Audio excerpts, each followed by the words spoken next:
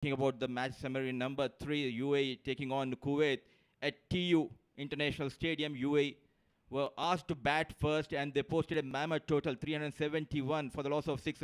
Arvind and Mustafa both managed the century, and what a partnership we have seen. 275 runs partnership for the fourth wicket, making sure they post around 371. And when the reply of Kuwait started, they were in deep trouble, but some good contribution. Lower down by Munib 68, Parvinder 53, Aslam 33, and they managed 228.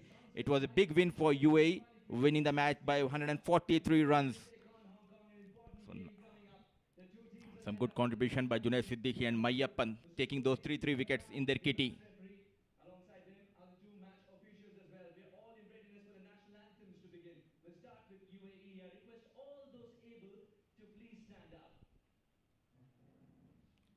Nice time for the national anthem. Both the teams are lined up in the ground.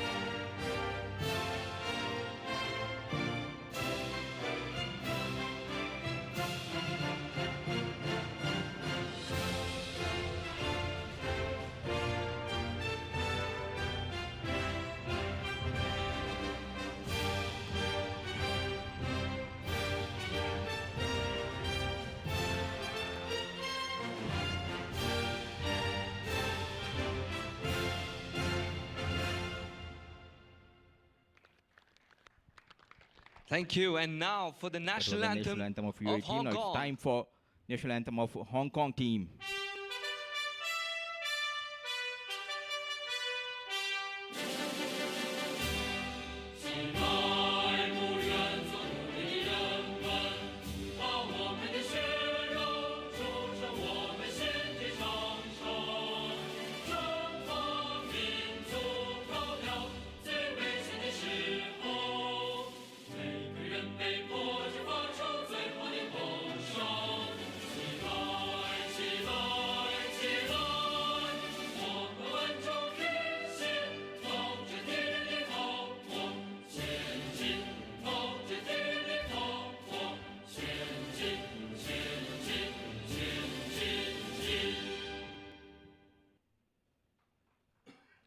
Thank you very much. Now, as with the national anthem still but their mind, I wish them all the best for an exciting game of cricket.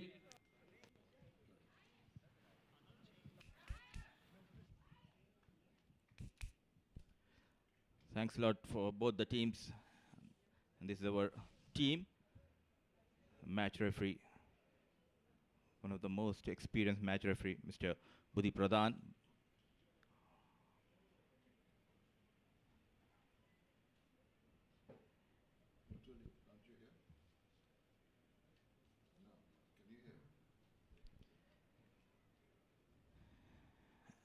And it's a time for toss. Shamim Chaudhary is out there in the middle with both the captains and the match referee for all important toss.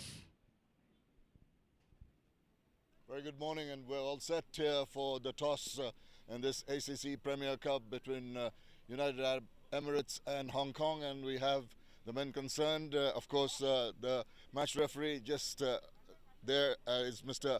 Budhi Bahadur Pradhan. Of course, welcome, and the two captains, Mohammad Wasim and Nizakat Khan, are here for UAE and Hong Kong. Who's going to toss the coin? Right. Here we go. Wasim, the call. It's heads. Okay. One tosser. First things first, had a look at this wicket, and what do you reckon, looking at a little bit of grass there? Yeah, but pitch is looking a bit slow, so we're going to bowl first. Right, so bowling first. You've had a game, and any changes from the last game? No, we are going with the same team. And different ground, different conditions. It's a little bit hazy up here, so you're hoping that you can get the early wickets and get the early support from the conditions. Yeah, its condition is very different, so we will try to play our natural and positive cricket. And it was very positive cricket, very very strong performance in the first game. You want to obviously carry on.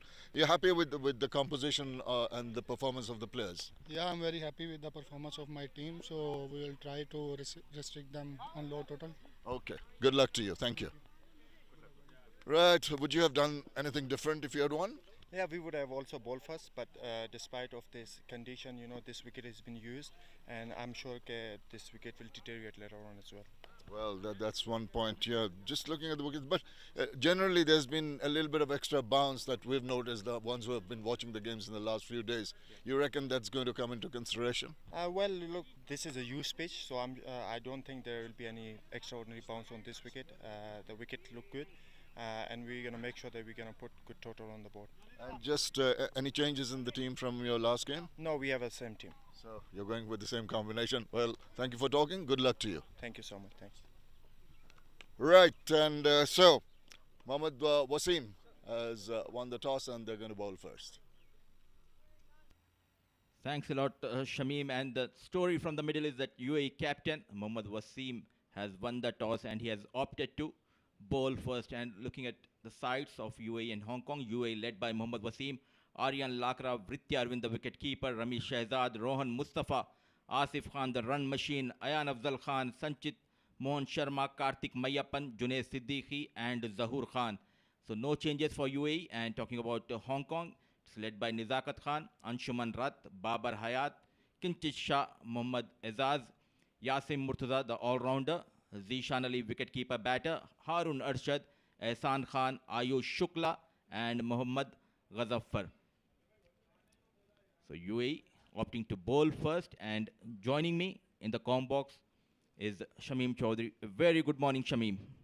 Good morning to you, Mudassir. Well, it's going to be an interesting match between two very strong units here. There'll be a tussle for the top. They want to make sure that they win this one and get the points required early on, because we've got a lot of games coming around in the two venues at the Trivandrum University ground and the Mulpani ground here, and all set to be a nice day. It's a little bit hazier than the other days here at Mulpani. There's a lot of haze around. The sun has not been able to break through. We just hope that the weather does not interfere with play here. So in the distance, you can see the hills, and this is the match summary of Hong Kong versus Singapore match. Singapore bowled out for 174 and making it quite easily, where Hong Kong, when left 17 overs left for that convincing 8-wicket win, and Babar Hayat getting 108 not out. Nizakat, the skipper, also chipping in with 51. So they're going in a very comfortable and convincing manner into this match, and also the opposition is not lacking behind. They had a solid first game at the other ground. Both the teams equally balanced. And if we talk about the head-to-head for the previous 5 matches, it's a 4-1 in favor of Hong Kong. The last time these two teams met in a List A 50-over format game, it was way back in 2018 Asia Cup qualifier. They have won the league encounter, Hong Kong. There were a couple of centuries from Anshuman Rat as well as from Babar Hayat in the league stage. Then when it came down to the finale, it was a brilliant performance by the fast bowler Azaz, making sure they are through to that Asia Cup main event in 2018 Dubai. They have slight edge, I believe, Hong Kong over UAE. Well, the stats may say so, Mudassir, but tell you what, I've watched the United Arab Emirates team play and had an opportunity to go with the Bangladesh team to Dubai, where they played 2 games. And I tell you, in one of the games, they really gave Bangladeshis a run for their money. So a lot more improved side than they were in 2018, when the last time these two clashed together. So I think no one can really take them lightly. They've gelled together over the last few years, as you know, better than anybody else. And they'll be raring to go. I think this is going to be a tough match. Any side showing any kind of weakness is going to be paying for it. So they have to play their best cricket here. Very excited and looking forward for this encounter. UAE versus Hong Kong. Shimi, will the toss play a crucial role? Good toss to win by Mohammad Wasim. Yes, because of the conditions, particularly. I was mentioning it's very hazy, there's a little bit of breeze, so any kind of support that you might have for your pace bowlers in particular will be the early morning conditions, which will definitely help in getting a bit of movement in the air, a little bit of swing and shape. And of course, also there's a hint of grass on the top, which might make that seam movement a little more beneficial for the pace bowlers. And eventually, as we progress into the day and the sun breaks through, maybe there will be something in there for the spin bowlers also. So all in all, it looks a sporting wicket. So, and from the batting perspective, Mudassir, let me tell you that if they can be just a little careful early on, they will have opportunities of striking the ball, because it might just come on. But one of the captains said he feels it might hold up. We'll have to wait and see. It's a very important session for both the teams, especially for the batting team. It's Nizakat Khan, the captain, right-hand batter. He's the key, the top for Hong Kong. And the non-striker, and it's Anshuman Rat, 29 number jersey. Left-hand, right-hand combination in between for Hong Kong.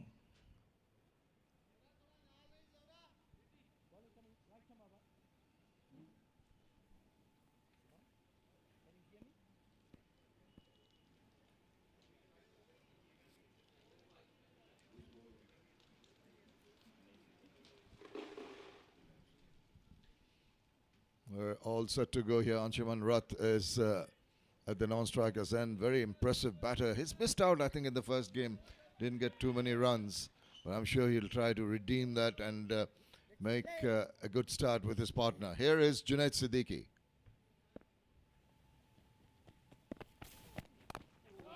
Nicely behind that. Bowler and the batter will be happy with that. The bowler getting it reasonably in line and length. The batter getting the full face of the bat. So a good start here, but both parties, just wait and see. They'll be trying to just work out the nature of the wicket, both sides. It's early morning conditions, can be a little difficult for even the bowler or the batter. Moreover, Hong Kong has the edge in this match because they have played a match in the same venue. This is the first match for UAE at a Malpani ground in this tournament. Similar kind of delivery. He's just easing into his bowling, not really generating a lot of pace yet, but it's early and it's nice to get the blood going, the adrenaline flowing, and you get a rhythm into your run-up so that you can bowl exactly the type of ball you want to bowl. And the fans in UAE, they might have glued to their televisions or to the mobile, because as I say, off day, it's an Eid day, so wishing everyone back home happy Eid al-Fitr.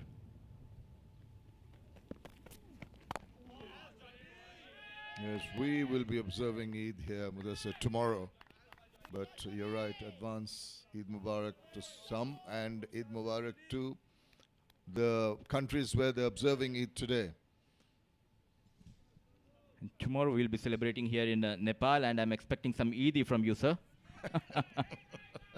With pleasure, with pleasure.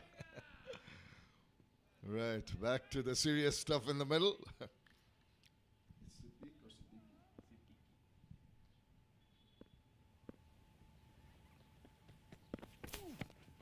Oh, Jaffa. That's what he's been trying for. I told you, he's just getting into the rhythm. And what about that ball? Superb. 4 dot deliveries in a row by Junaid Siddiqui. This was a beautiful ball. Back of length, slight movement. Excellent piece of bowling display with the new ball by Junaid Siddiqui. Lovely ball. What a way to just bother the batter. He was really not quite sure if the ball's going to move away. Just shaped away at the last moment.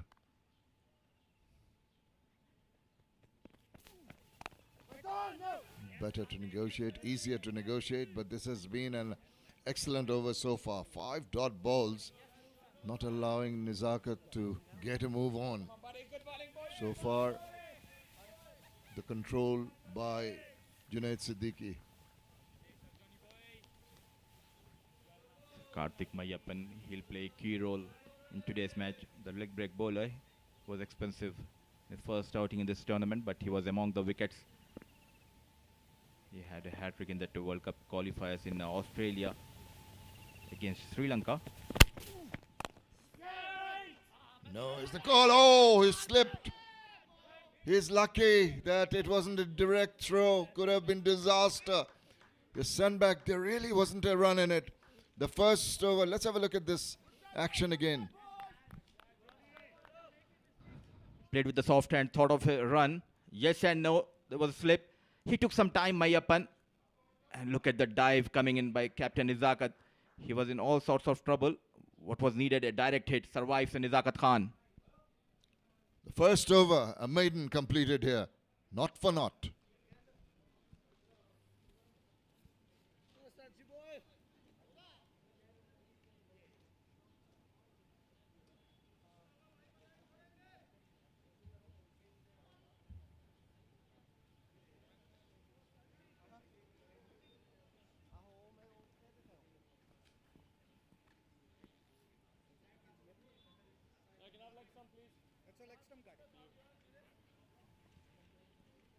Both teams going without any changes from the last match they played. And could have been a wicket in the last delivery of the first over. Almost a chance of a run out. And Nizakat slipped. Thankfully, it wasn't a direct throw. Saved him. But the bowling from Junaid Siddiqui was exemplary. What a brilliant first over that was. They're all set for the second over now.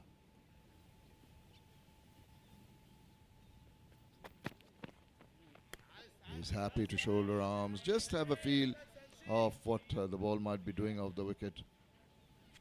Sanchit Sharma, the new bowler in from this end.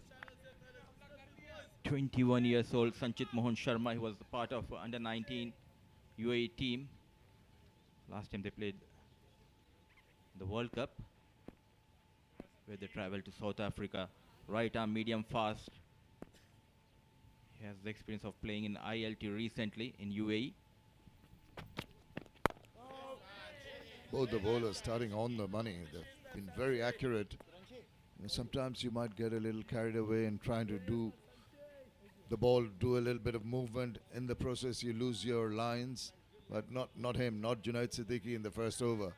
Very impressive. That's what they've got to keep on doing. Keep the Hong Kong batters pegged down, build up the pressure, force them into shots of error. Key is the line and length for Sanchit and Junaid. Once again coming into left-hand batter, Sanchit Mohan Sharma. Very good wrist position, and he always depends on the swing which he extracts with the new ball. Lack with the pace though, Sanchit Mohan Sharma. Still early days for him in international cricket. It's always going to be a learning curve because they have opportunities to play with other associates, but it's the big boys that you should be given opportunities to play with. That's when they're going to improve. They'll hone their skills. They'll improve their temperament. And they'll just place...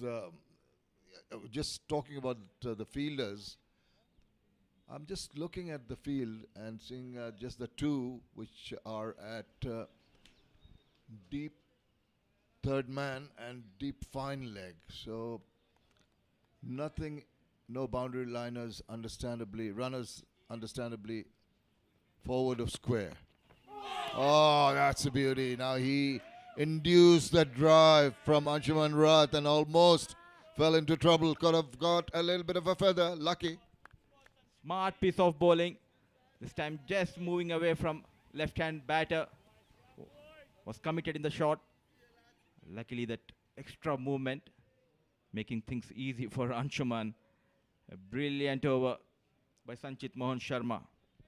Hong Kong yet to get off their count. We're coming to the last ball of the second over. Right behind that, another maiden. It's still not for naught after two.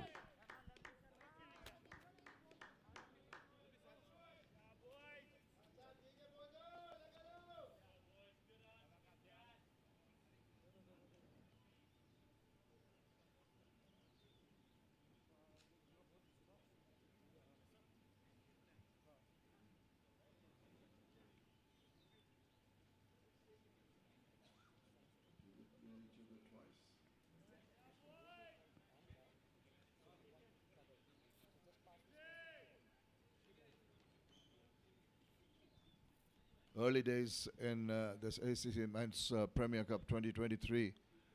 So the standings there. Played 1-1 is what they've got so far, each team.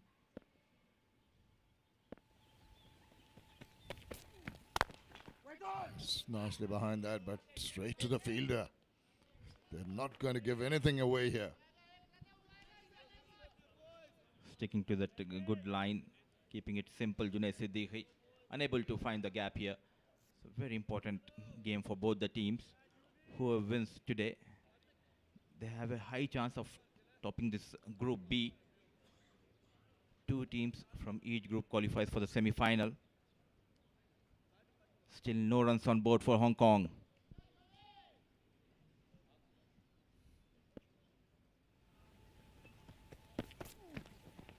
Oh, once again, being forced into trying to play that cut shot, and the ball just zipped through. I think it was into his shot a little later than the very distinct difference in place between Siddiqui and Sharma. There you see, all beaten, all ends up. Just kept a bit low. Junaid Siddiqui is sticking to that bowling on that right channels on the good length areas. Very watchful, the captain Nizakat Khan.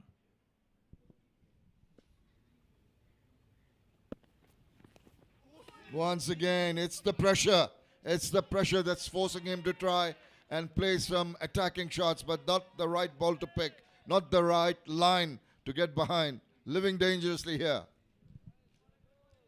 Wanted to drive, misses the line completely, coming into the right-hand batter.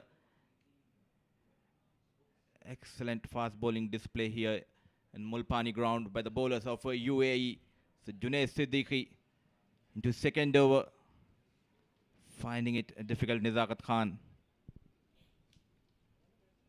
Oh, this has been so good from both ends. At last, full face of the bat, but still no runs into the third over. Still not for naught. They are feeling the pressure here. This is a very high intensity match. If we talk about the associates, it's like a El Clasico. Whenever Hong Kong and UAE play see each other, some sledging banter always there on the ground.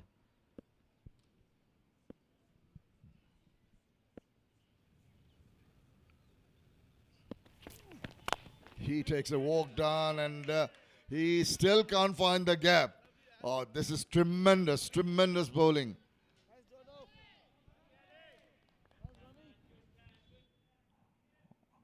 Cut hard towards the point, but it was Rohan Mustafa. Sharp. Yet again a dot delivery, 17 deliveries, no run on board. Extraordinary start of a 50-50 over match. Into the third over, not a run scored. Superb bowling by Siddiqui and Sharma. And the third maiden in a row. Hong Kong remain or not.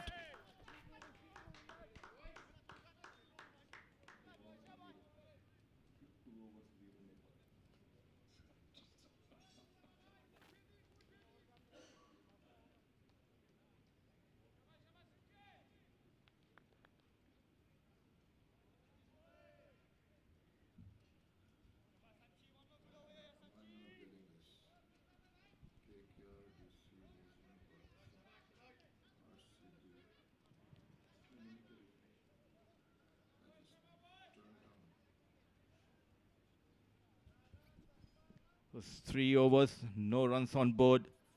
12 deliveries for Nizakat and 6 deliveries Anshuman.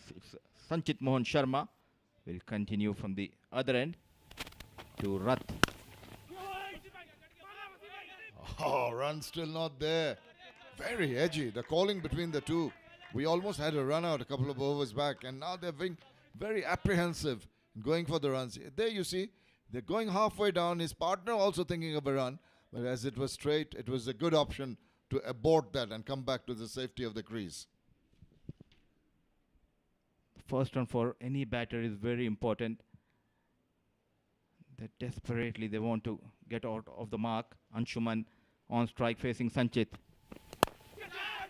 Driven it through the covers, and at last, with a boundary, they start off the innings. That'll ease a lot of the nerves.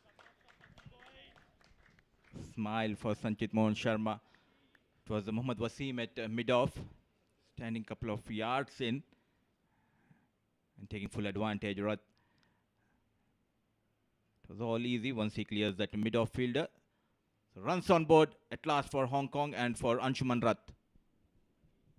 Nice looking shot. That'll increase his confidence just over. And then lovely little channel once again. And this time he's content to just shoulder arms. But every little run helps, and I'm sure that boundary is going to release the pressure that was building on Anshuman Rat, because Nizakat, skipper, after 12 balls at the other end watching, is still wondering when he's going to open his account. But this has been top class bowling by Sanchit Sharma and Junaid Siddiqui.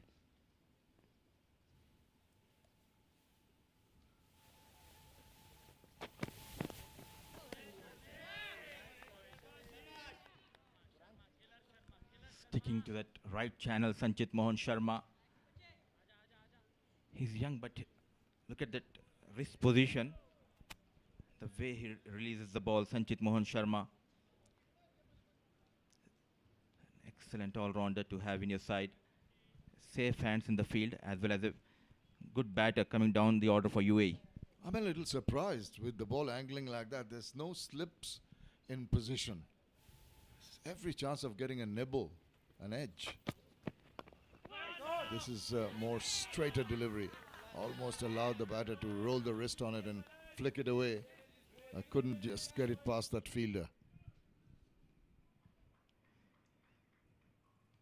This time coming into the left-hand batter, there was Asif Khan Behrouz at square leg position. Definitely could do with the slip. Anshuman just on 4 with 1 boundary.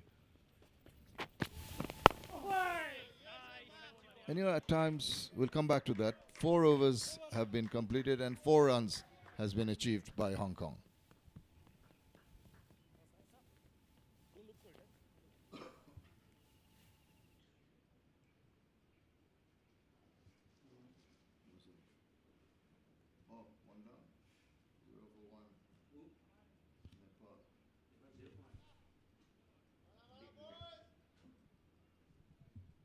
Put into bat, Hong Kong have had problems this morning. Didn't get a run for a lot of deliveries, and eventually in the 4th over managed to get a boundary. It's been hard work, but it's been very disciplined attacking bowling by the UAE bowlers Junaid Siddiqui and Sharma. Siddiqui is back for his 3rd.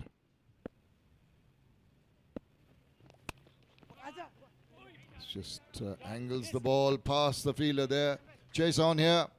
And, oh dear, I don't think he managed to get a foot in or a hand to that. 4 more runs. Following the footsteps of his partner here, Nizakat Khan. Brilliant shot on the back foot, finding the gap through the offside. There was a chase, but ball wins the race here. Off the mark, Nizakat with a boundary. They have not been allowed to take singles. The 2 lone shots for runs have come from boundaries. There you see one of them. Good effort to no avail.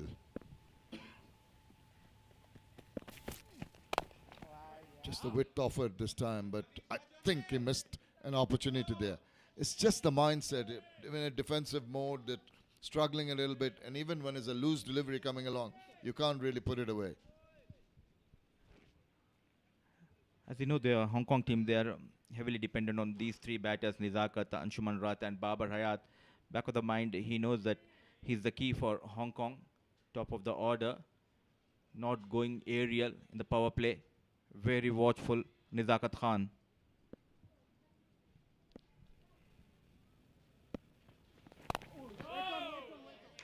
can see Junaid Siddiqui, the bowler here. But there was another player called Junaid Siddiqui in the Bangladesh team. Very elegant batter. He played for the national team for quite a while. And talking about elegance, he was a batsman you'd love to watch. When he was on song, he was really good.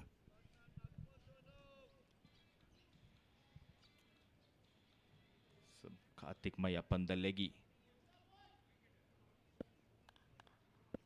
So, Nazakat on 4 with the boundary. Coming down the track, but straight towards Ayan Afzal Khan, a dot delivery. And talking about Junaid Siddiqui, the batter from Bangladesh, it was in 2019. There was an auction going on in a local league, and this fast bowler got picked up. He was early days for him in UAE. No one knows him. So when the name came Junaid Siddiqui, automatically the photo of Bangladesh player Junaid Siddiqui came on the slide. I can understand that mistake, but I'm sure this Junaid Siddiqui has made a name for himself since then. You can see his bowling prowess. It's been very impressive so far. Oh, that's a little wide. Oh, just touch and go there. Even the bowler turned around and looked at the umpire. Is he going to stretch out his hands? Interesting to see the replay here. I think it just came in front of the umpire. That might be the reason he got away from this Junaid Siddiqui. Well, he better not come too much in front of the umpire, because then he's going to come into that danger zone that the bowlers are always told to keep away from. He might have been warned. That area in front of the batter, immediately in front, the rectangular area. He's got to ride that one. Well bowled again by Siddiqui. Come to the completion of the 5th over. It's only 8 without loss.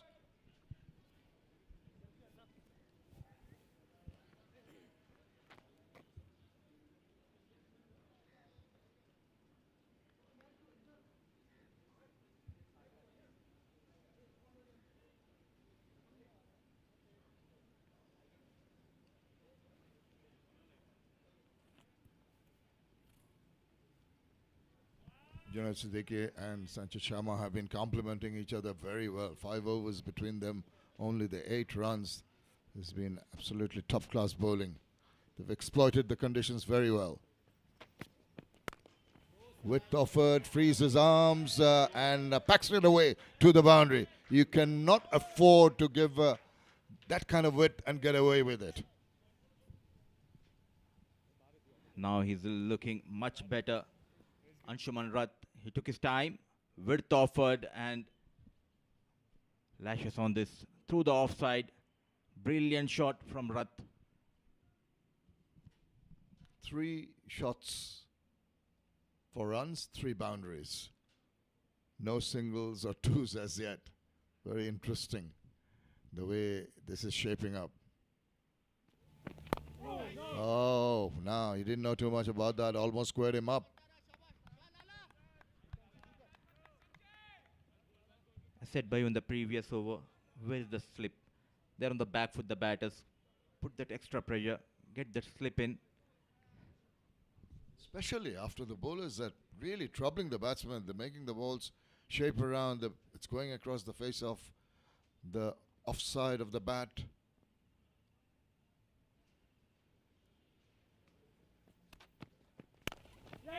Nicely behind that full face of the bat, and power enough in that push to take it away for another boundary. The runs are coming in boundaries only at the moment for Hong Kong. Looking in the flow here, Anshuman Rath. Look at that on the front foot. No chance for Mohammad Wasim. Second 4 in this over from the bat of Anshuman Rath. Timing and placement, excellent. It's just a push. He didn't really try to hit it hard. It's sheer timing, the way it went off the bat. A similar kind of shot, and maybe a little bit of a fingertip to that by the bowler. Made sure that it stopped that speed at which it was heading towards the boundary. Scrambled through for the first single of the innings. Took 34 deliveries to get the single. Before that, they were managing the runs through the boundaries. Hong Kong. Both the batters, very experienced batters of Hong Kong. They're taking their time. First session is very important here, especially for the batting team. It's been a good toss to win, definitely, for the UAE team. And the bowlers have really lived up to the captain's expectations. Oh, now in two minds. He thought of just closing the face of the bat, then decided I'm going to play a straightforward push, a defensive prod. In the process, could have been dangerous. And for the first time today, we have seen that ball just stopping for coming on the bat of Nizakat Khan. Looking for that first breakthrough here. UAE bowlers. It's been a struggle for Hong Kong to get things moving here in terms of runs. Just enough of an angle to just close the face. Once again, didn't try to hit it too hard. It was good timing. And the speed of the bat. Here comes the throw from the deep, but runs anyway. Well-controlled shot in the end. 6 overs have been completed. Hong Kong gone to 20 without loss.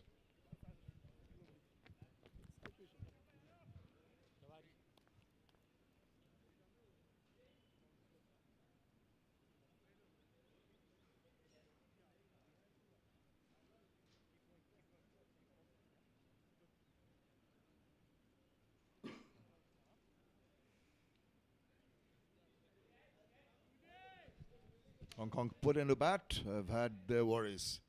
First runs didn't come till the 4th over, and after that they've had a few boundaries. Now the runs have just started to come along. They're just going at 3.33 runs per over. And when you talk about that in the power play, something that the Hong Kong batters are not going to be very pleased with.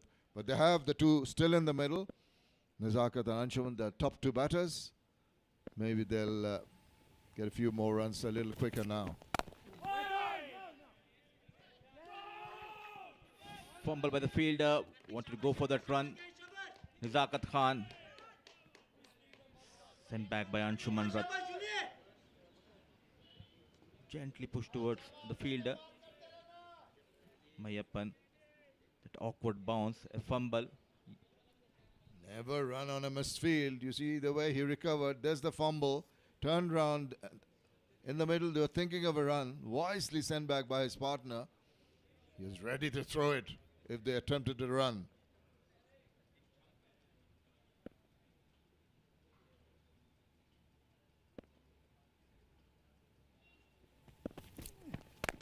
Width and cracked away. You don't miss out on those freebies. It was there for the taking, and he smashed it to the boundary there.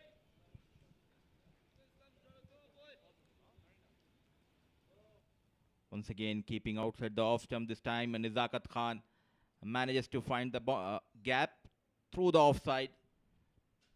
So now he's looking good against Junaid Siddiqui. Slowly coming into his own groove, Nizakat Khan.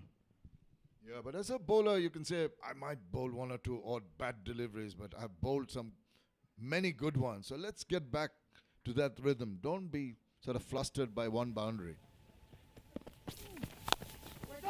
Well, he's stepping out quite often. Another fumble. Now, this is something that UAE are not going to like. Not for the first time. Does that fumble, slips through, goes to the boundary. These runs will give the confidence to the batter. Using his feet, coming down the track. Misfield by Ayan Afzal Khan, resulting in a boundary. Not at all happy, Junaid Siddiqui. He's very strong towards the offside Nizakat Khan. And the way he danced down the wicket, shimmied down the wicket, is ready to take the attack back. Even the bowler is forced to change his length as he sees him coming down the wicket. Now he stands his ground. Now that back of a length delivery. Good comeback after being hit. One unfortunate boundary, but the other one was a loose one.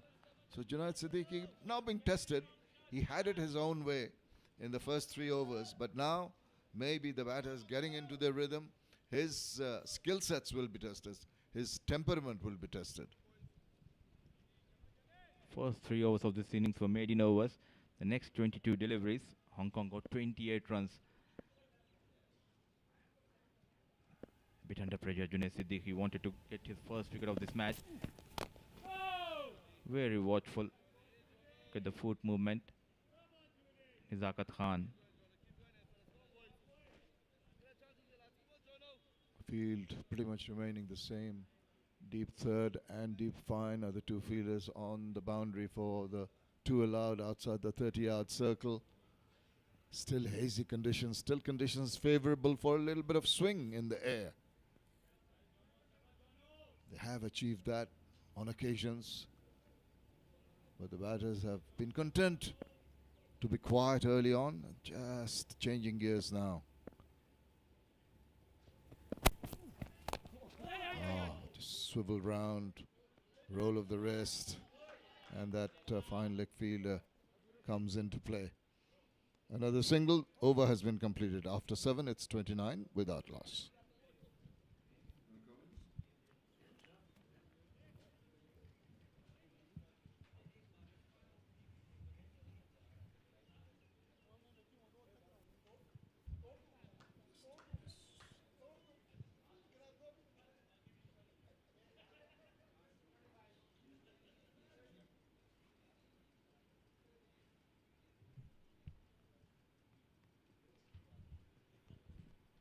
So it's 7 overs, 29 for no loss.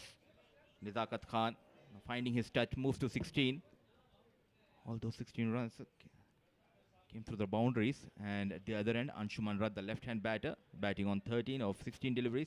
As there is no change in the bowling, Sanchit Mohan Sharma will continue. But there will be a change in the comm box. For the first time today, joining me in the comm box is Suhas Vedham. Welcome and good morning, Suhas. Thank you so much, Mudassir. Very good morning to everyone watching, and I think they've been greeted with something very special from Nizakat. They had to wait for it, as Nizakat was giving the respect which was very much due to both the pacers. But one in his slot goes out of the park. First maximum of this innings. Once again coming down the track. Brilliant shot. Full flow over the side screen for a maximum. Nizakat Khan on fire. This has been the problem of Sanchit Mohan Sharma. He lacks that pace. Not getting that swing has been punished by Nizakat Khan.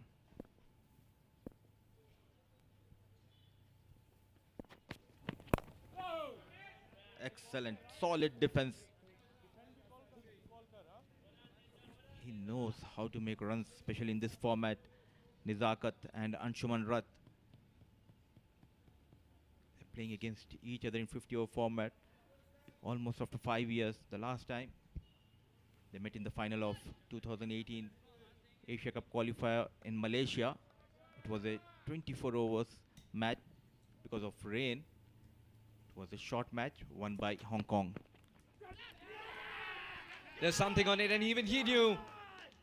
It's a very soft dismissal of somebody who had just started to middle the ball. Vritya is making no mistake whatsoever. That's a gift. Lucky strikes here. Sanchit Mohan Sharma, the first wicket down. Big relief. It was a very poor delivery going down the leg side.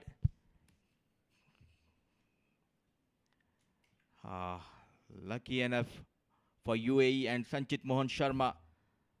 Dangerous looking captain Nizakat Khan walks back after making 22 of 29 deliveries with the help of 3 boundaries and 1 maximum.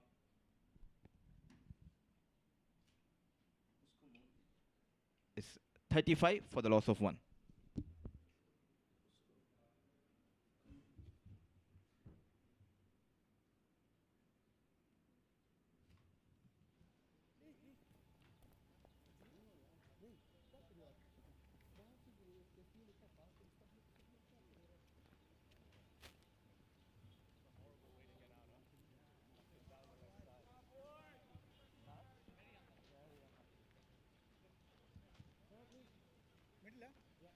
Little bit. That's a middle step.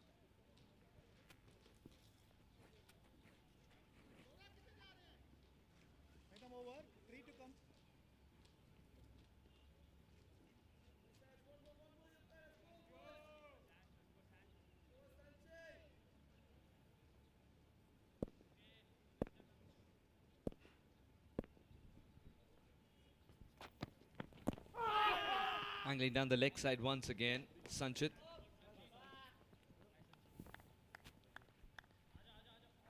I'll tell you what, this 7 overs that you've seen so far, these 7 overs, what Nazakat and Anshuman have done is taken a bit of moisture out of this wicket by playing time.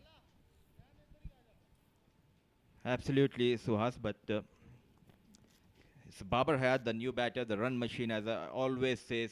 I'm a big fan of him. Whenever the team is in trouble, he's there, the rescue ranger for Hong Kong, the right-hand batter. Centurion in the previous outing here at Mulpani.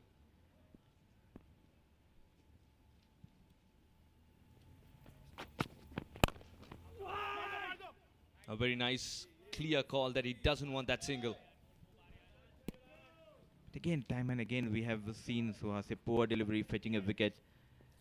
A faint edge, and full mark should be given to the on-field umpire. A very excellent decision given by the on-field umpire. The umpiring has been very good from the word go. Be it Vinod Babu, whom we've seen a lot in Oman as well.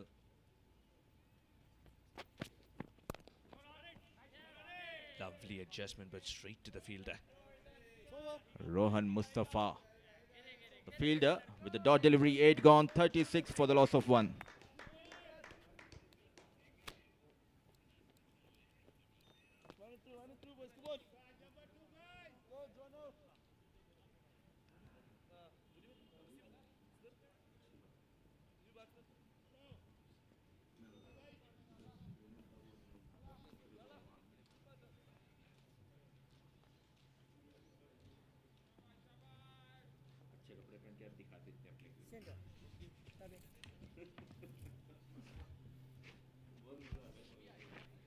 All right, 22 or 29 for Nazakat. Getting out, trying to touch the ball and then not to, as well as it went, brushed past his leg almost, but got a bit of willow. An easy catch for Vritya Arvind. It's not the right way to get out, is what he'll be telling himself. It's a very innocuous way to get out after getting a start, that too. A watchful Babar Hayat early on with a bit of swing as well for Siddiqui. What do you love most about Junaid? It's a story in itself to start with. It was almost in 2015 for the first time he came in UAE. He had a very tough time for the starting 2 years. He struggled a lot, but a couple of teams in domestic circuit, they helped him a lot. He survived those years. It was the time of 2018. Luckily, he got a call from UAE, and it completely changed for Junaid Siddiqui. A very aggressive, fast bowler. He expressed that in his bowling, and he has been a star for UAE for the last couple of seasons. It's always great to see there's so much love for cricket, and people come forward to help you in the UAE if you want to pursue cricket as well, which goes a long way for any associate nation for that matter. And today you see UAE in the map of world cricket, hosting the biggest of events and attracting the biggest of talents. And what that does is it allows these youngsters and UAE cricketers to rub shoulders with the best in the business. And of course, Junaid is all about raw pace. A word on how he was found out by the Wilkins team that gave him the first opportunity.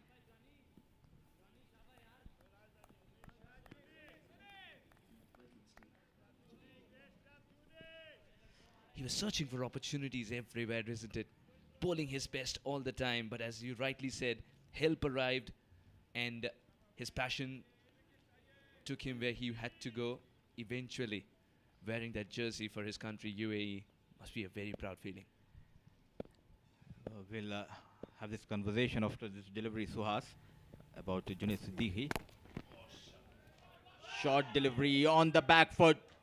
Goes Babar Hayat, the first boundary from the blade of run machine Babar Hayat.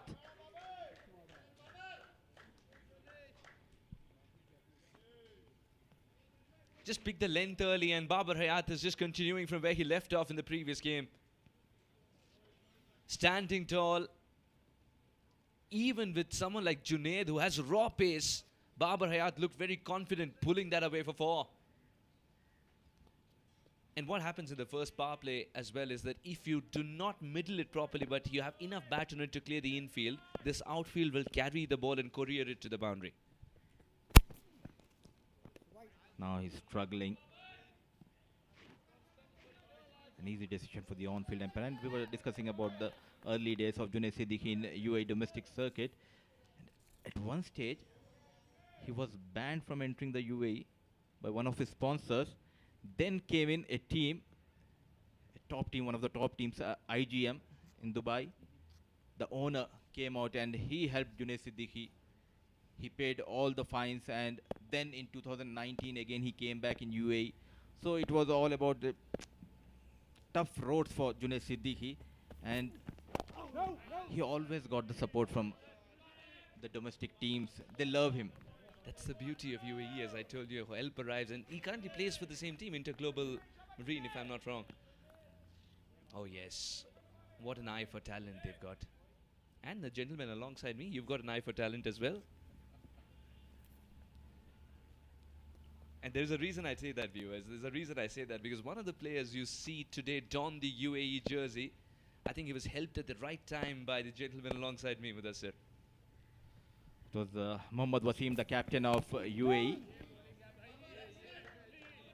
It was in 2017, Suhas. It's a wonderful story of Mohammad Wasim. He had a couple of visit visas to his name when he came to UAE. He scored some big hundreds, but no one gave him that opportunity because he was at the time like a tape ball player, but he was an outstanding fielder. I saw him in the outfield straight away. I went near him and I said, "Would you like to join my company? We do have a club." So the next day he came to my office and straight away we have that offer letter in. And then after that, next 3 years we supported him. We supported him throughout his domestic career in UAE. And we will keep the chat alive. Good comeback by Siddiq. 9 overs, 42 for 1.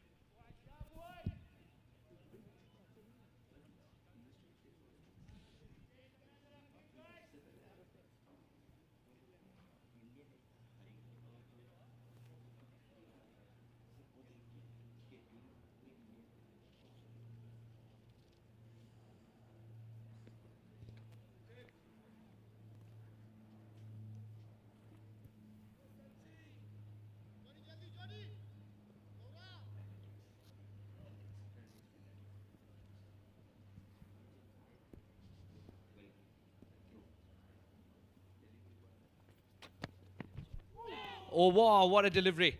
Sanchit's hand went up, and I think he's got to bridge the gap between his hand going up and the umpires. And that's not too far away. Almost kissing the outside off. It didn't bounce as much. What a good collect by Vritya Arvind. He's grown in confidence, of course, after that century, but what a cricket and what a transformation it's been for Vritya Arvind.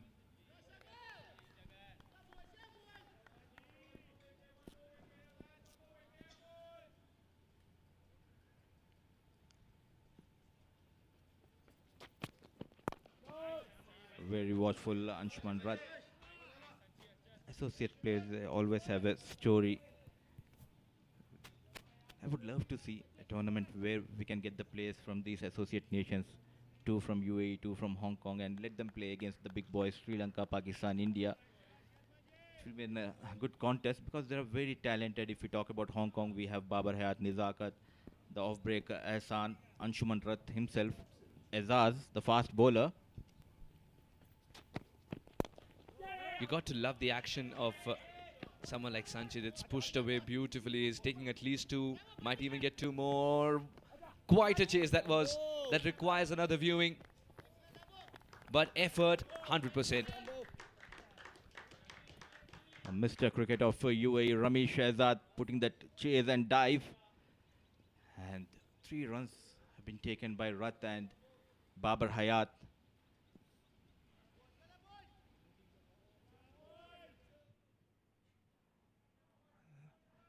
Wrist comes into play, a flick of the wrist.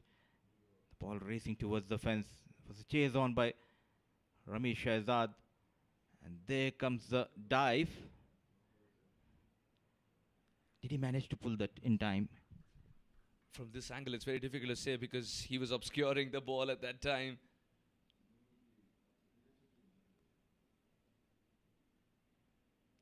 Now, and from this angle, we don't know if his leading knee has already touched the boundary cushion.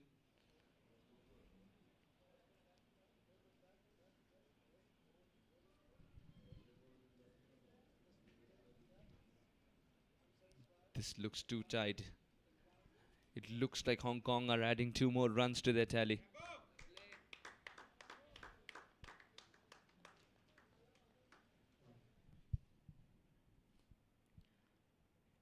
A close look and 3 runs, and look at that commitment by Ramesh Shahzad.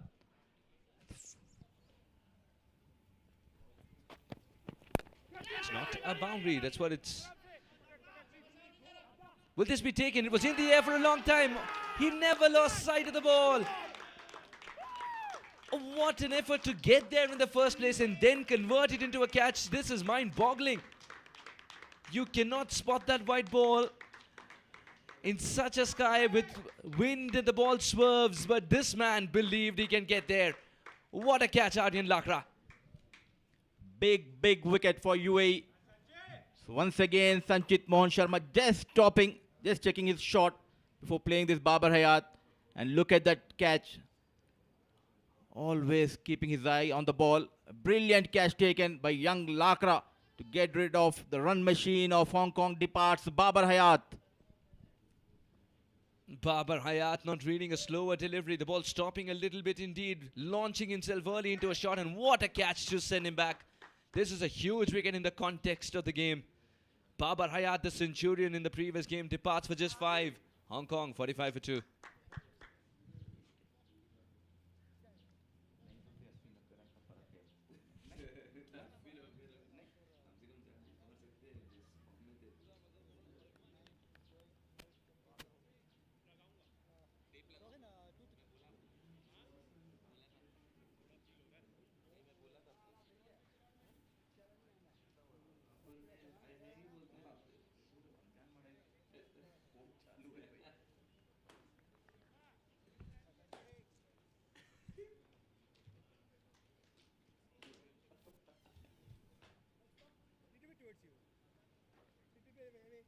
That's all extra. 45 for 2 in 9.4. Kinchit Shah will join Anshuman Rath. Again, a lot of experience in the engine room of Hong Kong.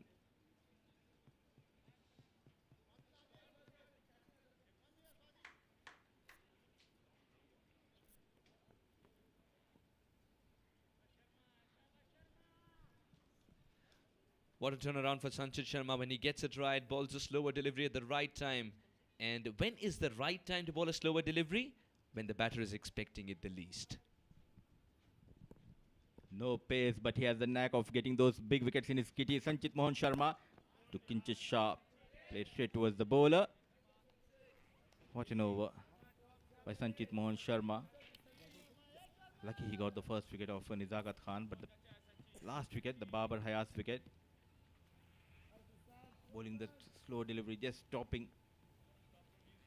Coming onto the bat of Babar Hayat, and excellent catch taken by Aryan Lakra. They have got those 2 crucial wickets in the first power play. UAE wanted to cut, beaten. 10 gone, 45 for the loss of 2 wickets.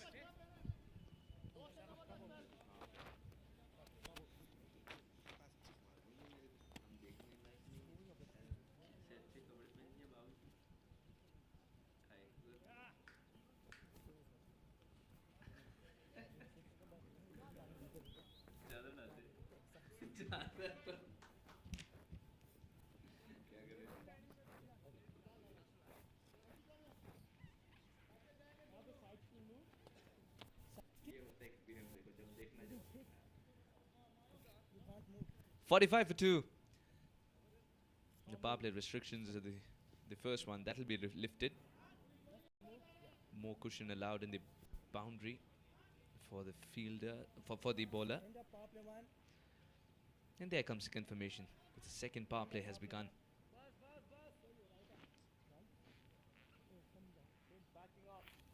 Hong Kong will take it 45 for 2 at the end of 10 overs when the ball was seeming the pitch was doing its bit early on. After being put into bat by UAE, they'll take it. It was a quiet start, not a single run conceded in the first 3 overs. Zahoor Khan, another very exciting fast bowler, and you just know why with his first delivery itself. No warm-up deliveries whatsoever, Mudassir. Vast experience of playing those big leagues. Zahoor Khan, in one of the leagues in UAE, he bowled a maiden over in T10 format. That too to an West Indian player.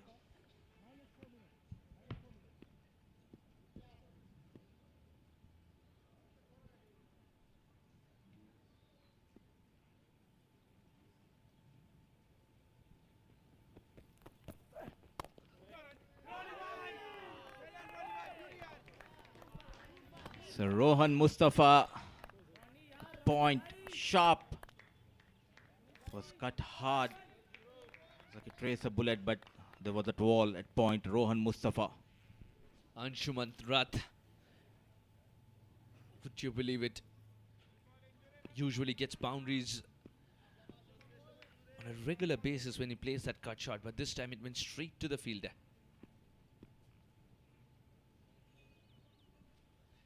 What do you make of his stance? Anshuman Rath, that's facing mid-wicket. Kinchit Shah wanted that single, a direct hit would beat curtains.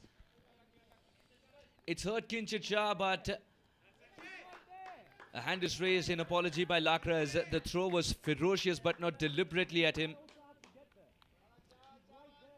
Neither was he coming deliberately in the way of that throw.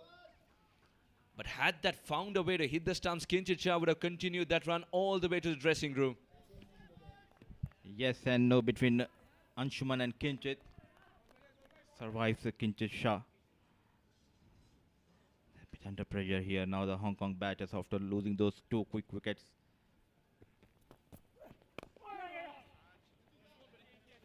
Coming into the left-hand batter. Now there's a change in the strike.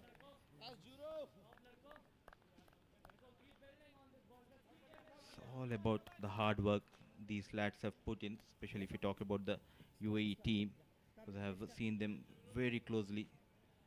Might be Junaid Siddiqui or Zahoor Khan or Ayan Afzal Khan, yet another upcoming star in UAE. This 17 years old, left arm, and he has a record to his name. He has that highest partnership for the last wicket with Bilal against Nepal in November. Partnership of almost worth 100 runs for the last wicket. It's a different kind of story of Ayan Afzal Khan. Imagine getting that exposure at such an early age and being able to withstand the pressures. There he is, Ayan.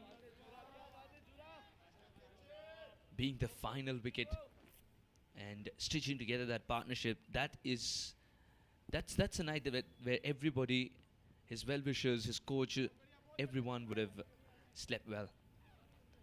Because that sort of signals the coming of age of a cricketer.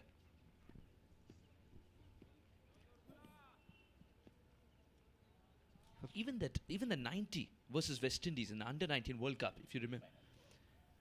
Big game, big match player, attracts the attentions of the officials and knocks the higher doors of cricket. Finds himself wearing the UAE jersey. What a story. 11 overs gone, 47 for 2.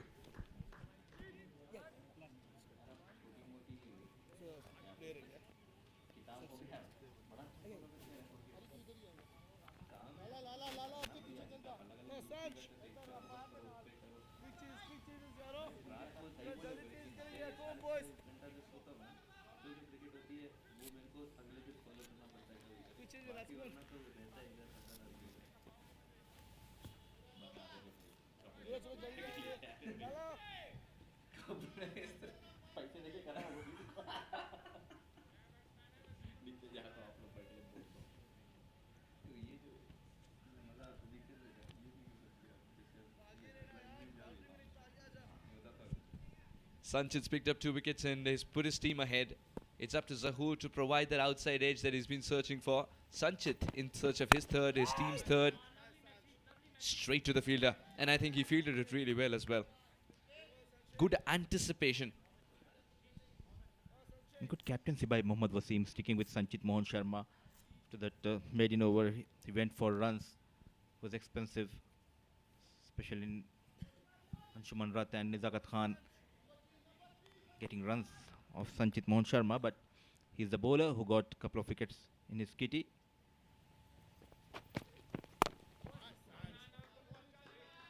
This is where you need to have the confidence of your captain. Absolutely right. And he's put his hand up every time. You need early wickets? Call me, says Sanchit Sharma. And I think as the Suns playing hide and seek, it'll take a little bit more time for the moisture to evaporate.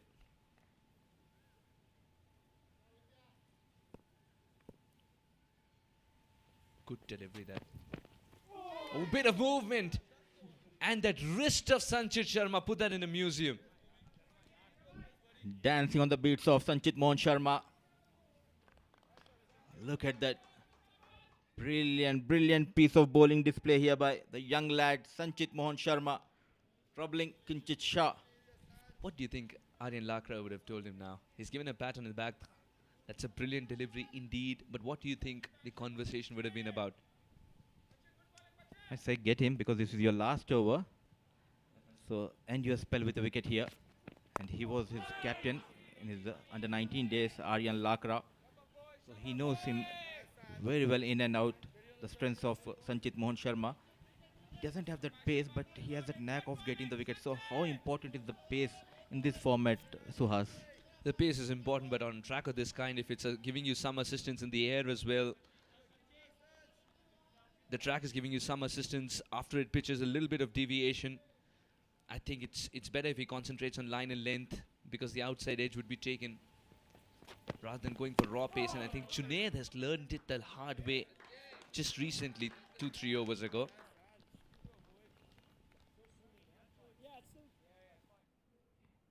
He's the leader of this pace attack, Junaid Siddiqui, when it comes to the pace. And they're grooming this upcoming fast bowler, Zahoor Khan and Junaid Siddiqui. If he can just increase his pace, he'll be very lethal in this longer format, Sanchit Mohan Sharma. Very good delivery. Just the way he wanted to close the over out.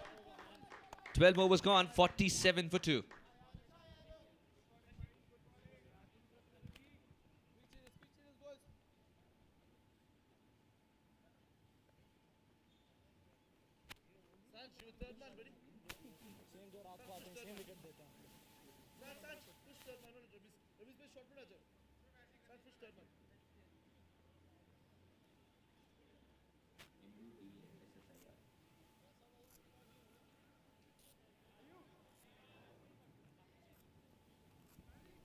Nizakat, 22 of 29, was the first wicket to go. Then Babar Hayat joined him in the dressing room as he misread a slower delivery from Sanchit. The ball went really high up in the air and Aryan Lakra getting underneath it. It's a very good catch. He made it look simpler by not putting in the dive, but it was a very good catch. Zahoor's been driven away first ball. This is classy as it gets. Anshuman Rath. Don't make that mistake. Zahoor Khan is very strong towards the offside. A fuller delivery. Anshuman Rath getting a boundary on the first delivery of this over. Brilliant. Look at that position. Straight bat. Finding that gap. Dealing in boundaries. He was with the team till 2018. Then went back to India and played for Odisha. Anshuman Rath making comeback in Hong Kong side this year.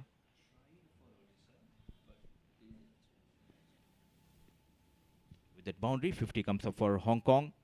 Anshuman moves to 21.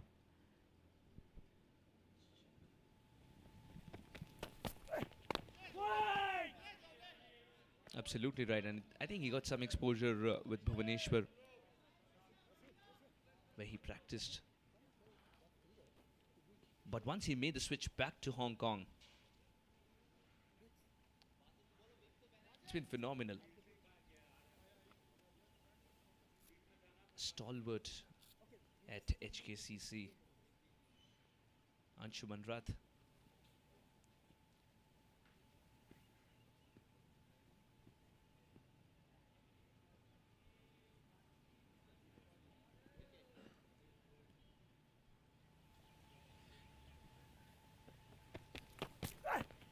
Very good delivery. That angle from Zahoor. What a reply. If he pitches it up without a slip in place, then Anshuman's going for it and he's getting a boundary more often than not. But if it's slightly pitched away from him and he lets the pitch do the thing as well because the ball's deviating a little bit, Anshuman Rath realizes this can be trickier than just see the ball, hit the ball, go through the line.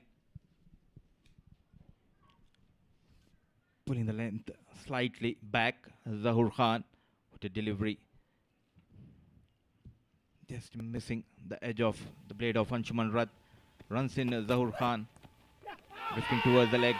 Loud appeal. Did he brush the pad?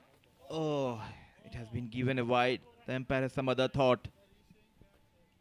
Well, I thought I heard something. And I'm very sure that's not bat for sure. I think it's a thigh bat. But the umpire reckons it's hit nothing. Good collect by Vrithya nonetheless. He couldn't join in the appeal. Zahoor would consider himself a little unlucky that it's been given a wide, but at the same time he has to consider himself a little lucky as well, as it's not the ideal delivery. With a fine leg lurking as square as possible, that ball would have trickled to the fence. Oh, good ball. It's very clear. It's very clear that this is the angle. Aim at his torso. But if you want to make him a candidate for LBW, then the height is too much. Look at the wicket keeper. Coming into the left-hand batter. Very much high. Look at that appeal. Reminds me of Kiran Moore in 1992.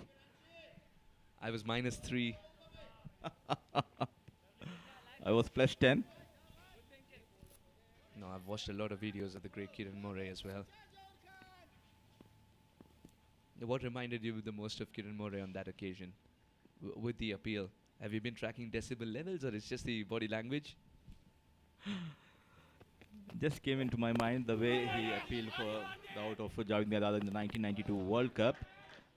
It's again a direct hit trying, but hitting the batter in pain. Anshuman Rath. Rath's been in pain for a while, to be honest. He didn't show it. The last ball hit him in the box, but this one, the pain just continues. He's not yet recovered from the previous delivery, and well, it wasn't deliberate, but it was flush on that part which is unprotected in between the straps. And Aryan Lakra, he had thrown with all his might. Smiles everywhere. It's good to see Anshuman Rath back on his feet. So no damage done. So 53 for 2. Zahoor Khan into his second over.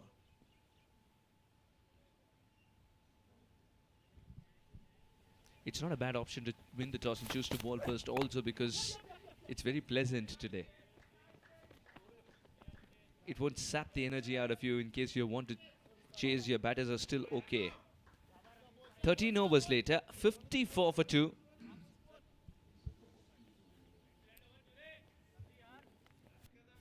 Which is that? Come on, boys. Judy. Ayan, deep coverage, Juna.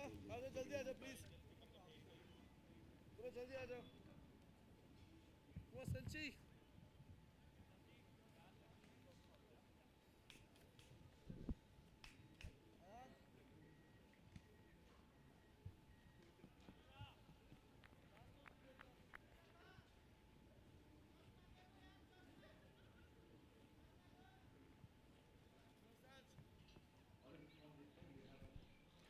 54 for 2 in 13 overs. Kinchit Shah is taking his time while Anshuman Started the previous over with a beautiful boundary, but then was asked all kinds of questions that he didn't have an answer to by Zahoor. Interesting this. Sanchit is bowling his 7th over. Looking for that 3rd wicket desperately is Captain Wasim. I'm joined by Shamim. Warm welcome to the Combox. Thank you very much. Good morning once again. And yeah, I can understand the thought process going through the captain's mind. Sanchit has succeeded with the 2 wickets already. And give him 1 more over. Let him get that wicket that matters. What that also does, it sends a statement to the opposition that the ball is doing a little bit, so I will throw my best weapons at you. We will go for the kill.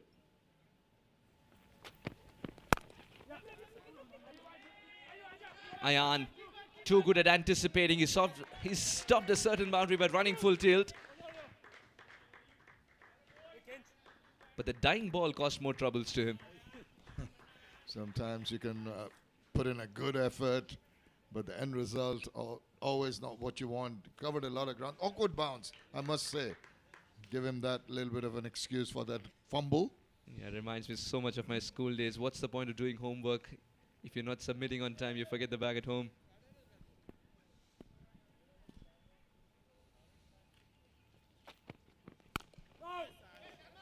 Well, this is where I think the batter should realize Anshuman Rath has done so well after a sluggish start, realizing that this possibly will be Sanchit's last over of his spell. So he just hope that he can ride this out, to not take any kind of risks at all. One cannot read Wasim, isn't it? We should run a poll as to what...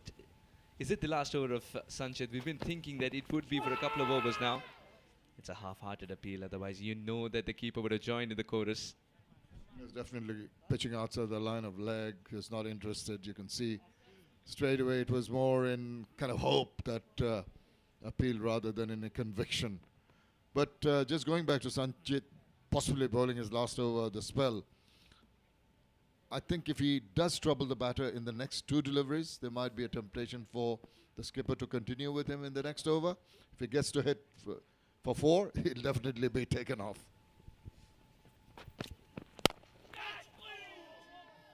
That was hit very, very hard. Sanchit's wondering why didn't it stick.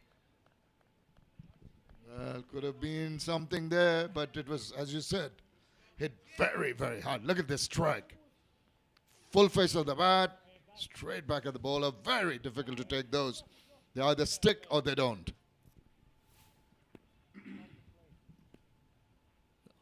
That was coming straight at the stumps as well. So it was important for the non-striker to be back.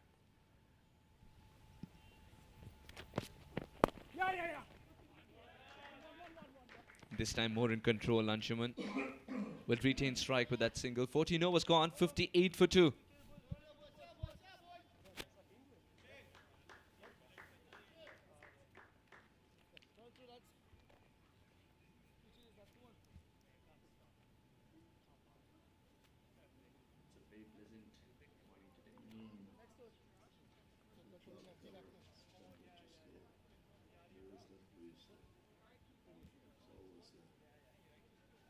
Welcome to Glamorgan.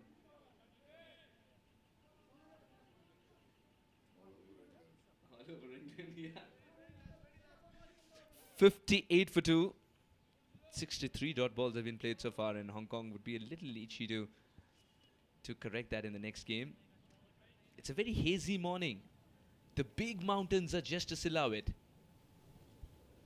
Yeah, and it's helping the cause of the pace bowlers here, Suhash. I think they've exploited the conditions pretty well. Shamim, you were there at the toss. The captain chose to bowl looking at the surface of the sky. I think it was a combination of both. As you see, that nice looking drive, but finds the fielder. Both the captains said they'd bowl first. Understandable. More often than not, in a day game, if it's a day-night game, maybe they think otherwise, bat first. But if it's a day game, early morning start, more likely that the captain's going to go for fielding or bowling. Especially with the gloom here. And a little bit of breeze that is still blowing across consistently.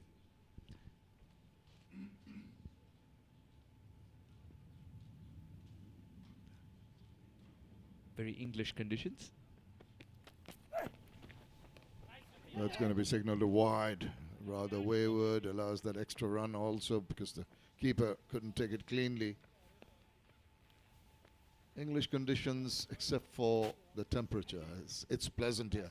Add sort of 4 or 5 degrees temperatures. A warm cup of tea alongside you. And of course alongside me is Shamim, who knows England in and out. Well, I don't know about in and out, some of it. There's so much to know about a country, but cricketing conditions I know about. And England, particularly early part of the season, can be quite uncomfortable for the players. 2 sweaters is the call of the day. We got a sleeveless sweater, and then you don a full sleeve sweater, and still you're shivering. How can one bowl with all this? You take the long sleeve off. They normally even bowl with the half sleeve on occasions. But you know that the English players are used to the conditions. You can see them really, I mean, even a bit of sun, and they're out virtually with nothing on. You know, basking in the sunlight. Stays for about half an hour. Yeah, that's what we mentioned. The sun has been playing hide and seek today. Nepal have loaned the English sun for a week.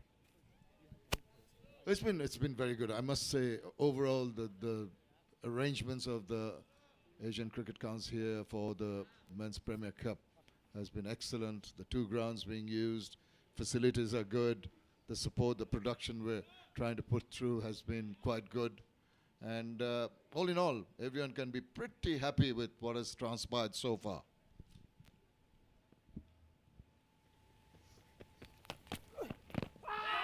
The idea seems to be very clear. Use that angle, but it's got to be a little straighter to trouble the batter.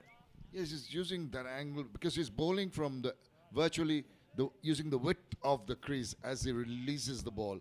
And if he's not going to pitch it just outside the line of the off stump of the left-handed batter, all it's going to do is just drift down leg, allow the batter to close the face. I think on opportunities like this, when the ball is angling in, that's when you flick the ball away. But they've missed it on 2 occasions, thudding onto the pads. Maybe not reading the angle properly, maybe not even the pace.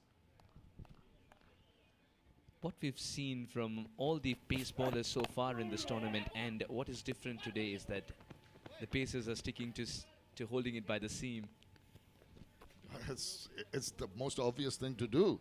I mean, you read the conditions, you read, even when I was out there and you're out there too having a look at the pitch, there's a sprinkling of grass which tends to tell you that if you can land it on the seam, it can seam away either side.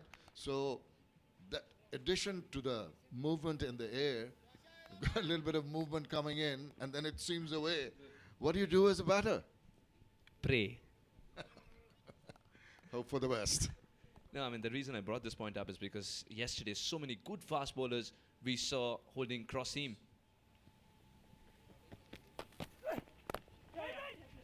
I would think that was more in the second part of the day rather than the first, when the pitch had eased off. Talking about easing off, 15 overs have been completed, 62 for 2. They're going to take it easy and have a drink.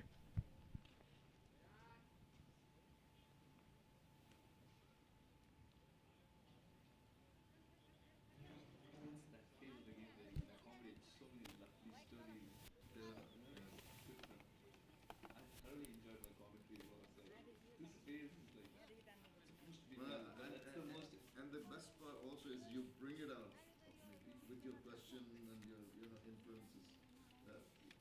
You bring it out. It's not always when I'm, say, even with them or anybody else, they don't ask you about your experience or something like that. But you make a point of doing it, so it's easier for me to come on. Responsibility to do that. No, but it's good. Even banter, at times contradicting each other in good fun. You have different opinions. Like I did with the very famous commentator in Dhaka recently. And I said something about a movement of the I can't remember exactly what it was. He says, no, I don't think it's that. I said, that's your opinion. I have mine, you have yours. Excellent. We thought you had your ground. Big shot. Yeah.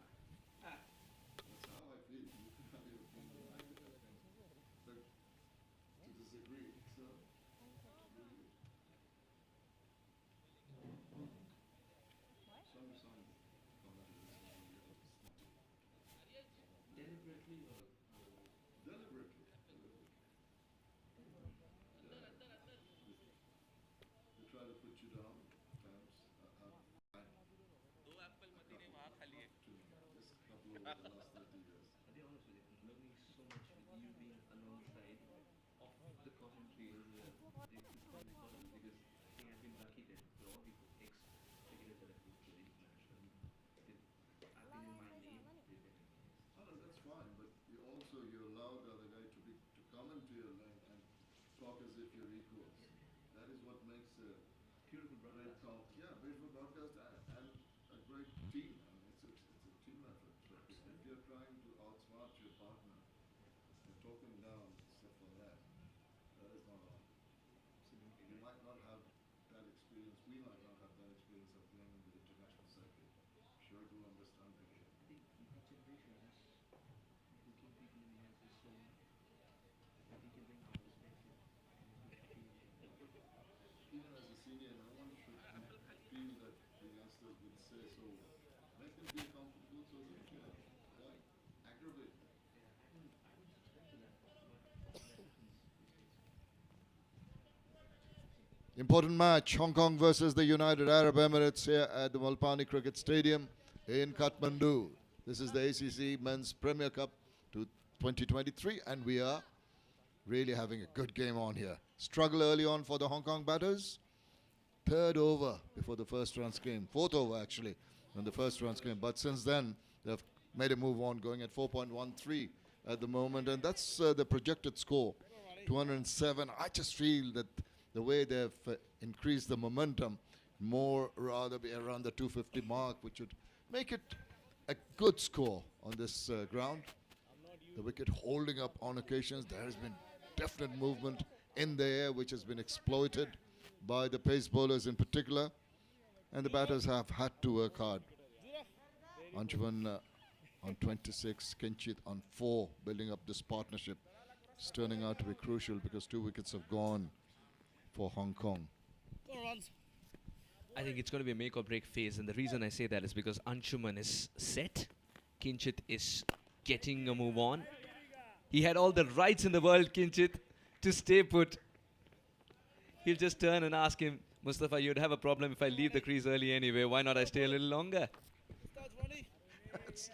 You spotted that very well. Rohan Mustafa, very first ball. It's the right arm off break bowler. Now, done well with the bat too recently, hasn't he? Nice one. Backing away, just couldn't penetrate the gap there. Yeah, it's just a change of the pace now with the spinners coming in. Period of adjustment for Kinchit. It's taken a bit of time in getting those 4 runs. Now 17 that he's faced. So this is a time when, as a bowler, feel that it's not yet into his rhythm. This is the time to strike. You can try experimenting. Get the quicker ball in like that. Maybe the next one will be a floater, trying to extract some more turn. Come on, boy. Keep going here, gents. Oh yes, the slip will also feel interested and feel like he's in the game. What do you make of this, the angle with which he's bowling? And of course, Mustafa is a good friend of the captain. Anybody would be if you're finishing the overs so quickly. Yes, always keeps the pressure. He's at your face. You're mentioning the fact that he goes through the overs very quickly. But you see, he's made to wait. And that is good. At times, the batters can detect the intention of the bowlers. What about that?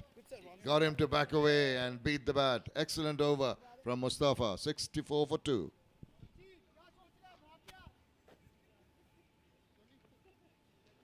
1 minute, 2 seconds. No runs. The ball hardly left the 30 yard circle. Remember the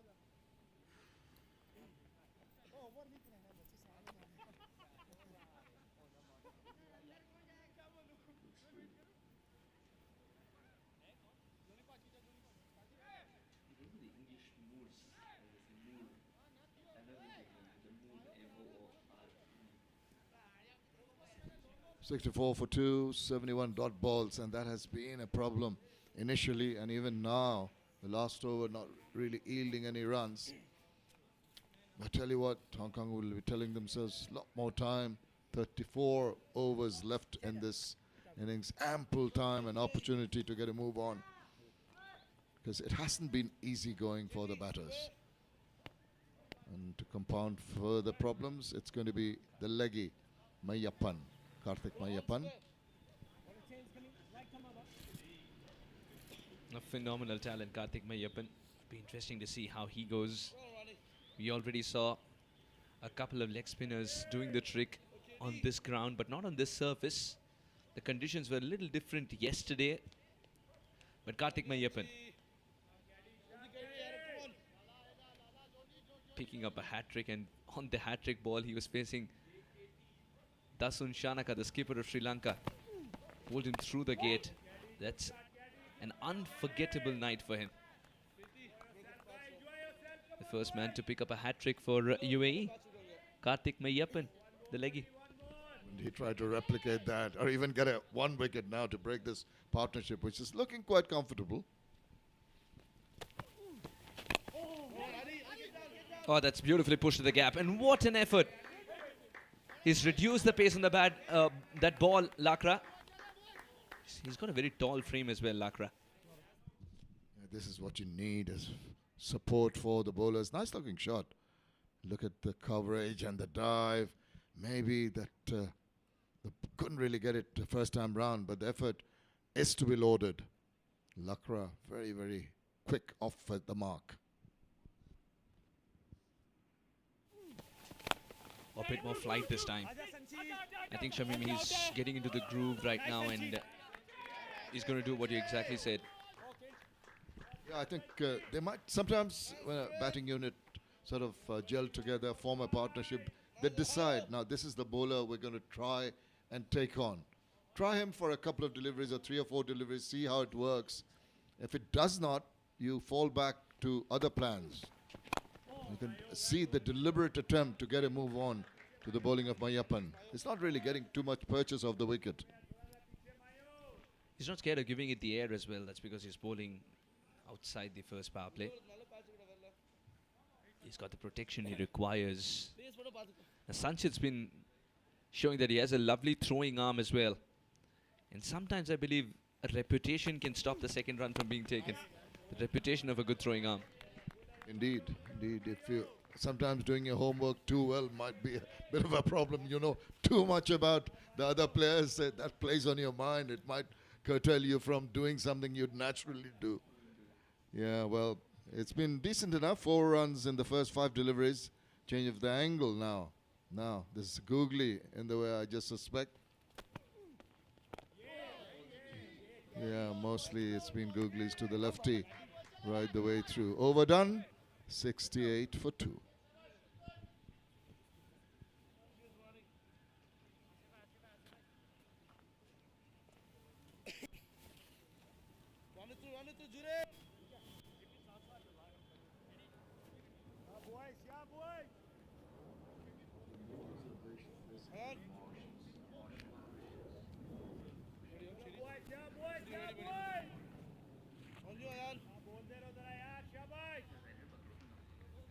Ari, waiting on you, Ari. 68 for 2 after 17. Current partnership worth 23. It's been on the slow side, but all credit to initially the pace bowlers and now the spin duo of Mustafa Mayappan. And at the moment it seems they're very content in just rotation of the strike, which is not too bad. You know, it's better than dot balls, that's for sure. And remember, they'd already played over 10 overs of dot balls. Last time we checked, it was 63. Oh, well done. Very deliberately pushed away. Sometimes as delicate as it can get, efficacy increases. Absolutely. I think just little corrections. Even as the ball is coming in, you're looking at the trajectory of the ball and you say, right, I'm going to open the face to that one. I'm going to guide it to third man instead of playing it down the line, which may have been the first intention. Spoken like a true batter. But how much in control was he?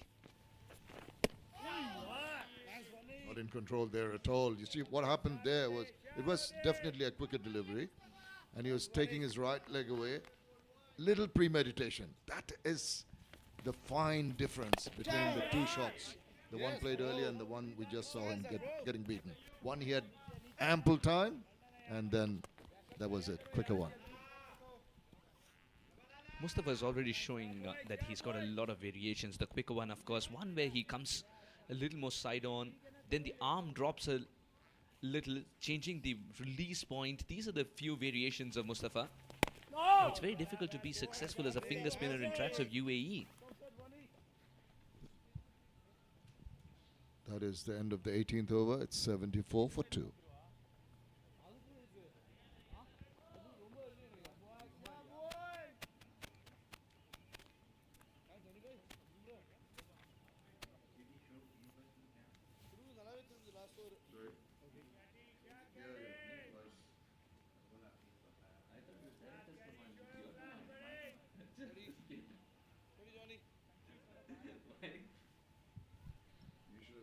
Story so far in 18 overs, Hong Kong, after being asked to bat first at 74 for 2, Nezakat's 22 went in vain as he eventually nicked one going down the leg side. And then Babar Hayat out to a terrific catch by Aryan Lakra. Those are the 2 wickets lost so far. Karthik Mayappan started off beautifully in the first over. All 6 deliveries were googlies, as you would expect, to the 2 left-handers out there.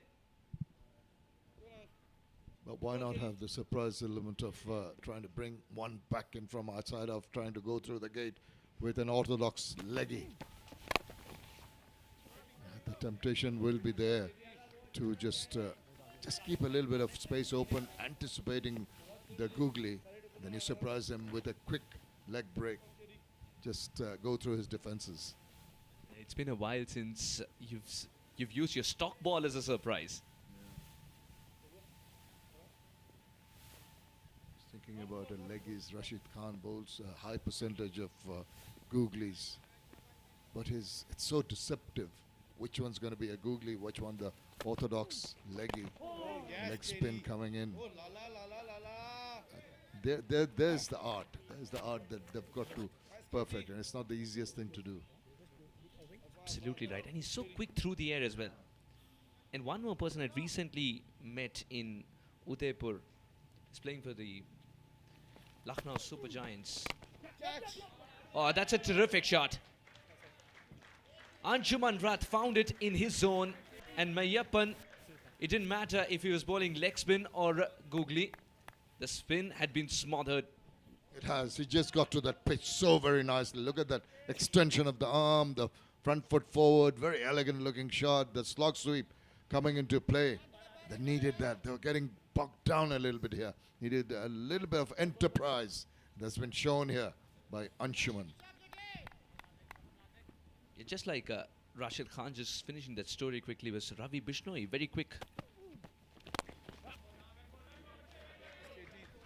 Question is, will the floodgates open up here, or are they going to be content to just rotate their strike? I think still time with the boundary in the over, already 5, and they are in the comfort zone, slowly and gradually.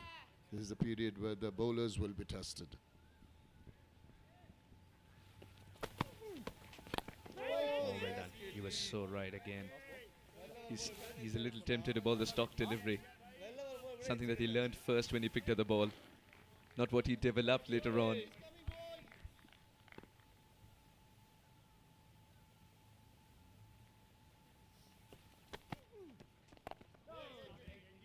Well, he's got a dot ball in. Decent over. 80 for 2 after 19.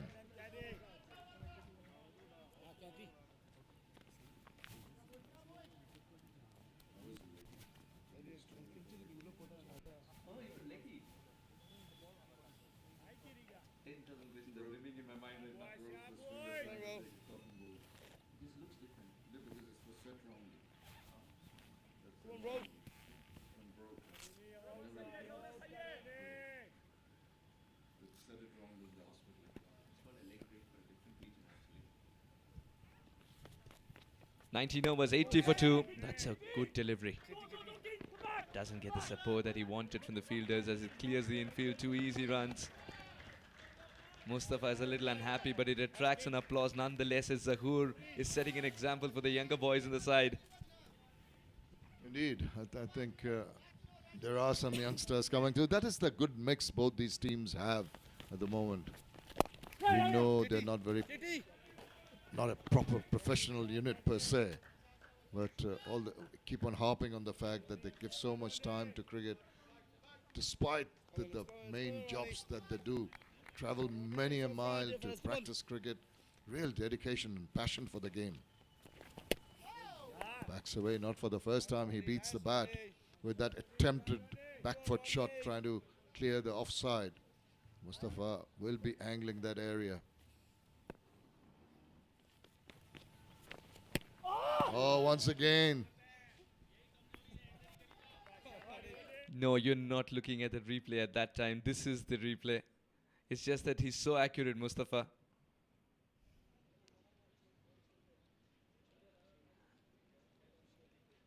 I was kinda thinking, am I rocking back on the back foot too early? No, I'm still content. Two in a row, that really surprised me. You're right. I mean, if you see the same kind of length, you don't attempt the same kind of shot. A little surprised with that approach. But now that it's closer to him in his arcs, it's easier. Should have done better with that. Straight to the fielder. That is 20 done. It's 83 for 2.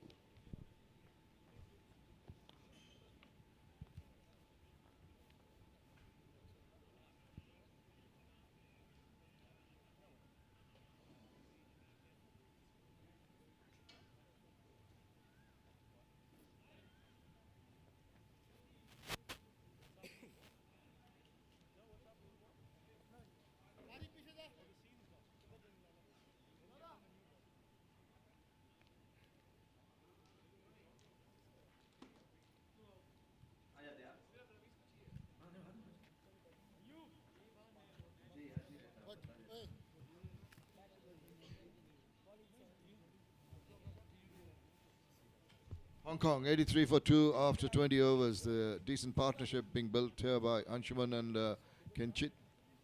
And you can see the compilation of 10 boundaries and a 6 in the innings so far. Just going to continue with play. Just a little pause for one of the fielders to get some kind of treatment.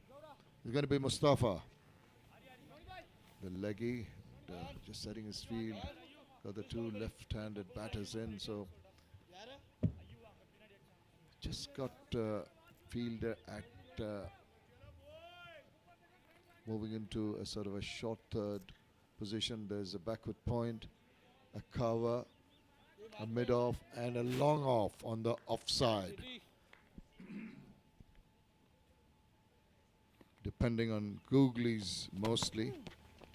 I wouldn't be surprised, and I also want that surprise element to happen with the orthodox leg spin, because the batters have been getting used to him bowling the leg spin, and there it is. There he's made the effort, not the back of the arm delivery that is quite obvious to the batter as a googly.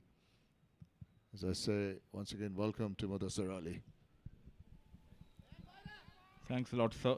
A partnership flourishing here between Anshuman Rath and Kinchit Shah, both the left-hand openers, negotiating very well the spin of Mayappan and Rohan Mustafa. Played straight towards the bowler. Excellent running. Well, he might have got a run of that deflection from the bowler, but I tell you what, I like the intention of Mayappan, that flighted delivery. There you see, enticing the batsman. And he went for it. He went down the wicket. He got the full face of the bat on it. A good strike. But what it does is giving you a signal to the batter, take me on. And then you hope that it falls in front of him and turns away and beats the bat. And once again, it's induced the edge. Now he's gone back to bowling more percentage of orthodox leg spin.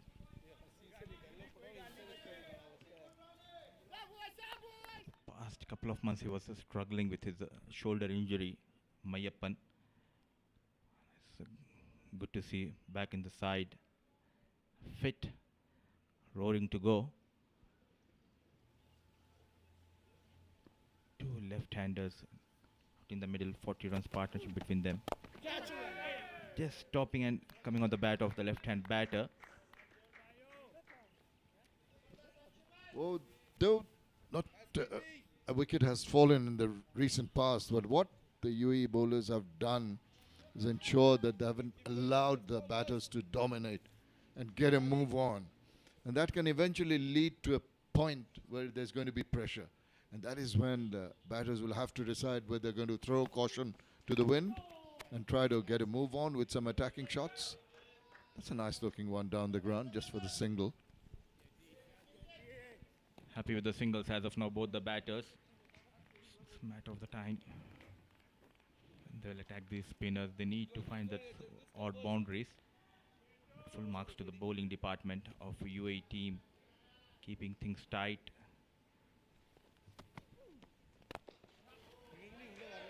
The wicket looked to help the cause of the spinners. It looked as if it was going to hold up a little bit as we come to the end of the 21st. 88 for 2.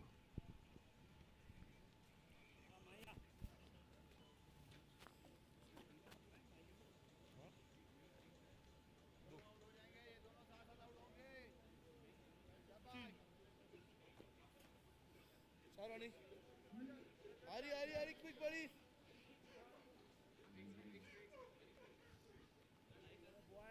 Good innings here by Anshuman for Hong Kong.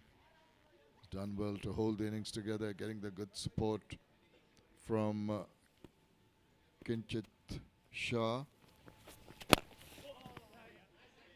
And the singles continue to come. Spent good amount of time back in India, playing domestic cricket for 4 years almost. That confidence can clearly seen his batting.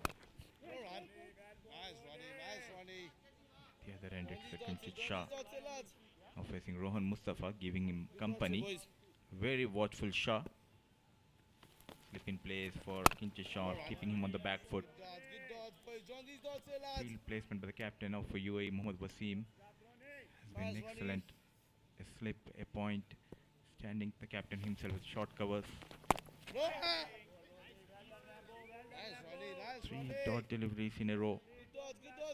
Tends to bowl his overs very quickly. Rohan Mustafa not giving the batter to adjust himself. So Harsh and I were talking about the speed at which he completes the overs. He's at your face. There's not too many balls that are being hit away, so he's allowing himself to come back quickly into line. That's when the batters have to be always alert when the bowler is going through his overs so very quickly. Another quick over completed. And with that, the score moves to 89 for the loss of 2, 22 gone.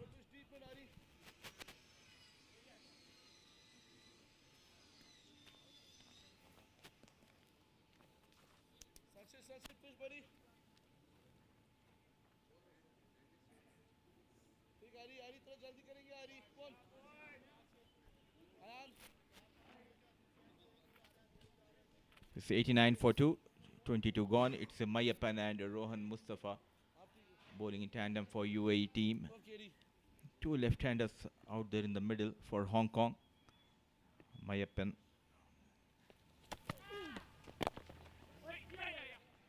Nicely pushed towards long off for a single run. They have an option in the bowling, the left-arm orthodox Ayan Afzal Khan. This is what I was telling you in the previous match. The UAE seeing the 2 left-hand batters out there in the middle, not giving Ayan Afzal Khan an over. He's a wicket taker in this lineup of UAE bowling department.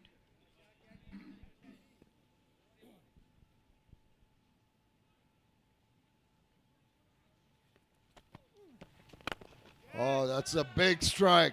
Really lashed onto that one.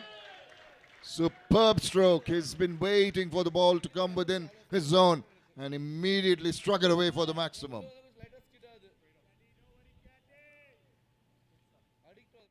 Six number 2 in the arc, out of the park. Brilliant shot by Kinchit Shah, going down on one knee and with ease clears that mid-wicket boundary. second maximum. The blade of Shaw. And similar kind of shot, the slog sweep over wideish mid wicket. This has been exemplary. He goes on to 43. It's looking very, very ominous for the opposition and giving hope to the Hong Kong team. Just talking about Ayan Ayaz Khan. If my memory serves me right, was it in Dubai when Bangladesh went to play that he made his debut? I was there with you. Yes, he made his T20 debut against Bangladesh, and he performed really well with both the bat as well as with the ball. Upcoming star Ayan Afzal Khan, under 19, was straight away picked into the national side by the coach. It's good to see the youngsters coming through for these teams which are participating in the ACC Men's Premier Cup here. Blend of youth and experience is always perfect for a team combination. And we all know that some players in both the teams on view here have really tried hard to retain their fitness levels because of their age on many occasions. But with the inclusion of the youngsters, it gives them just that bit of comfort and luxury to ease back and allow the kids to do the hard work, if I might put it that way. If you put that in other way, it might give them the confidence and it might give them a push for the seniors by looking at these youngsters to put that extra effort, which we have seen from Ramesh Shahzad early of this inning, saving that boundary. Easy runs have been taken, an expensive over comes to an end. 25. He has leagued in his 4 overs. It's 99 for the loss of 2. 23 gone.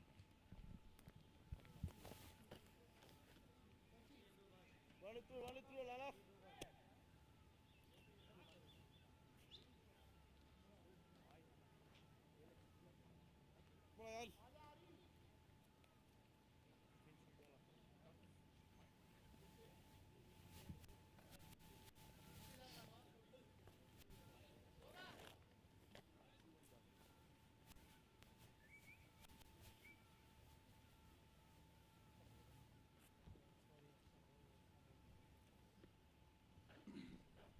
99 for 2. Into the 24th over, the sun still trying his best to break through here. The haze still around. The wind, which is pretty strong in the last few days. I think there is a little bit of breeze. And looking up at the trees here, I don't see too much of a movement. Talking about Ayan Khan, there he is. What can he produce? Youthfulness is something that you can at times take advantage of. At times you can get carried away. You need your skipper and the others around you to just talk about it. The 100 comes up for Hong Kong with that. Sorry. Can I go off? This first over for the first time in this match. Ayan Afzal Khan up against the experienced Anshuman Rath, batting on 44.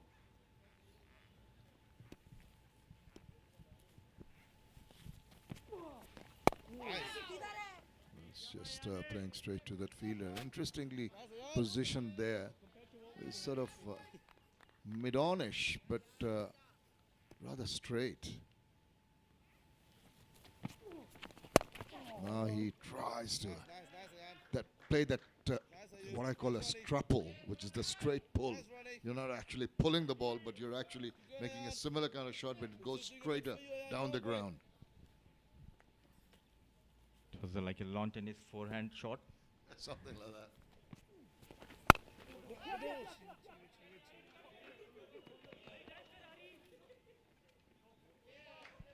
Brilliant timing, brilliant placement. This time it's Shaw, Kinch Shaw, finding that gap between extra cover and mid-off. On the back foot, beautiful placement.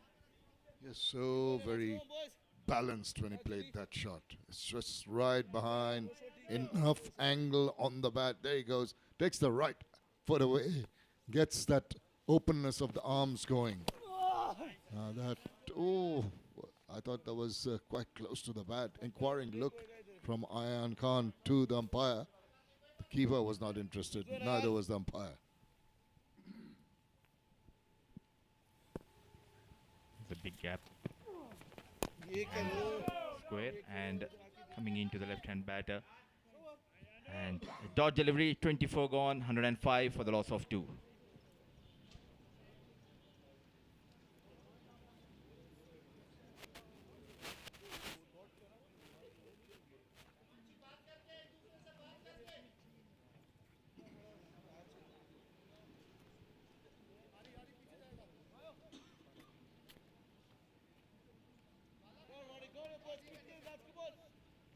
Hong Kong got their first run in the 4th over, and understandably the first 50 coming a lot slower than the second one, which has come in 66 deliveries. So they're just going in the right direction, stepping on the accelerator, changing gears, but not very quickly.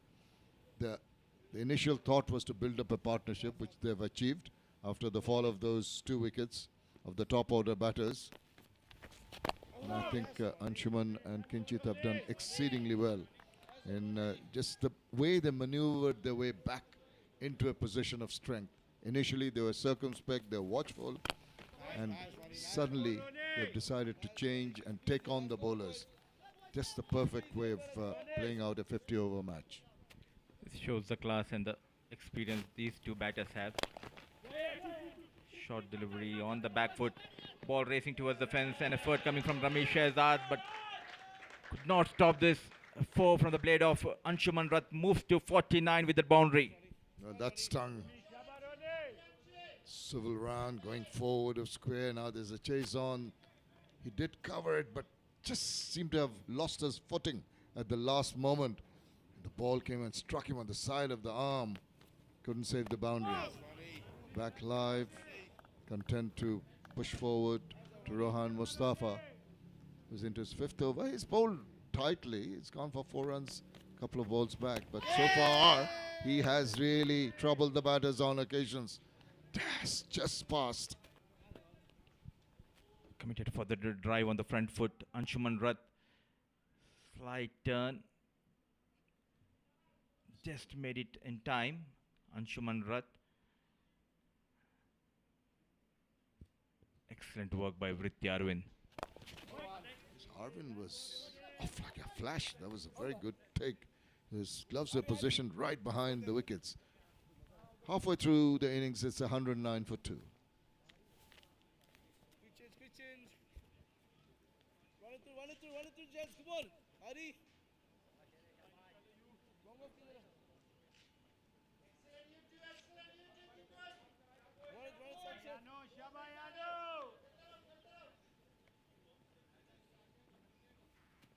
Ready, boys, ready, boys.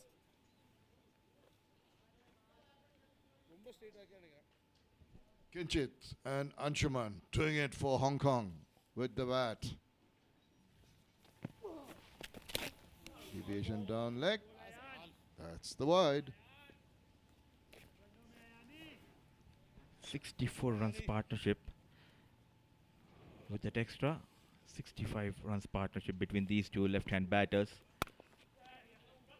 The back foot played towards the deep extra cover. Excellent work by Asif Khan, Behrouz.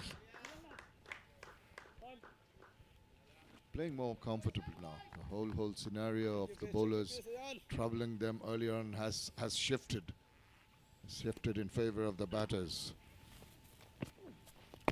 Tucks it away, gets the single, gets to his 50. This has been such a well-compiled innings. Not only because he's got 50 of 66 ball, it's the manner in which he's got it. It is at a time when 2 wickets fell quickly that he had to take some time to rebuild the innings. Showed a lot of authority, a lot of class in that innings so far. Hard fought, well-paced 50 coming for Anshuman Rath. He's lost 2 partners, Babar Hayat and the captain Izakat Khan. Looking strong, Anshuman Rath. This time Kinchit Shah on the back foot played towards the deep extra cover. Wanted the second run. Yes and no. No throw coming from the deep by Asif Khan Behruz. They could have done that second one quite easily. Can't understand why his partner sent him back. Could have sold him down the river. Let's have a look at the running. He's on the back foot, goes through for the first quickly after it's past that fielder. So simply done. That is good cricket when you're not trying to do something out of the ordinary. Just play to the merit of the ball, use the angles properly, milk the runs, put the pressure on young Ayan Khan. How does he absorb it? That is the question. It's a danger sign for UAE the way these two batters are playing out there in the middle. Looking to post something beyond 250, 270. It will be a good total on this track. Ayan Afzal Khan, last delivery, coming into the left-hander, well negotiated on the back foot. A single taken by Shaw. 26 gone, 115 for the loss of 2.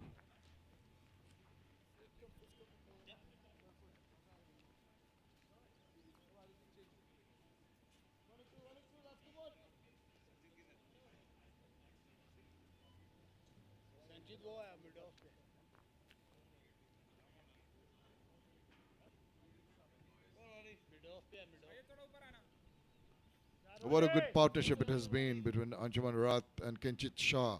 70 good contributions from both of them, and they're looking reasonably comfortable. The bowlers really haven't been able to make an impression, not really troubled them in the recent past.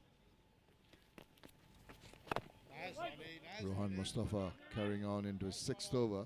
He's been quite miserly, just given away the 16 runs in his first 5. All he needs now is to break this partnership. Went for the drive, taking the thick outside edge, passing the first slip and races towards the fence. Lucky runs for Kinchit Shaw and Hong Kong. Yeah, and bad luck for Rohan Mustafa. Enticed that little drive forward, got the outside edge just wide of the slip fielder. Could have made so much of a difference. But that's what happens. Just that those fine lines between a catch and a boundary. A matter of maybe just a yard wide of the fielder, and he beats the bat. So Mustafa will be, those are 2 moral victories, despite the fact that one went to the boundary.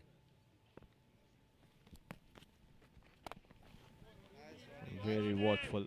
Kinchit Shah, sensible piece of batting, continues respecting Rohan Mustafa and taking runs from the other end. Into his 6th over, Rohan Mustafa still wicketless. A loud shout, just drifting towards the leg stump of the left-hand batter.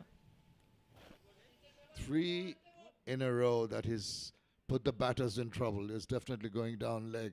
He had induced an edge, went for 4. He had beaten the bat, and then again, once again, hitting the pads. Good bowling, good accuracy. Can get a little frustrated when you're hit for a lucky 4 or unlucky for the bowler, but he's come back well. 119 for 2.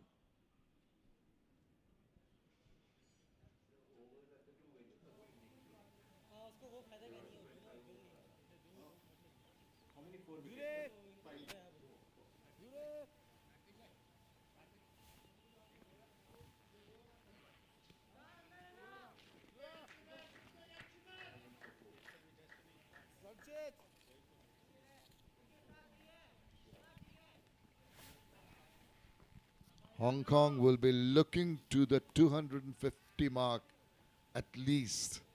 This kind of a track, I think that will be a good score to defend. Now, being innovative, being a little cheeky, and on occasions like this, you have to premeditate with that attempted scoop. Does get some part of the bat and gets those runs. Very clever piece of batting by Rath. It's a big vacant area. Some work for Zahur Khan. Couple of runs has been added by Anshuman Rath. These cheeky shots will put the bowler on the back foot this time. The batter Anshuman Rath plays towards the deep mid wicket, a single. And if you talk about the options in the bowling, they do have another left-arm orthodox Aryan Lakra and the captain himself. He bowls medium pace Muhammad Wasim. They need a wicket, desperately looking for the breakthrough UAE. Well, Ayaz Khan in his fledgling career at the top is being tested here by some good accuracy in terms of batting. As I say it, he's a bowler beauty. This is what they needed. The young man was under pressure, but he comes back and gets that all-important breakthrough. Big wicket for Ayan Afzal Khan.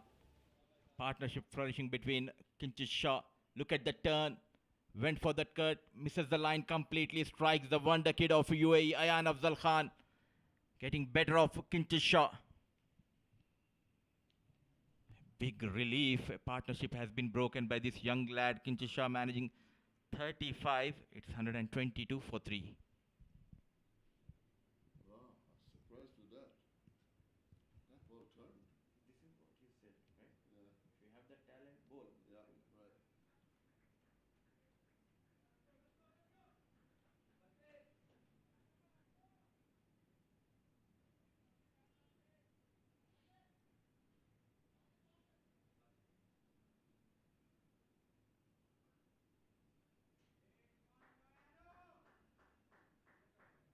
Partnership worth how much? 70 something?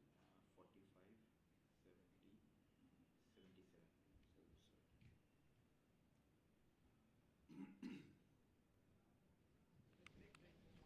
Well, it's a 77 runs partnership broken here. Kinchit Shah being cleaned up by Ayan Afzal Khan. Mohammad Ejaz, right-handed batter, comes in. They needed a breakthrough desperately, the United Arab Emirates, and young Ayaz Khan has delivered. And it was against the run of play. He was under a bit of pressure, I must say, and comes out with a gem of a delivery. What a superb one at turning, and beating the bat and hitting the top of off, which can't get any better. This will really energize, encourage, rejuvenate this young man. The new man, Azaz. The last time these two teams played in Malaysia, he was the player of the match in the final of the Asia Cup qualifier. An all-rounder and hard hitter, Ejaz. Loud appeal. Inside edge, saving Ejaz. That's what the umpire thinks. Let's have a close look at this. Yeah, definite deflection off the inside part of the bat. Got the bowler excited, understandably.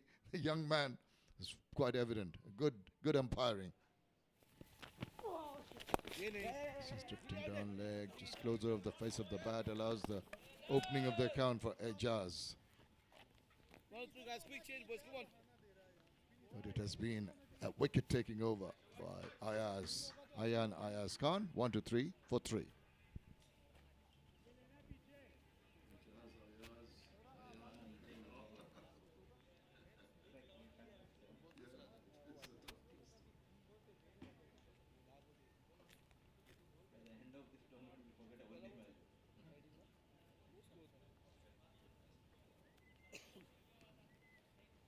Johnny. Pass again, Johnny.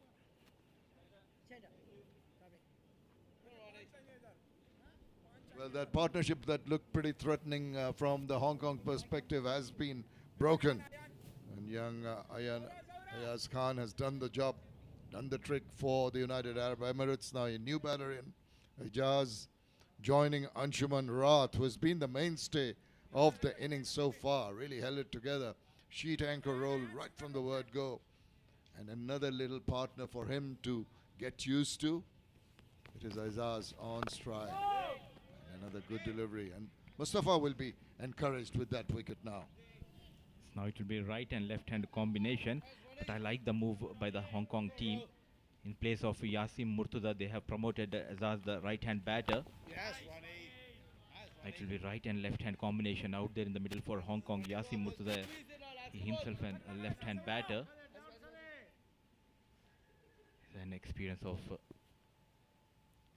6 years of first-class cricket in Pakistan. On the back foot, played towards the fine leg. Backed onside field for this right-hander.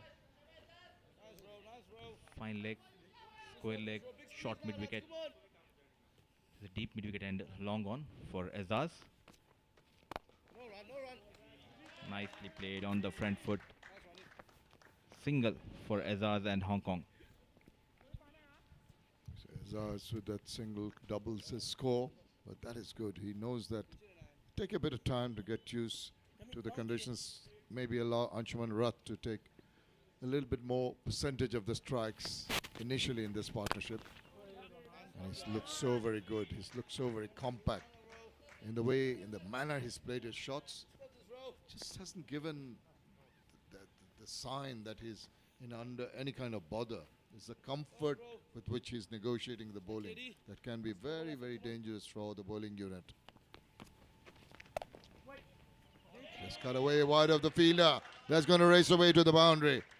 This is a good strike. Just the width of it, and that left-right combination that you're talking about also doesn't allow the bowler. He has got to adjust very quickly, and that's the boundary.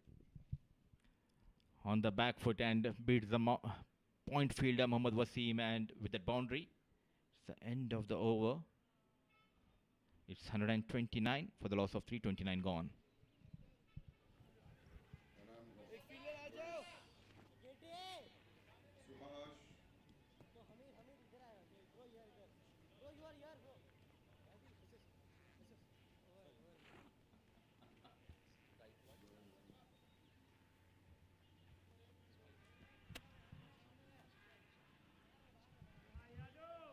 One for 16. Good strike. The young man cleaned up previous batsman Kinchit Shah. He's doing the marshalling of the troops, asking his skipper to get fielders in position. Another cheeky one. Always premeditated, that scoops. Not often that you get it in the middle part of the bat, but do result in runs. But there is always an element of risk. This is the second time he has played that shot against Ayan Afzal Khan, forcing Mohammad Wasim to make that adjustment in the field.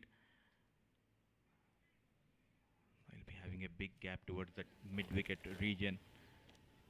Anshuman Rath forcing the captain to make those changes.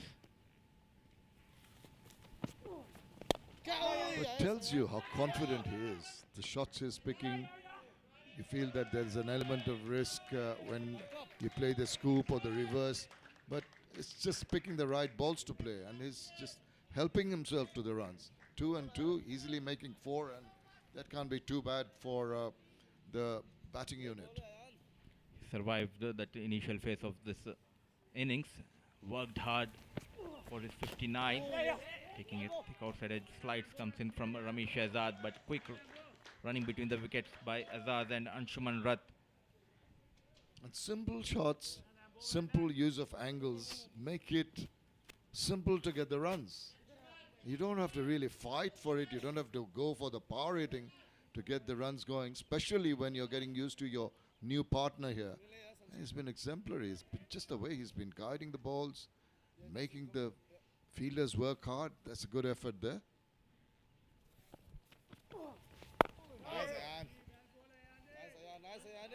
Very watchful. Azaz defended nicely. And he's one of the finest batters we have in associate nations. Anshuman Rath goes big. Azaz, the first maximum with ease.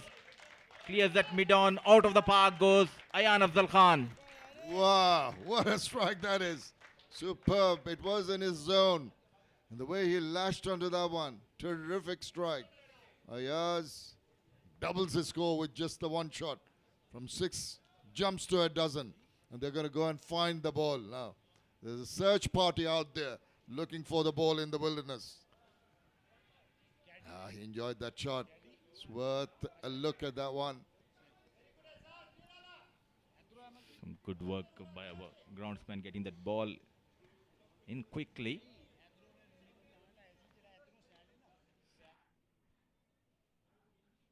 Brilliant shot, straight in the crease. He knows the mid-on is up and cleared with ease.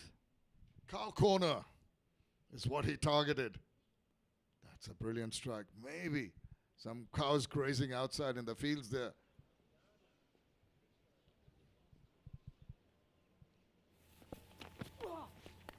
Oh, induced the edge. And it's gone past. What a mix. Bad luck for the bowler. Lucky boundary for the batter. Look at that slight turn. There was an edge going between the keeper and the first slip. Lucky escape for Azaz. Boundary to end the over number 31. In fact, 30 gone. It's 144 for 3.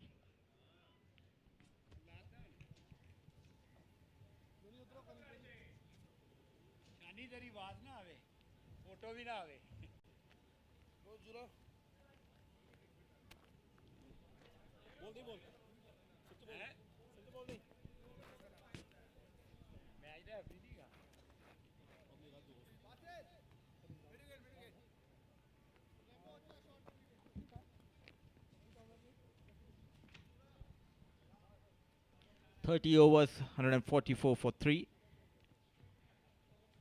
They worked really hard to get 144.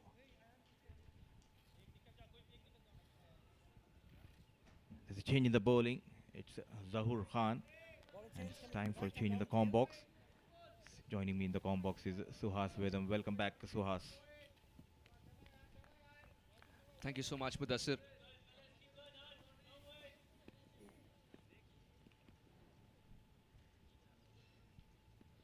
Overs, 144 for 3 has been great recovery. They had to go through a lot when the ball was moving initially. And it is still doing so. It's Zahur Khan, and in the com box is Suhas. So there is always something going around.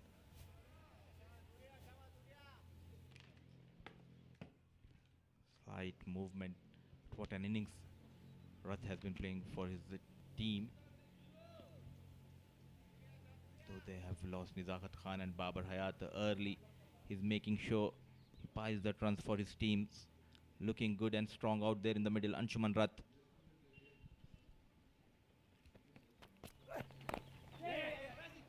Okay, that single. What a sensible innings it's been from Anshuman Rath.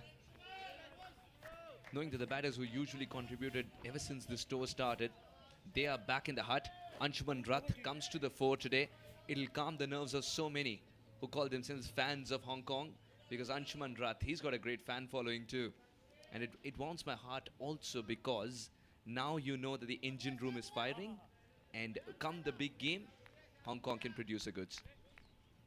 And he do have a fan following the com box, me and Suhas. I like the way he bats Anshuman Rath. Looking sharp in pink, eh? At last, director, kudos to him. Sudhir.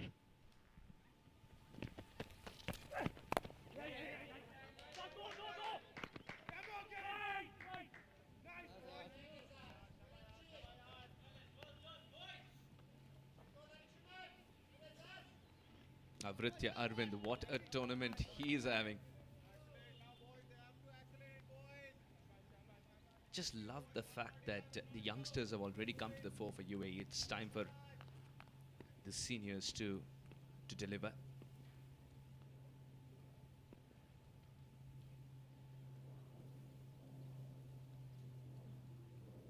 .75, an innings marked by poise and great cricketing sense. Rotating the strikes regularly and playing with ease. I always says whenever the Hong Kong and UAE plays against each other, it's a battle like a El Clasico. Extremely proud of this man, especially Anshuman Rath. We always says Hong Kong team is dependent on Nizakat Khan, Babar Hayat and Anshuman Rath, though they have lost those two batters quickly. But it's now up to Anshuman Rath, and he's making sure he stays till the end for Hong Kong.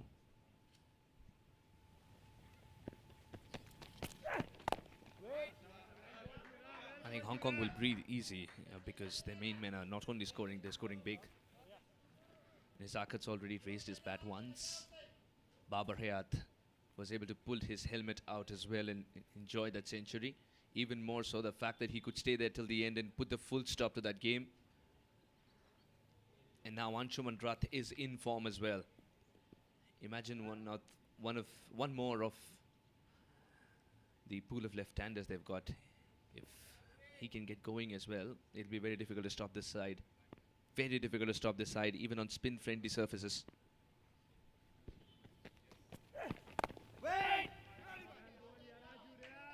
Playing with soft hands there, Azaz.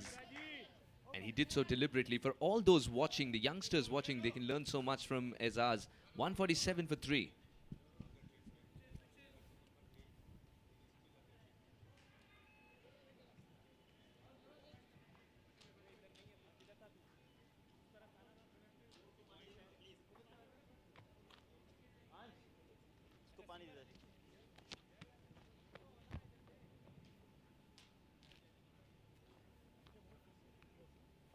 That's running through last. Come on, boys.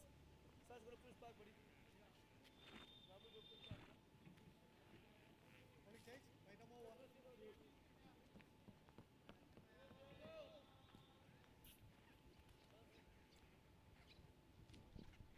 Spoiled for choice when it comes to bowling options. That's Wasim for you. 6 bowlers have been used so far. Ayan in his first over went for runs.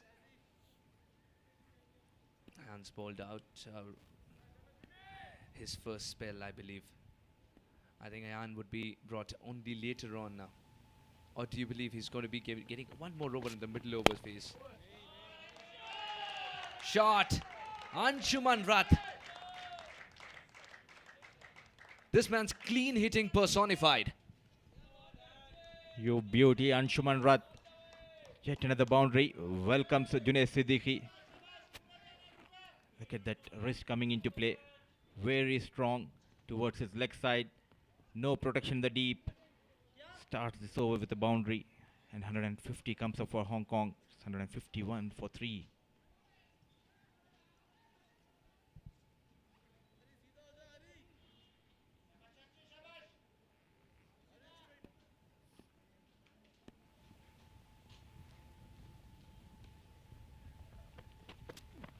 He's got the pace but not the rhythm. Straight to Basil. Very good stop. Otherwise this was so crisply struck. It had 4 written over it. It's going to pain, it's going to ping. But I'll tell you what, it's sweet pain when you stop the boundary like that. Look at that flow of the bat from Anshuman Rath. Finds the man at mid-off.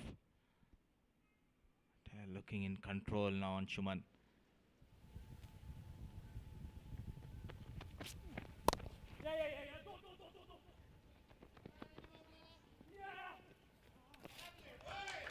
Putting pressure on the fielder and coming back for the second run.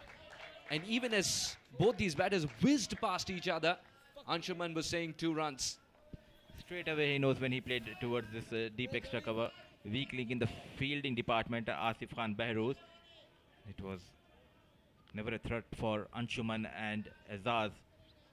Couple of runs for Rath and Hong Kong.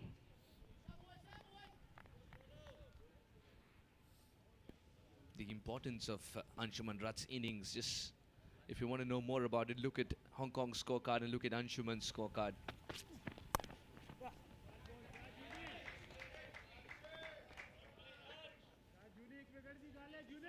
He's played through 2 different phases, one where the bowlers were on top, the other where he dominated. And he is just a reminder to all the other batters as well that if you can spend time in the middle, there will be a phase where the ball will hit your middle of the bat more often than not. Respecting the conditions, playing out time initially, even though there were a couple of big jolts to Hong Kong. Dropping anchor, batting with responsibility, and not just that, guiding the youngster alongside him. 32 runs partnership between Azaz and Rath. No foot movement this time by Azaz. Red dot delivery in this over by Junaid Siddiqui.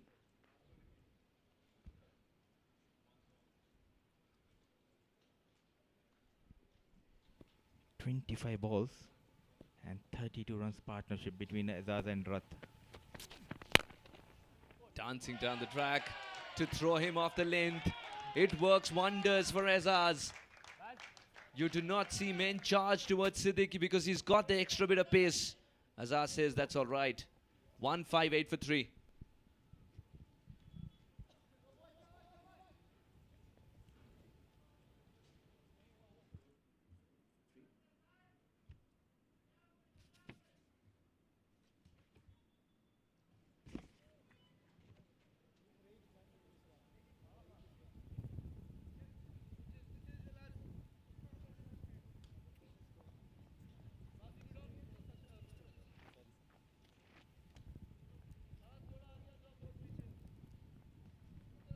It's 32 overs gone, 158 for 3.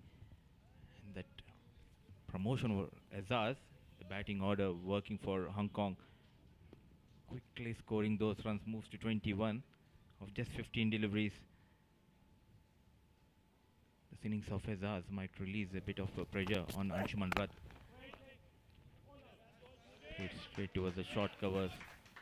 Wicketless. Zahoor Khan into his 5th over.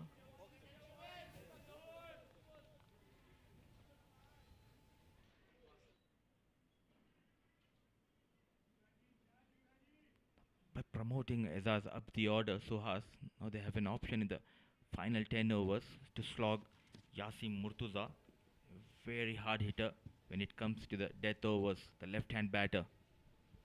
Absolutely right. And that's through the gap as well. That's going to be for Anshuman Rath. So pleasing to the eyes as this innings progresses.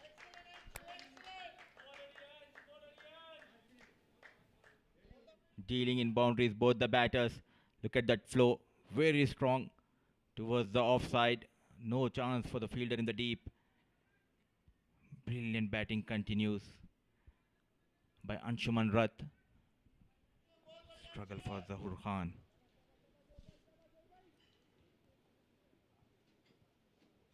Standing slightly outside the crease to throw Zahoor off his line and length more so. But the line also suffers.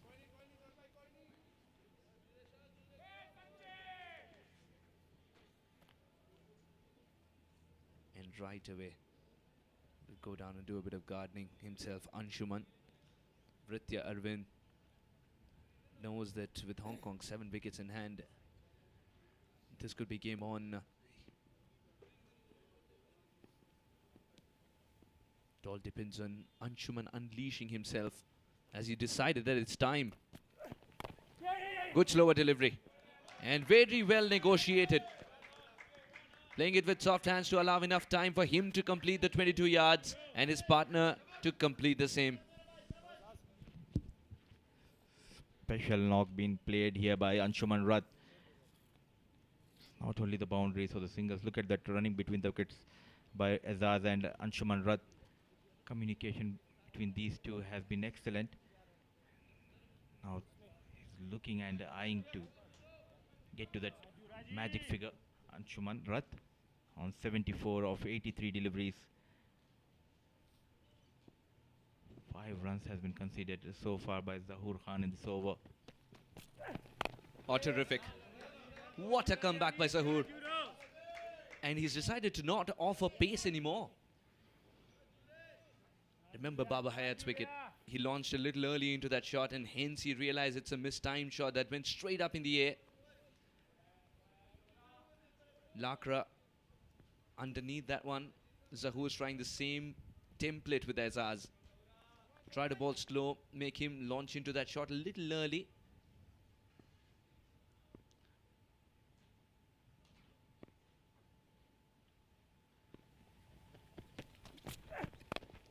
What a comeback. Zahoor just improving as the over progresses after being struck away for 4 first ball. This is the battle within a battle that you love to watch when two teams of such good strengths collide with each other. UAE and Hong Kong. Started off really well. UAE. Rather the bowlers getting the wicket, I would say. The batter gifted their wickets initially, Babar Hayat and Nizakat Khan, except that brilliant delivery by Ayan Afzal Khan getting rid of Kinchit Shah. Now almost going 5 runs per over. Hong Kong 164 for 3. Last delivery of this over.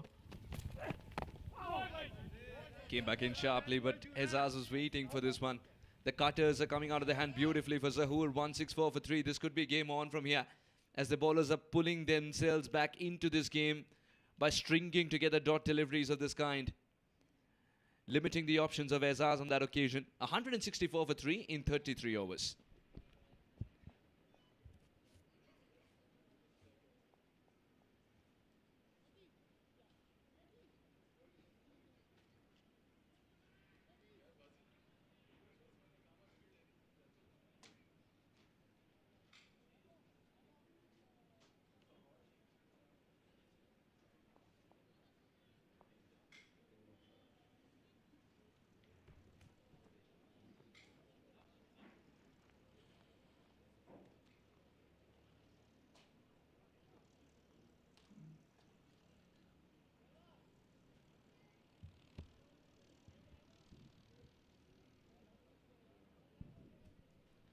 Just under 5 and they'll reach 248, but the number they're looking for is much more than that, with Ali Murtaza lurking around in that dugout, telling the boys, give me the launch pad, I'll create the crescendo finish you're looking for. Ayan Khan in 4 overs has picked up a wicket but has given away 31. And just as we suspected, Mudassir, he's been brought into the attack in the middle overs. But how long will the captain persist with him in the middle overs? And how long he persists will decide how many overs he gets towards the death as well, because he's a very rare commodity, Ayan Khan. He can bowl in the death with equal efficacy. Very talented left-arm orthodox. Not only in the death overs, he has a knack of bowling with a new ball as well. We have seen in the domestic circuit as well as in the international circuit, Ayan Afzal Khan. I remember Vinod Bhaskaran of Singapore being such a commodity who can bowl in the power play with the new ball as a spinner, come in the middle overs as well if required by the skipper, and then death bowling is still a work in progress, I would say. But look at Ayan Khan, at such a young age, mastering the art of bowling whenever the captain wants him to, with however deflated a cushion he gets in terms of the fielders in the deep. Still 17 years old, Ayan Afzal Khan. Talk about the maturity level of his skills in the cricket. He's matching with the likes of Rohan Mustafa, Wasim.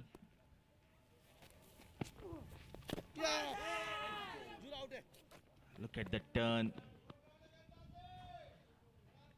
They need to stop these singles. They need to put pressure on the batters. It'll be interesting to see when he's going to give Mayappan his second spell. Very watchful this time, Anshuman. They've been taking their eyes off the ball a little early, UAE. It's very unlike them though. Oh, gets into a lovely position so very early. It's Azaz's time to host the party. Ayan knew immediately that's a ball that's in the zone of Azaz. And if he swivels to perfection. Slight error. Bowling on his pads, going down on one knee and finds the boundary.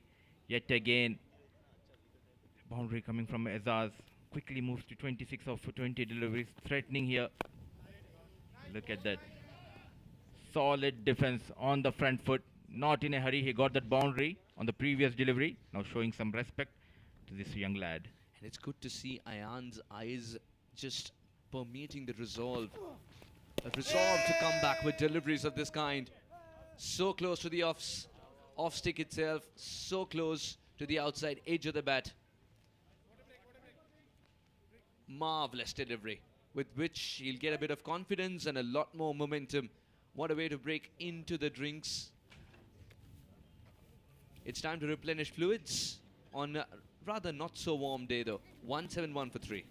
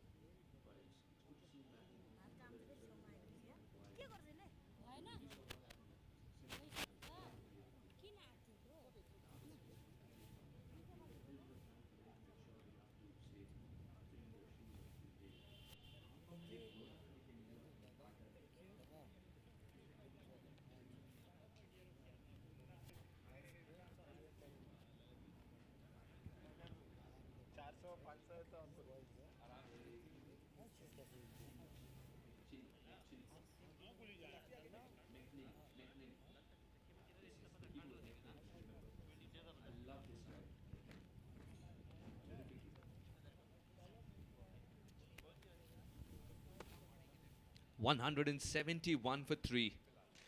Anshuman still rock solid out there, building that launch pad brick by brick, and Azaz is helping him out. I think Hong Kong knew that Anshuman requires extra pair of hands to provide that good finish, and it's come in the form of Azaz's innings, 26 or 22, gritty enough to keep out good deliveries as well. And the righty-lefty combination is doing the trick.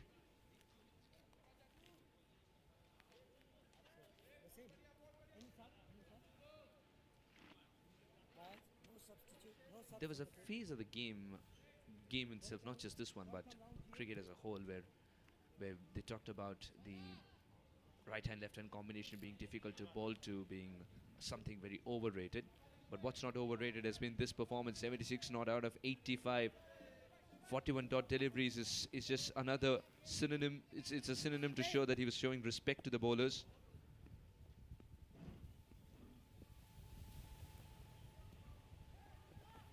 But those boundaries in between, it's hit him. It's hit him in the bowling arm, bowling hand. Then it's going to be trouble. Anshuman standing unfazed as if he's done nothing wrong. Oh, that's the fleshy part of the palm. Zahoor is feeling the pinch. He's feeling the pain. And the fact that it's happened earlier in the over, will it fire him up or throw him off the rhythm that he was trying to generate for himself? Mudassir, it's going to pain though. And that too on his bowling arm, trying to stop on the follow through. There comes the magic spray. Stoppage for some time. It's 171 for 3. We've all used that spray, and of course, it's called magic spray also because it's got a little bit of a placebo effect to it, you believe?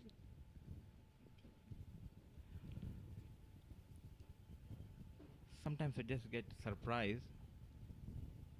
Once you put the spray, within a fraction of seconds, or you'll be just out of the pain.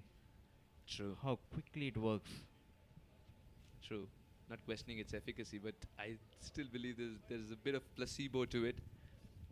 Because I remember later on somebody telling me it wasn't even a magic spray, but I felt much better in that moment when I got hurt. That's how I decided, all right, it could be a little bit of placebo. Might be a psychological effect. Viewers who are watching, they can tell us, has it happened to you? Is there a bit of placebo to it? Or you feel, no, it's magic spray because it's got the magical potion? Tell us. Slide into the DMs of Suhas Vedam and Mudassir. Tell us. Talking about the magic spray, you remember the incident of Yunus Khan getting hit in the box? The physio coming out with the magic spray in a test match being played in Pakistan. I would love to revisit it, but I don't remember this exactly. The question is, will Yunus Khan ever forget? What a talent. Yunus Khan, what a stalwart, in fact.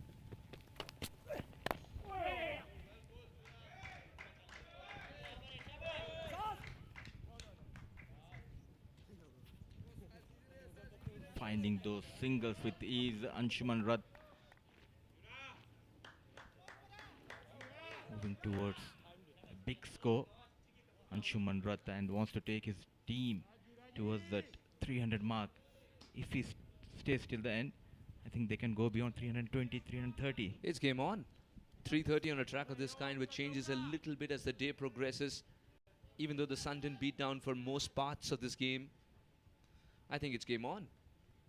And with Hong Kong sporting someone like Ehsan, who's in tremendous form, I think UAE have got to plan this run chase. Are we in for another Vritya Harvin special? But of course, yes, he did get a life, but taking nothing away from him. That was a phenomenal innings. But as a bowling team, you cannot just wait for the batters to make those mistakes. Except one or two deliveries, we haven't seen Zahoor Khan putting These two batters on the back foot. Where is the slow delivery? Where is the Yorkers from Zahur Khan? We haven't seen much of the Yorkers. Flick off the wrist, but there is the fielder straight towards Mayap and a short mid-wicket. After a brief period of play, Anshuman is coming to realize there are fielders too. If there's something called the golden hour of batting, then Anshuman resembles it. Everything that he was hitting is going in the gap and then trickling away for four. And one that warms the heart most for a cricketer as a batter is the one that you trouble the fielders the most with. He'll gently trickle over the fence and you as a fielder are giving it the chase, trying to think and when to put in the dive, only to realize it shall eventually be in vain. What's more satisfying for a batter? A shot crunch so hard that goes for four with no fielder moving, or the one that you make the fielder give the chase to it?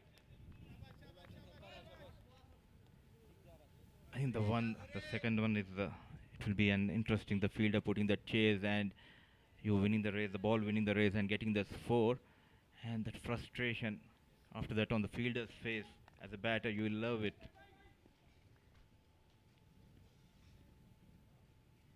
Even though the scorecard will read just four, it just tells you what happens between the scorecards. Reading between the lines. Oh, lovely. He's called for two right away. And it shall be two. This innings is also a test of fitness for Anshuman. He's played 90 deliveries for his 79. Lots of twos in there as well. Excellent. 175 for 3 after 35.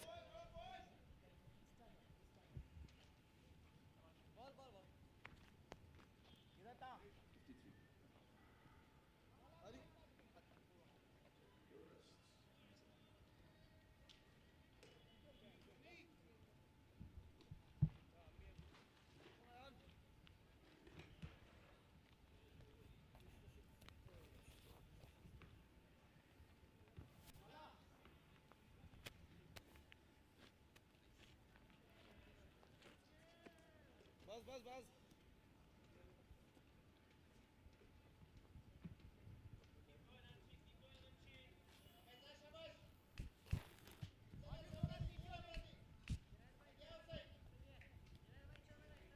53 of 45. Anshuman and Azaz are providing a lovely launch pad. Oh, this looks very close and the finger has gone up. Vinod Babu had no hesitation in raising the dreaded finger as Azaz was trapped in front and it hit the back leg as well. Welcome Shamim to the comm box. Well, thank you very much, but I think from the Hong Kong perspective, not the right time to come in and talk about this wicket, but all credit to the bowler. I think it's just plunked that right foot in line. The ball kept holding its line, and the immediate response was positive from the umpire. Young man strikes again. Another wicket down, partnership broken. Oh, the Ijaz goes for 27.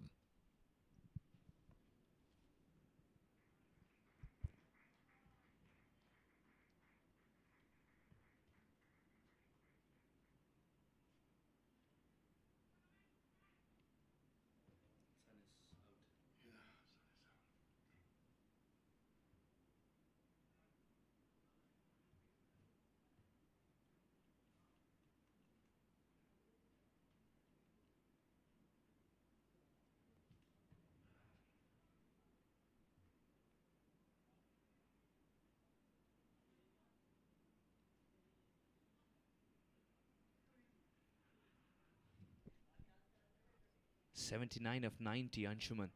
That innings stands out. Head and shoulders above every other innings that have been played so far in this batting scorecard. Nezaka did get a start. Very unfortunate way for him to find himself back in the pavilion. And no prizes for guessing. It's Murtaza. Very busy cricketer, Shamim. Straight away, he's off the mark. That tells you that he's not going to hang about. Yeah, you need someone to complement Anshuman's sort of approach at the moment. I know he's gone for a few big shots, but more often than not, he's been content to bide his time, be selective, And the intention is definitely to hold the innings together. And he succeeded in that respect, got to the almost the 80 mark. All he needs to do is stay there till the end. If he can carry his bat, that will be very beneficial. So we see Yasim Murtaza, it's just been mentioned, he's coming in and getting off strike straight away. Anshuman, 79, just whips it away, gets to his 80 mark now, closing on that milestone. But what a wonderful compilation of the innings. You talk about the powerful shots, you talk about the use of the angles, detecting the slower deliveries, playing the ball to its merit. It's all been there in his innings so far. Absolutely right, Shamim. And just adding to that, the number of times he converted the singles to twos by deliberately playing it with soft hands. That's the realization of the depth at which a fielder is standing. And that's and you need that response from your partner. Your call has to be very clear. Two, right from the word go, as you pass each other, and make sure that it doesn't falter. You just trust your partner and go for it. If there's any hint of doubt, which we've seen happen in this innings also, not once, I think 2 or 3 times, there's been huge misunderstanding. The last thing you want to do. So call and response, very important in getting those braces. 36 done, 179 for 4.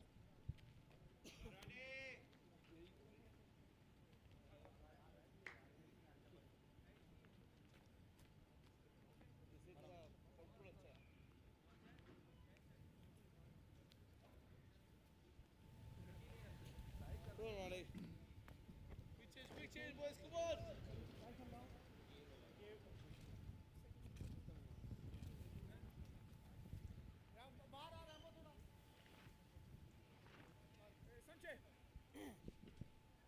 Ezaz back in the hut after 27 of 24. Thanks to Ayan, the youngster picking up the second wicket. I just love the way Captain Wasim has utilized Ayan today, giving him the important overs. Yeah, youngster, I was mentioning earlier that he made his T20 debut when I was there in the United Arab Emirates when Bangladesh played, and he was very impressive right from the word go. Didn't seem just a young kid coming in, hardly 16 or 17 at that time, and it really made an impression on all and sundry, and he's carried on that good work. Is this how you nurture your youngsters, rubbing shoulders with the experienced players, and also the think tank, the people behind the players? They've got a lot to do, a lot of work to do in ensuring that this wonderful combination of youth and experience works for the team.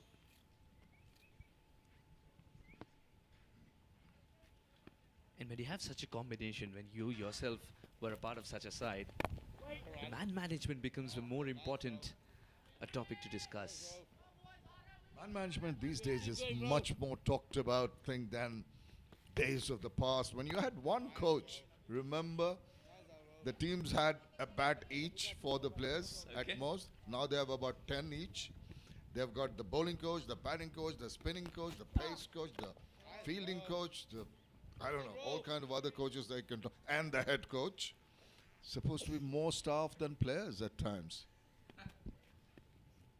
Analyst, video analyst plays a huge role. The physios, so you're carrying quite a few helpers to guide you around. Just in case the opponents don't turn up for a game, we can have support staff 11 versus a team. Almost like that. A very tidy over from Mustafa. A quiet one indeed. 181 for 4.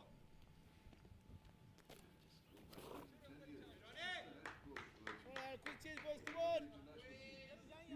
Run it through, run it through. We had 2 bats each for the whole of the team. So you extending bats as you go back? No, just 2 batters going, yeah. Sort of maybe an extra bat. Was he long on? Yeah.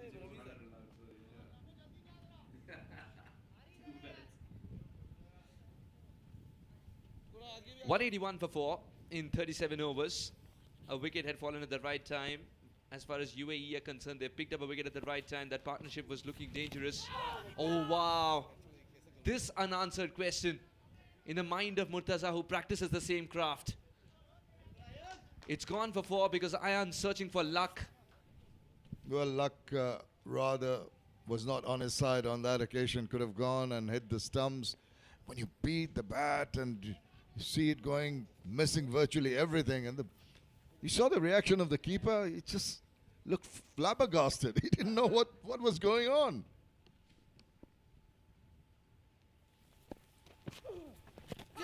This looks close. And this will be given. Ayan knew that was a matter of the finger raising. And yes, the down step is totally worth it. Definitely worth it. He deserves it. Really fought hard, did all the hard work, even beat the bat in the earlier delivery. And this one wasn't a very difficult decision for the umpire. Just playing down the wrong line. He's plonking his bat. He's inviting trouble, the batter. And he immediately landed into one. Look at that celebration. Beautiful. It takes two to tango. And whatever dance that was, it takes two for that as well. Yasin Murtaza departs, the dangerous Murtaza departs for just 3 runs.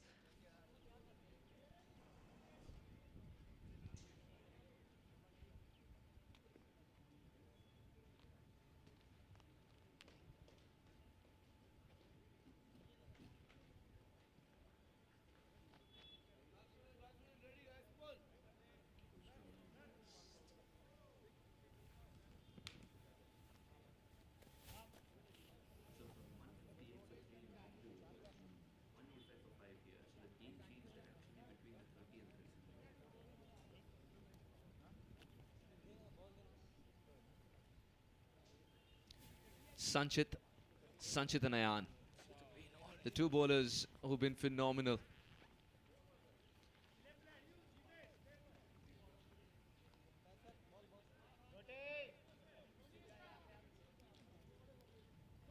Zishan Ali.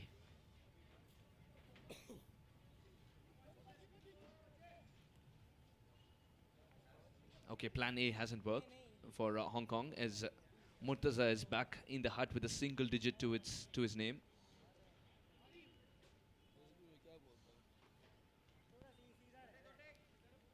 If you're Wasim and you realize you have such good talent with you, Ayan, is it a happy headache as to decide when exactly to use him? Zishan still preparing for that first delivery to be faced. Oh yes, It's like having a lot of good players in the squad and having to decide on which one to pick. And even when you pick your 11, you've got too many options. It's definitely a happy headache, but it is still a headache. How happy can a headache be? Can you explain that?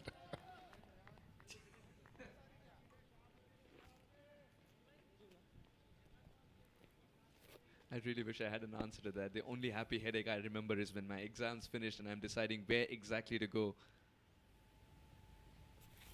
for a trip. Oh, good ball. Ayan Khan riding in confidence. Oh, he's been superlative. He's been so very impressive for a youngster. He's not allowed the batters to get on top of him. We've seen a couple of boundaries hit earlier. Oh, comeback man now. What about that? As we say, he's making a comeback. He keeps on bowling those wonderful, wonderful deliveries that the batters just haven't got the foggiest about. Seriously, didn't seem to know. He just got caught on the crease and another strike. This is absolutely fantastic from the young man. He's single-handedly turning this game around in UAE's favor in the middle overs. Such good accuracy. And he was bamboozled by it, Zishan. And by the time he could realize what has happened, the death rattle was heard. He isn't even looking back at the mess. You don't want to look at those castle stumps. You can hear your death rattle, as you said. He goes without bothering the scorers. It's tough ask now for Hong Kong. 185 for 6.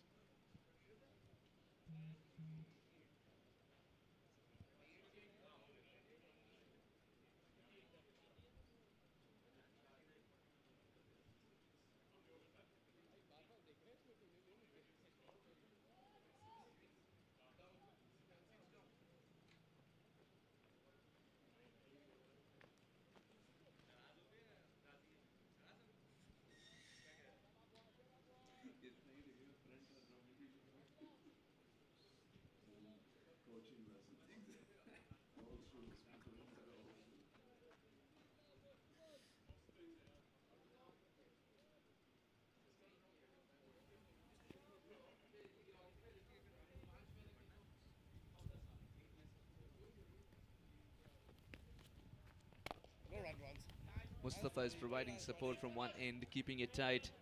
And Ayan is providing no delivery that you can hit away. What a stutter and a stumble it's been for Hong Kong. It was cruise control. That's the mode they were on when Azaz and Anshuman were batting together. And suddenly, from 158 for 3 at the end of 32 overs, as Harun Arshad walks in, again, a very sensible cricketer. From 158 for 3 at the end of 32 overs, 186 for 6 at the start of 39th. They don't call this game a game of glorious uncertainties for no reason. I can tell you that, because as you mentioned, at 32 overs with 3 wickets down, you'd at the end of the day double that score. That's the Aussie style. So you'd be looking at somewhere around the 300 mark, and now look at it. The whole game has been turned around on its head, and that is the beauty of this wonderful game of cricket. You're never out of the game, isn't it? Outside edge. And will trickle to the fence once again. It's what you asked Mudassir earlier. The one which you enjoy more. A thump and a crack to the boundary, or the teasers that the boundary riders are faced with when they're chasing one. Always seems to be getting there, the dive in or not. Depends on what kind of a batter you are. Do you enjoy giving pain to the opposition, or you just enjoy hitting it out of the park and enjoy yourself? Baiters are just thinking about it, just speaking my mind out here, or food for thought perhaps. Are all batters sadist? All batters sadist? No. No, they're not sadists. I don't think that they're sadists. Can you? Why do you call? I'm a little lost for words here. Well, another over done. We'll come back to that. It's 39 completed, 191 for 6.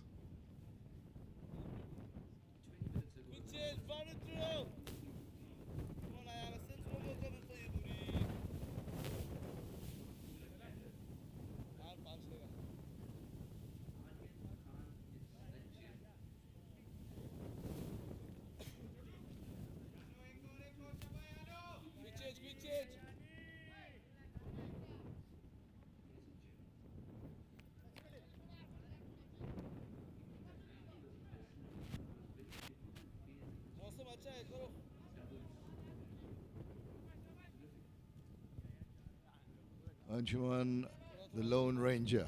At the moment, Mr. Roth is doing his best to just take the score to, I think at least the 250 mark is what they'll be hoping from now on, with the cluster of wickets falling.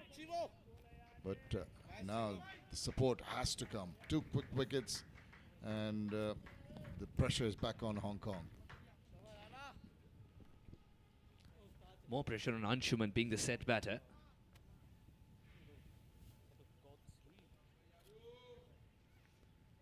He was furious at the non-strikers end, Anshuman. Very helpless.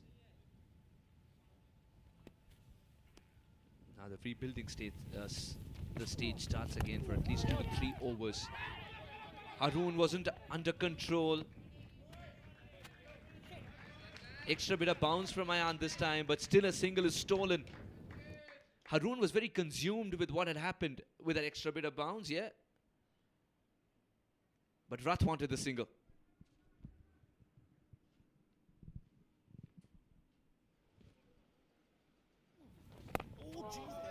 Solidly behind. Ayan has made the ball talk today.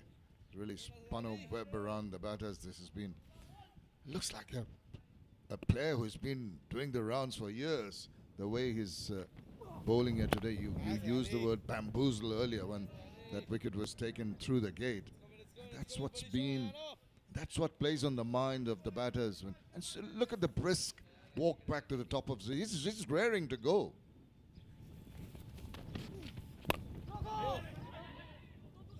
Harun trying to be positive here.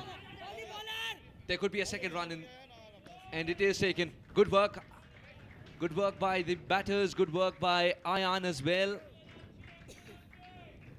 That throw was very, very wide. Yeah, he had to cover a bit of ground initially, but not a throw. It's rather weak and rather wide, as you mentioned. Eventually, he would have made his ground. Might have looked a little closer. Now look at the movement by Haroon. He's trying to attract the eye of young Ayan and trying to upset the rhythm of his bowling. Did not succeed. 40. After 40, it's 95 for 6.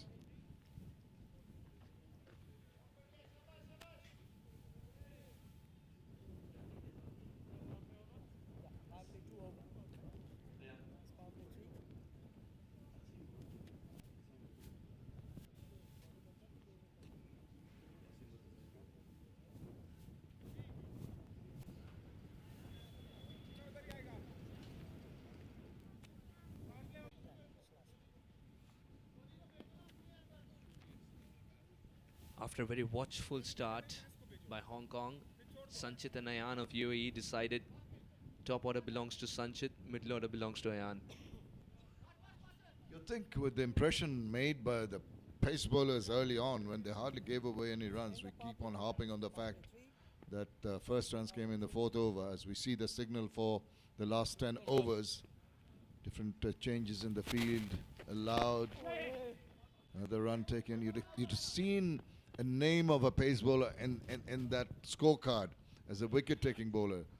So maybe what the job they've done, you talk about bowlers hunting in pairs, but even at a time you work as a team. So they softened up the initial batters enough for the spinners to take advantage of.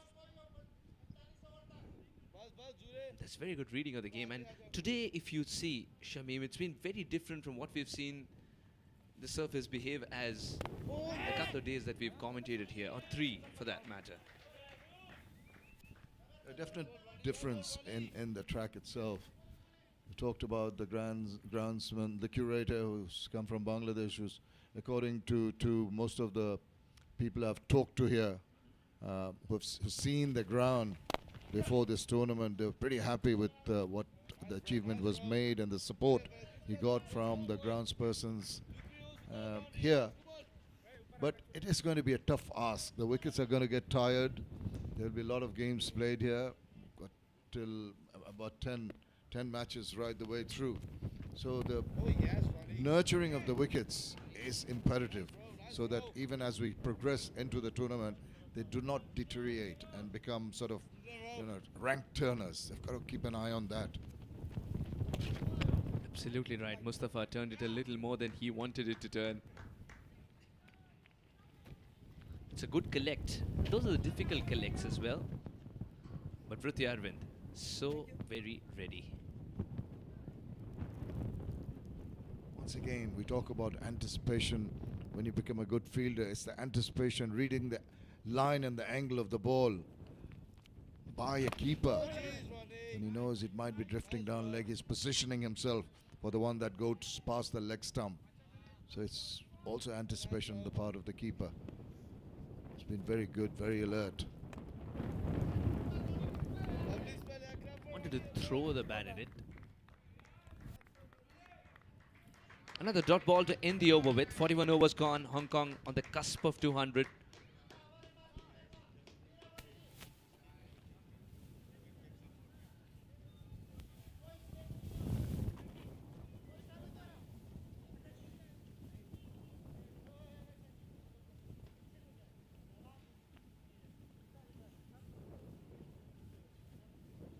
दोरा राजा अंदर आ अभी उधर है अभी चुनी drawing वाला point है 109 for 6, 9 overs to go. They've got to play out the overs. They've got to get at least, I'd say, another 50 to make them feel a little comfortable. The ominous signs in terms of the weather, suddenly it's gone a little grey, overcast. We had a bit of sun, breeze picking up. Just hope it does not interfere with play.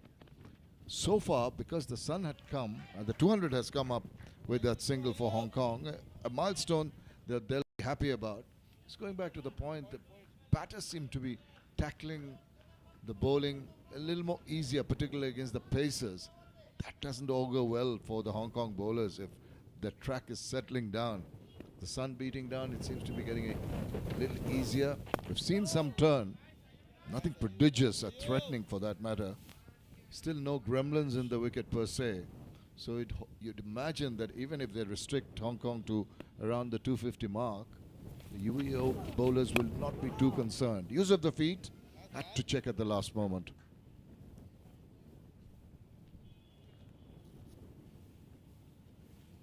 With the way this game has panned out so far, I think it's a great advantage to have won the toss for UAE. Especially the way they started off. 3 overs, maidens on the trot.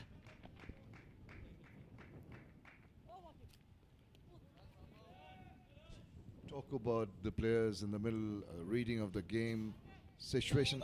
How much do they trust the batters to come? What is their pedigree? What are their numbers?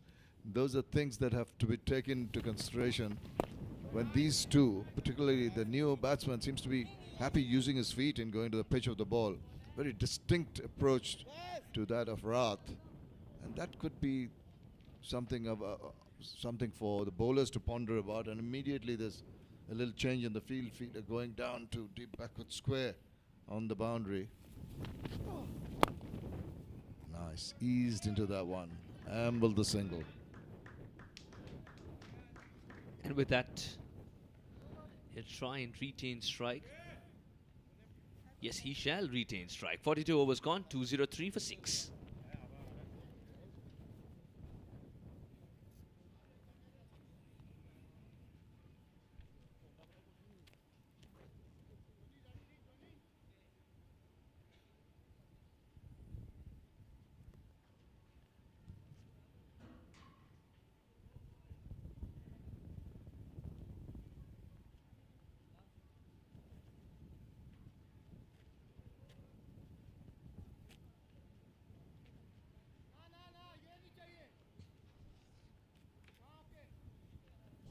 Anshuman Rath holding it together. The sheet anchor of the Hong Kong batting innings. 92, only 8 away. What will be a very, very well compiled 100 once he gets to that mark. And he's just changed gears. He's speeded up. Strike rate is very circumspect, very watchful early on. But as he eased into his innings and collected the runs, looked more and more comfortable. Had those partnerships with Kinchit and Ejaz, but they're gone now. A few quick wickets may have just stunted the comfort level of Anshuman Rath. And now into his 90s, we call it the nervous 90s. What is his approach going to be? It's there to be seen now. It's the first time in the tournament where Hong Kong's depth in the batting is being tested. Remember, the previous run chase was all about the engine room, getting them the total.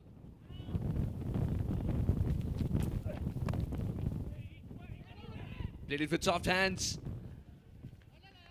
but still went quickly to the fielder. And look how quickly he got into a position where he can dispatch the ball. Essence of a good fielder is just be in the right position by the time the ball comes to you and allow you to get it on your whatever hand you're adept with. If you're a left-hander, you want to make sure it comes to your left side. You might hurry a little to get it on your right hand if you're a right-hander. So those are little things that play on the minds of the batter when he's playing it. If he's done his homework, definitely the fielder. Very good delivery. Once again, he's decided to stick to the cutters here, Zahoor. And even though he's sticking to the cutters, it's still not predictable. Well, you know, sometimes batters can read it out of the hands as it's released because you've got to roll your fingers over. Basically a fast off break, the off cutter coming in from a pace bowler. So it's the same as reading it out of the spinner's hand. Obviously it comes a little faster at you, you've got to gauge the pace. But the adjustment to that, Haroon is not bothered if it's a cutter or not. He's going to come down, he's virtually coming down and trying to hit everything out of the park. Yeah, Haroon still waiting for that ball which is slightly wide. He will tell you remove point and I'll show you I am a cutter of the cricket ball. But I'll tell you what, Zahoor relying on the slower delivery so well. With the advent of the shorter format of the game as well, we live in an era where the fast bowlers are trying to bowl slow and the spinners are trying to bowl quick. That's a lusty stroke. That is delightful. Shows you He's oozing with confidence. What nervous 90s? Doesn't care about that. Just headed away with disdain. It's nervous for the people sitting in the dugout, not for the man with the bat in hand, says Rath. Beautiful shot. I think he's made this region one of his favorites. It's piled up runs there. Just one shot of that kind away from what will be a terrific century. One day it's Babar Hayat, can the other day be Anshuman's? And two men that you see on in this frame right now, both of them know what it means to get a century for their team.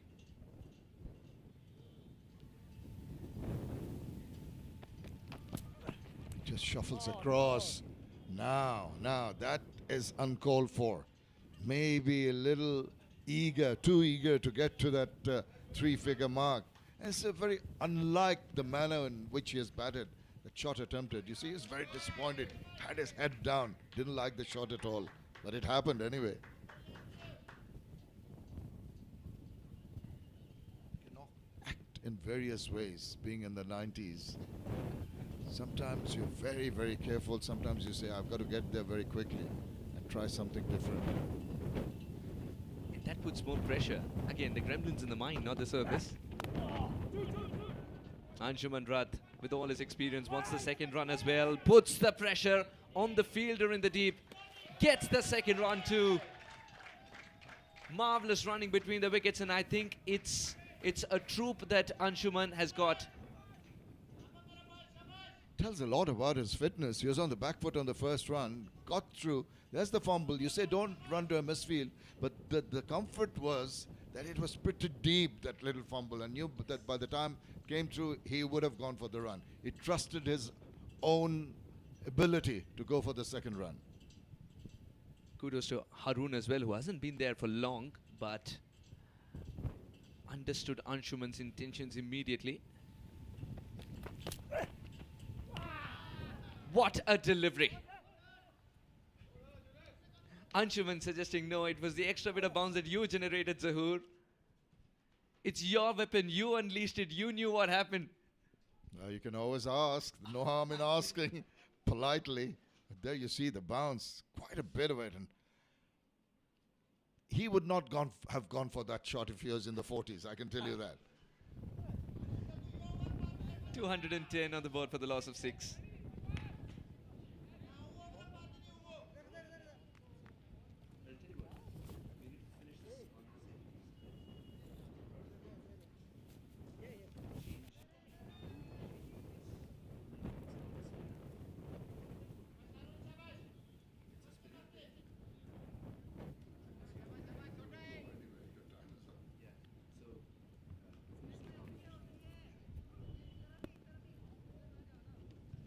Partnerships 77 between Anshuman and Kinchit. Anshuman obviously featuring in all the partnerships so far.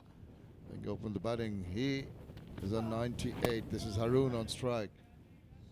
Once he gets the strike back, we'll wait for him. He richly deserves the milestone he's on the verge of at the moment. Anshuman at the non-striker's end. Ayan. There he goes, use of the feet, and what about that? He was making trouble for himself, I think, Harun, as I welcome back. You know, this is ridiculous, just the way he got out. And 5 for young Ayan. You must have liked it, Mudassir. What a time to come into the com box. First 5 for Ayan Afzal Khan, the wonder kid. Just pulling the length back. An easy catch taken. Brilliant spell. It was needed. He came. He delivered for his team. The young Ayan Afzal thanking the Almighty. It's the end of Harun Arshad, 8 of 18 deliveries. Now Hong Kong loses the 7th, 210 on board.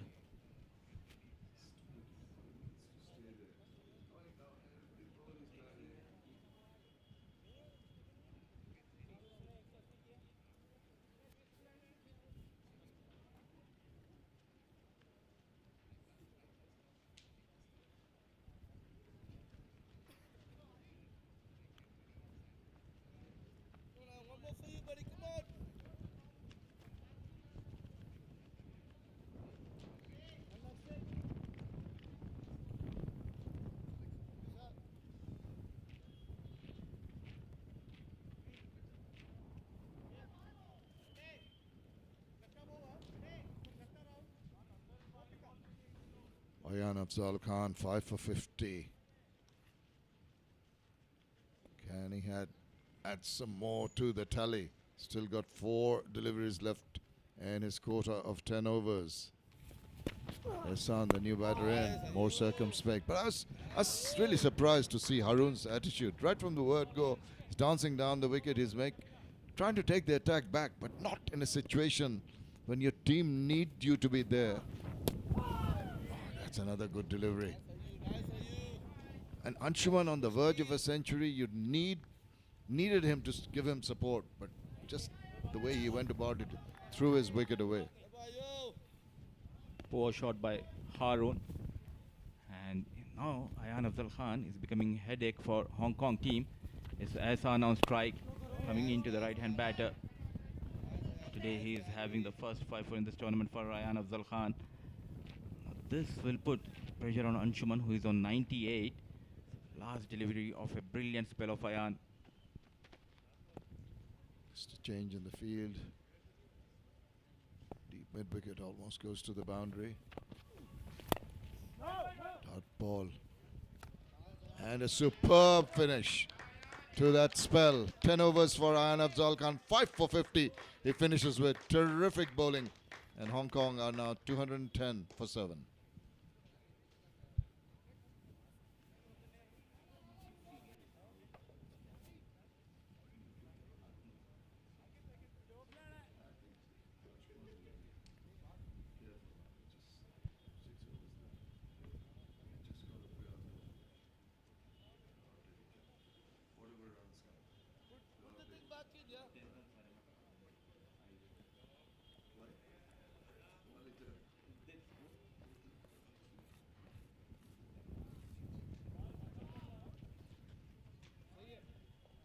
There was a partnership budding, but Haroon is back now, and certainly Hong Kong have some work to do. Initial thoughts will be to get to the completion of the 50 overs. Zahoor. One more added to the 98. Thinking of a second, no chance of that. Gets to 99. Anshuman Rath. What a fabulous innings it has been so far. Standing tall out there in the middle. Experienced Anshuman Rath. Though he has lost his partners, still getting those runs for his team. But at one stage it was looking they'll go beyond the 300 mark. Now looks like difficult for them. 211 for 7. Tell you what, once Anshuman reaches his 100, he is definitely going to open up. And that is the time when the bowlers from the UAE will be under pressure. This is the period when they can keep things quiet. See what Ehsan does. Is he a little more sensible in his approach compared to Haroon? Needs to tell himself, we've got to play out the last remaining 6 overs. And that's fine. Can let the ball go through. Just sway away from a little bit of a bouncer. The bowlers will try to intimidate you with those. Crucial last 6 overs. This time let it go, Ehsan. They have a target in mind after losing those quick wickets in the middle, and still Anshuman out there in the middle. Mudassir, you reckon 250 is a good total for Hong Kong to achieve? Certainly they have those skills in the bowling. They have the talent in their bowling department. The man on strike is struggling with the bat, but he's a professor with the ball. Ehsan, the off-break bowler, he might play a key role in the second innings for Hong Kong. Yeah, we saw him really getting something out of the wicket and they Hong Kong played here. There wasn't sort of more than normal kind of support for the spin bowlers that occasion. But today's wicket, if he's batting there, he's looking at it and he's licking his lips. Get more 40-50 runs, Hong Kong. Trying to bowl that short delivery. Not needed at all. An easy run has been conceded by Zahur Khan. Too short and too high. No problems for the umpire. It's going to be given a wide immediately. One over the shoulder. Definitely it's way over the head. That's got to be signaled. Ehsan hasn't opened his account, but he has been good at leaving balls. Unlike the previous batter who started going off after the bowling, paid the price for it.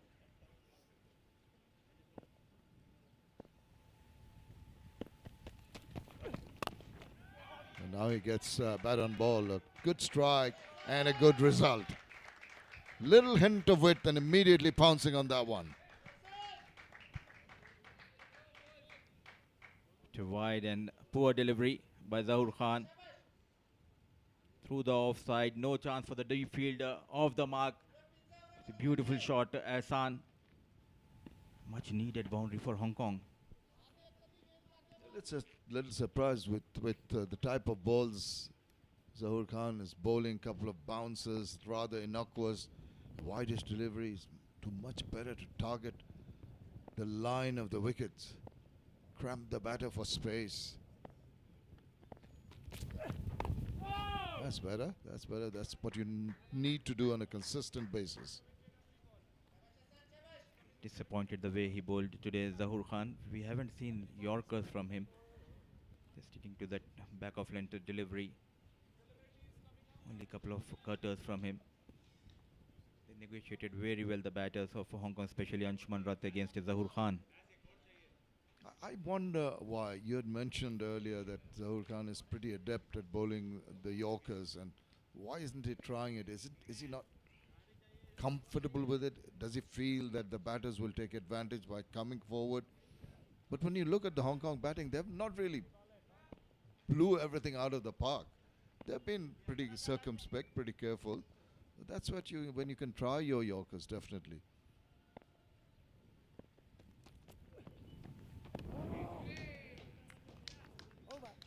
Well, dot ball to finish that over. 45 have been completed. 216 for 7.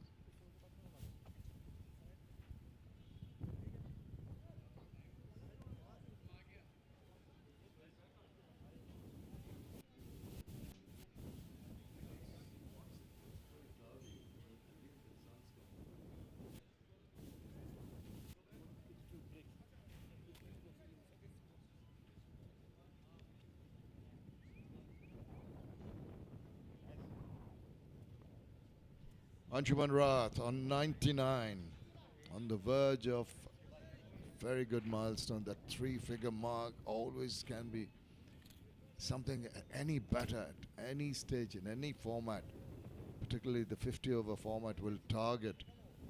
If you're a Hong Kong batter, even better. If you could get to that. He's shown his prowess with the bat.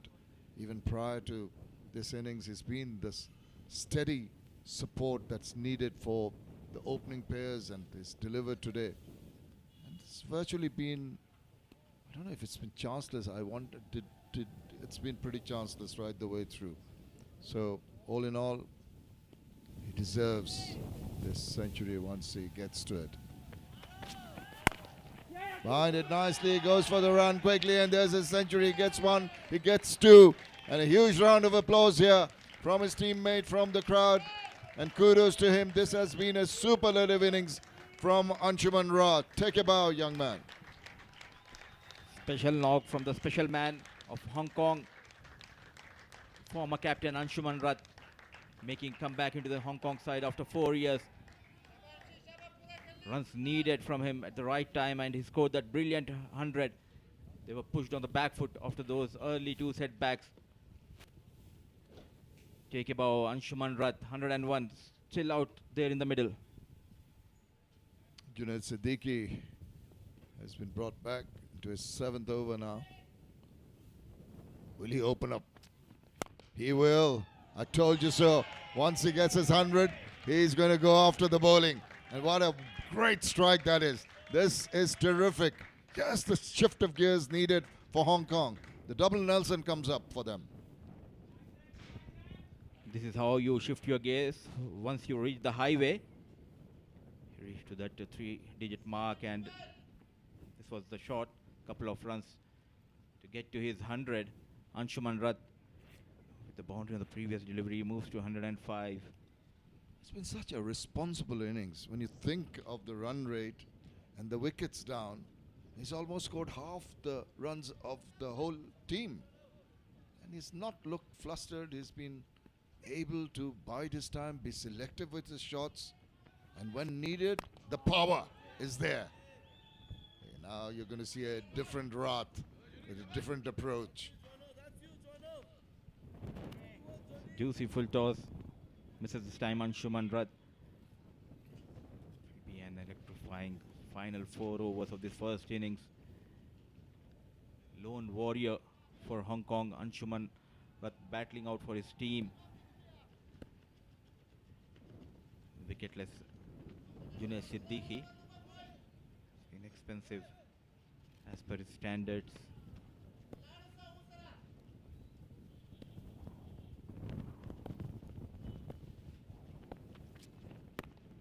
Ehsan, more circumspect. That was a good ball. It deserves the dead bat that was offered. That is good. You know that Anshuman's going to get the quick runs. You want to ensure Ehsan that get the partnership. Stay till the end. Runs will come automatically. And for UAE, they need to make sure not to give away that easy single. Keep Ehsan on strike. Couple of more deliveries left in this over. I think with 2 balls to go, he's not going to try and go to the other end because he'll have to face the bowling after the over. Maybe 2s or 4s. Oh, prove me wrong. There is the last ball for Anshuman. So I suppose Ehsan has that confidence in himself to say that I can also get the runs quickly. And he can trust his senior partner, Anshuman Rath. Can he go for a boundary here on the last delivery, or will he be taking a single and keep the strike with him in the next over? It's Junaid Siddiqui bowling the last delivery to Anshuman Rath. Oh, he's being cheeky. Did he get a bit of bat on that? There's an appeal and up goes the finger. He doesn't like it, Anshuman Rath. The umpire said he's taken the catch. He is standing his ground. The breakthrough has been made as he tried to scoop that ball, taken by Rithya, the keeper. Let's have a look at this. Trying to be cheeky, trying to play that scoop shot. The good catch taken by the wicket keeper, diving. And it's the end of a brilliant knock. Rescue Ranger for Hong Kong departs. Anshuman Rath on 106, 117 deliveries. What a knock we have witnessed today. With the help of 11 boundaries, no maximum, strike rate of 90.6, departs Anshuman. So 224 for the loss of 8, 46 gone.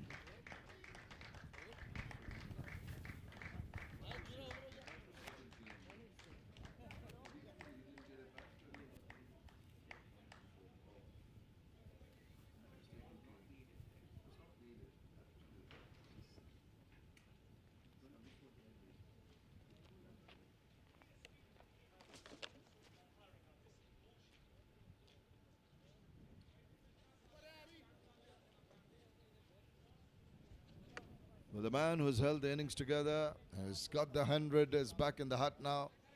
Unfortunately, Anshuman Rath just couldn't stay till the end. That would have added some value because he was on a different mode as he crossed the 100 mark. He's trying to be a little cheeky, trying to play the scoop, but it was a good take behind by the keeper. Some doubt in the mind of the batters, as there usually is, but the catch is taken cleanly. But we got to see that it was a clean catch. Ehsan and Ayush now. Ehsan was circumspect when Rath was around, but I'm sure he's going to throw his bat at virtually everything now with 8 wickets down. That's a tail for Hong Kong. The poor delivery bowling to number 8 batter. An easy runs, easy picking for Ehsan. Couple of runs has been added. Some work has been done in the deep by Basil Hamid. Ayush Shukla, the right-handed batter, in. The fall of Raat's wicket. Zahoor still searching for wickets.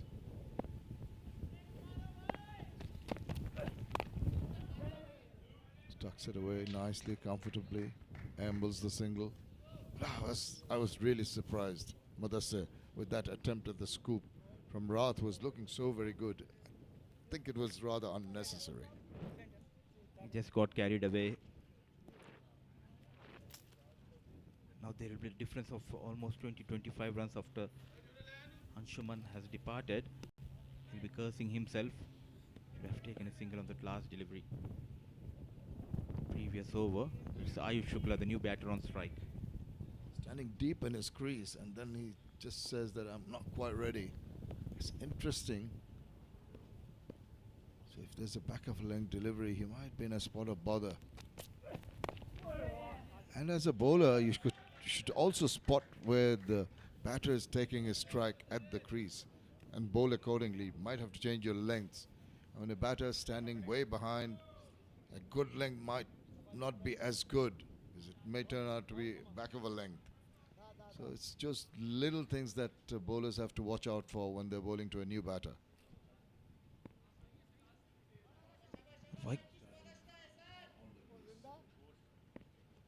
Why can't he surprise the batter by bowling that short delivery, a bouncer to a tail-ender? Can fetch you a wicket here. We haven't seen too many bouncers being bowled. Maybe it's because of the nature of the wickets holding up a little that the pace bowlers do not feel comfortable in bowling the bumpers. When it's short, it stands up to be hit, and there is some protection. Deep mid-wicket comes into play. The batters took some time to think about the second run, as well as the fielder taking some time to release the ball. Aryan Lakra on the back foot, played in the gap. Poor running between the wickets. Ample of time for both the batters to go for that second run. But just a single has been added to the total. No, I think they got two, didn't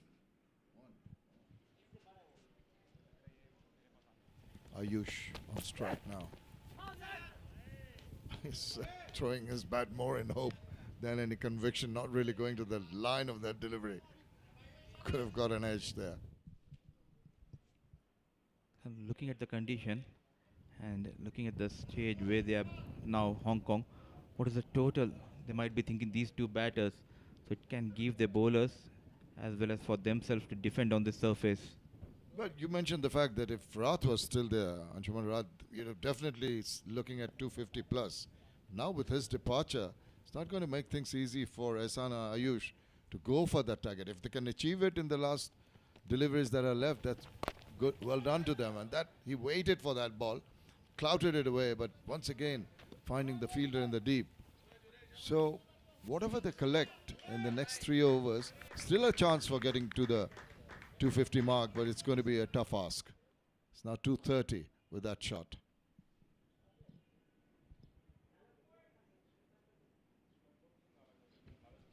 .47 gone, 230 for the loss of 8.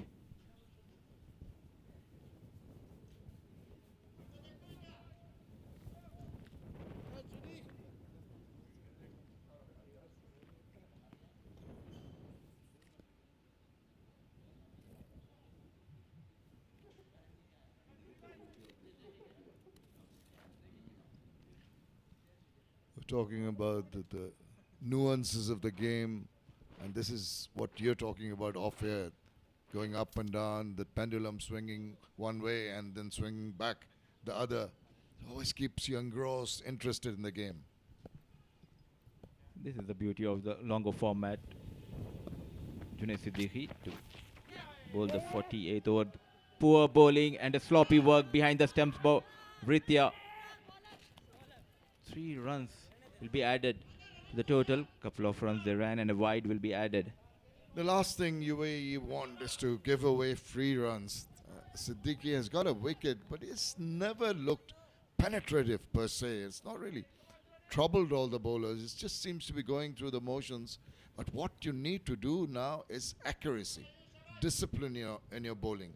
Because 233, another 17 runs with 3 overs left is easily gettable. And as you said, that 250 can be a milestone, because it's always a mental thing with cricket. Even little milestones give you that confidence. 248 and 252, just 4 runs different.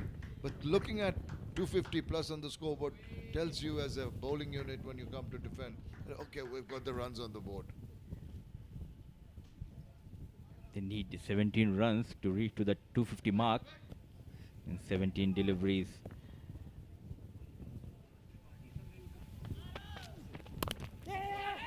Rides that nicely, off and running quickly. Calling has been good. Right through the innings, I think the running between the wickets, except for one occasion, has been pretty good. The understanding has been good. And this is what they've got to carry on. Can't afford to sort of fold up before the 50 overs are completed. If you complete the remaining deliveries, runs are going to come. And now we might just see some risk being taken. The batter might throw caution to the wind. There you go. Definite attempt. And what it's done with that shimmy down the wicket, the bowler is saying, I'm going to bowl it a little wider. In the process, he goes down the leg side and bowls a wide. Mind games out there in the middle. Experience Ehsan dancing down the track. And out of nowhere, wide, just changing his line. You need to have that skill to get the tailenders out. Just cannot run in and bowl to them. Cannot allow them to get into your mind and force you to try to bowl something that you wouldn't normally bowl. And that is where, unfortunately, Junaid Siddiqui has faltered. He's bowled one earlier down the leg side, which went for 3 runs, and then one also didn't go for runs, but was a wide. And even there, you see the angle. What he should be doing is targeting the off stump, not angling down the leg side. Fast bowler. Expect him to bowl those bouncers. 236 Ayush on strike, runs in Junaid Siddiqui. This is much better delivery. Beaten and straight into the hands of wicketkeeper. Red dot delivery in this over. There you see the batters on view are latter order batters, tailenders as we used to call them previously. They don't like being called that anymore. So all you do is bowl your stock delivery, bowl what you're comfortable with, and hope that they make a mistake, because they will be on the lookout for runs.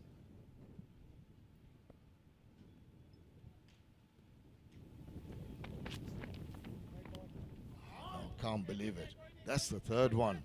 It's falling apart. Junaid Siddiqui cannot understand why, because he's had that experience. Why is it getting to his head? Not learning from his mistakes, Junaid Siddiqui once again drifting towards the legs.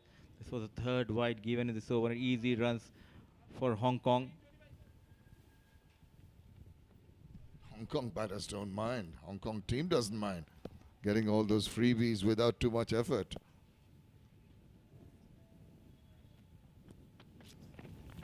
Ah, goodness gracious. This is not on. This is not acceptable.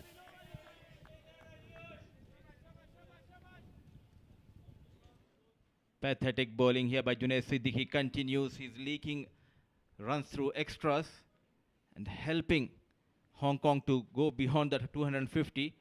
To one stage it was looking difficult, but now these extras helping Hong Kong to go past the 250. 20 extras has been conceded by UAE.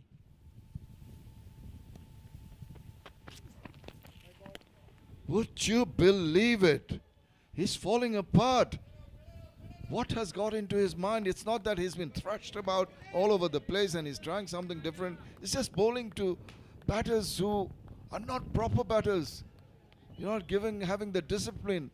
Fourth one is that. Down the leg side and a wide. It's a real wide. Afraid to bowl to the number 10 batter. Keeping it away and conceding those easy runs.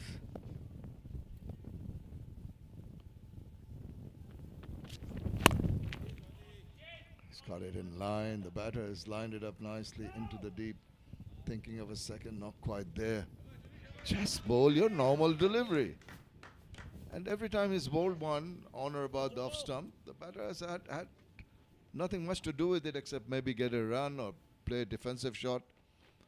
So a lot of things to ponder about once he goes back into the dressing rooms. I'm sure the think tank, the coaches were going to have a little chat with him, talk about his mindset, maybe over his control of the bowling.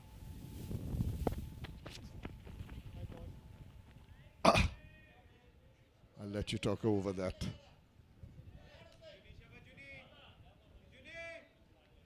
Send him to the academy. Let him get his basics right. Fast bowler, premier fast bowler of your team. And he's struggling to bowl in the death overs. 12 runs so far in this over. 5 wides have been considered so far. Still one more delivery left. This is bizarre. 10 balls already.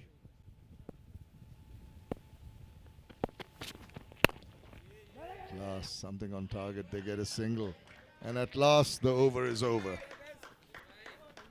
241 for 8.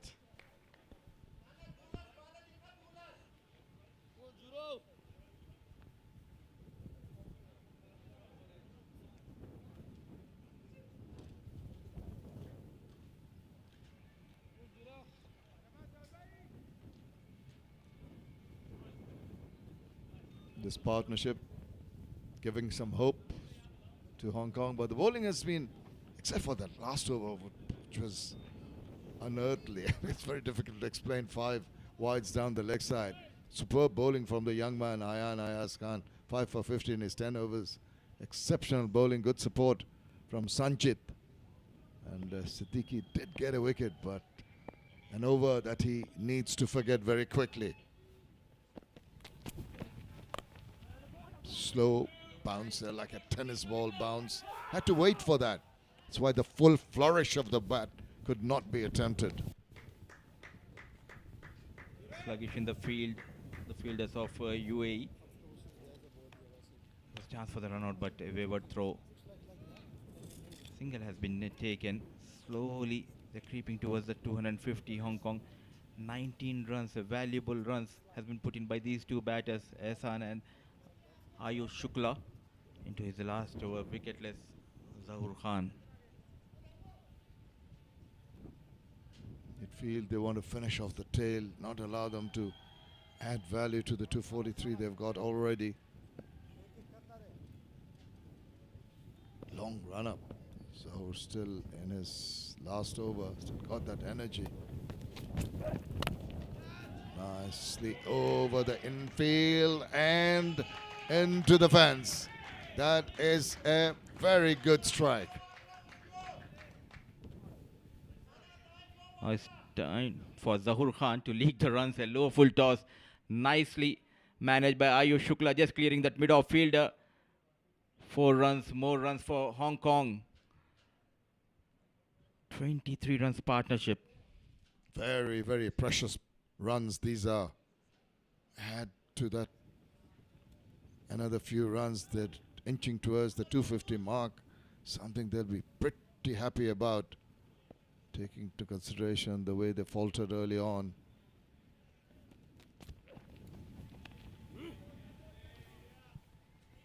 As a captain, you expect your fast bowlers to come in and clean up the tail.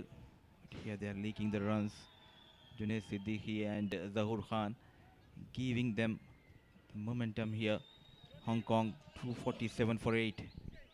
Yeah, I think that's one area that United Arab Emirates have to look at, is going for the juggler, going for the kill. When you've got 8 down, you want to finish it off in a hurry and not allow the lower order batters to add some precious runs, some important runs to the total. But they've done so, Ehsan and Ayush, so far, with a little help from some wides earlier. But Zahoor, though being hit away for a boundary early on, has bowled properly. He needs to just keep a sense of calm in coming into bowl. Yeah, 1s and 2s will come. But that's all right. A wicket would be ideal, but if you can restrict them to ones and twos, that would be fine. Now the supporters are pouring in here in Malpani ground.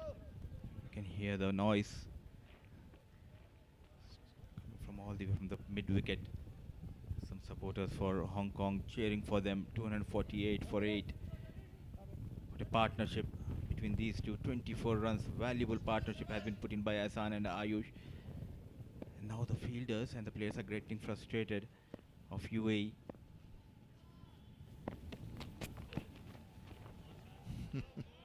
That's going to be a wide of a different sort. What can you say? They continues to leak these runs through extras, helping the Hong Kong team. So much of experience, but unable to deliver at the right time, Zahur Khan.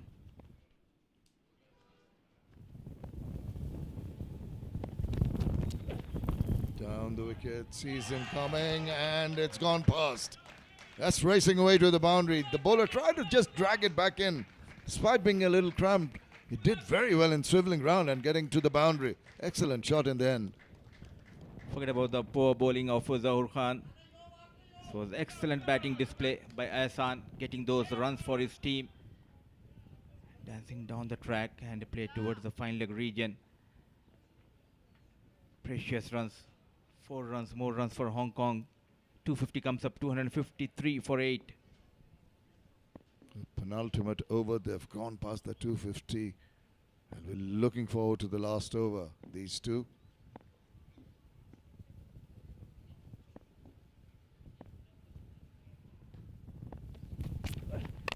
Goes, throws his bat.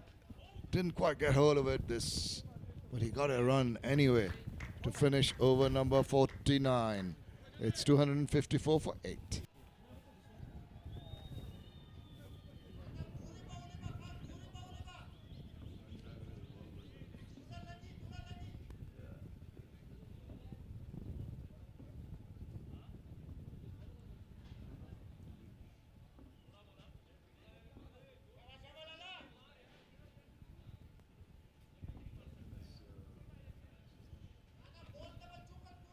Little surprised that Mohammad Wasim has not used Sanchit, who bowled so very well, 7 overs.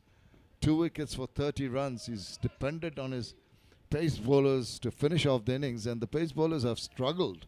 It's Junaid Siddiqui, who had that terrible last over, has been given the onerous task. So the pressure will be on Siddiqui. At least it's a good first ball to start off with. Talking about Sanchit Mohan Sharma, he bowled those 7 overs on a trot.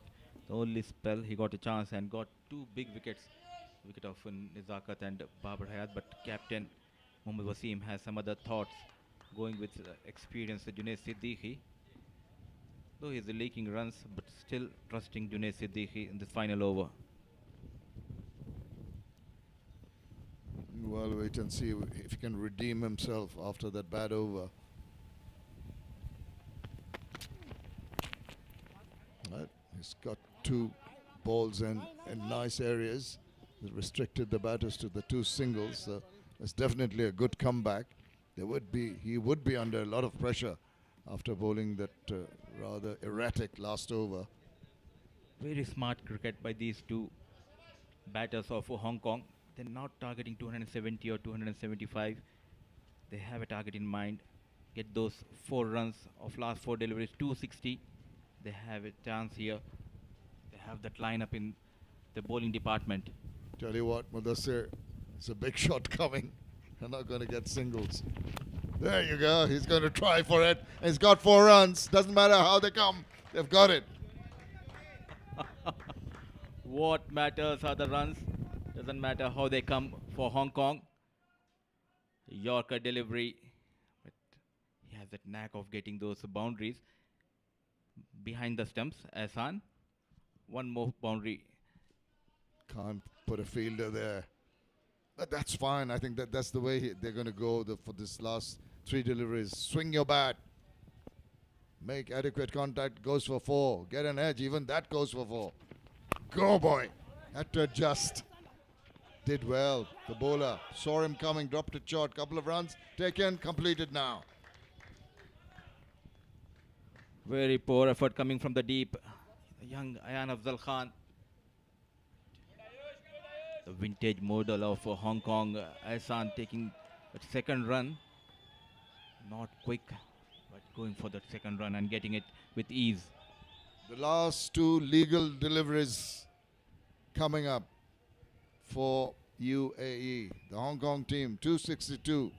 Nice collection of runs in the end.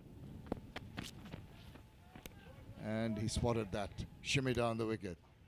For once intelligently bowled. You can see that despite that horrid last over, he's come back well. He got a streaky boundary, but now he's using his head. He's adjusting to the approach of the batters. Last delivery. But what a partnership we have witnessed here.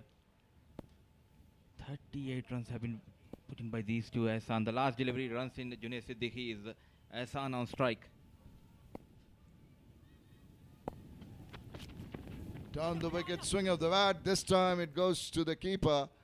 Misses it, gets a run through a bye to finish the over and to finish the innings for Hong Kong. They end up at 263 for the loss of 8 wickets. Ahsan on a very well compiled 23, and Ayush also giving him good support to build up a nice partnership between the two to take them to a very comfortable position.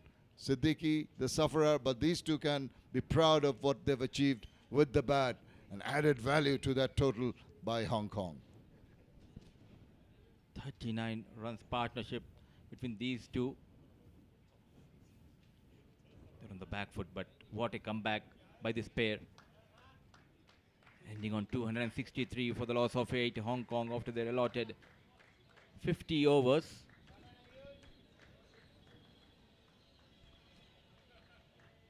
And they look at the batting card. There you go at the top, Nizakat Khan, the first man to got dismissed on the 22. Then Anshuman Rath, what a knock he has played. 106 of just 117 deliveries. The rescue ranger for Hong Kong in today's match. Babar Hayat was caught out cheaply. Then there was a couple of contributions in the middle by Kinchit Shah and Azaz Kinchit managing 35 and Azaz 27. Then a couple of quick wickets. Then came in Ahsan. He had a partnership with Anshuman Rath. Remained unbeaten on 23. And the last for the 9th wicket partnership, they stood tall. Ahsan and Ayush Shukla. Shukla managing 10 of 11 deliveries. They managed 263 for the loss of 8. They're allotted 50 overs. And looking at the bowling chart, 6 bowlers have been used by the captain Mohammad Wasim. Ayan clearly pick of the bowler. 10 overs, 2 maidens, 50 runs and 5 wickets. The first 5 in this tournament for Ayan Afzal Khan. Sanchit Mohan Sharma, couple of wickets to his name. Junaid Siddiqui, a wicket in his kitty, but has been expensive. 24 extras has been conceded by UAE, helping Hong Kong to post 263 in their allotted 50. And let's see how it panned out in the first innings.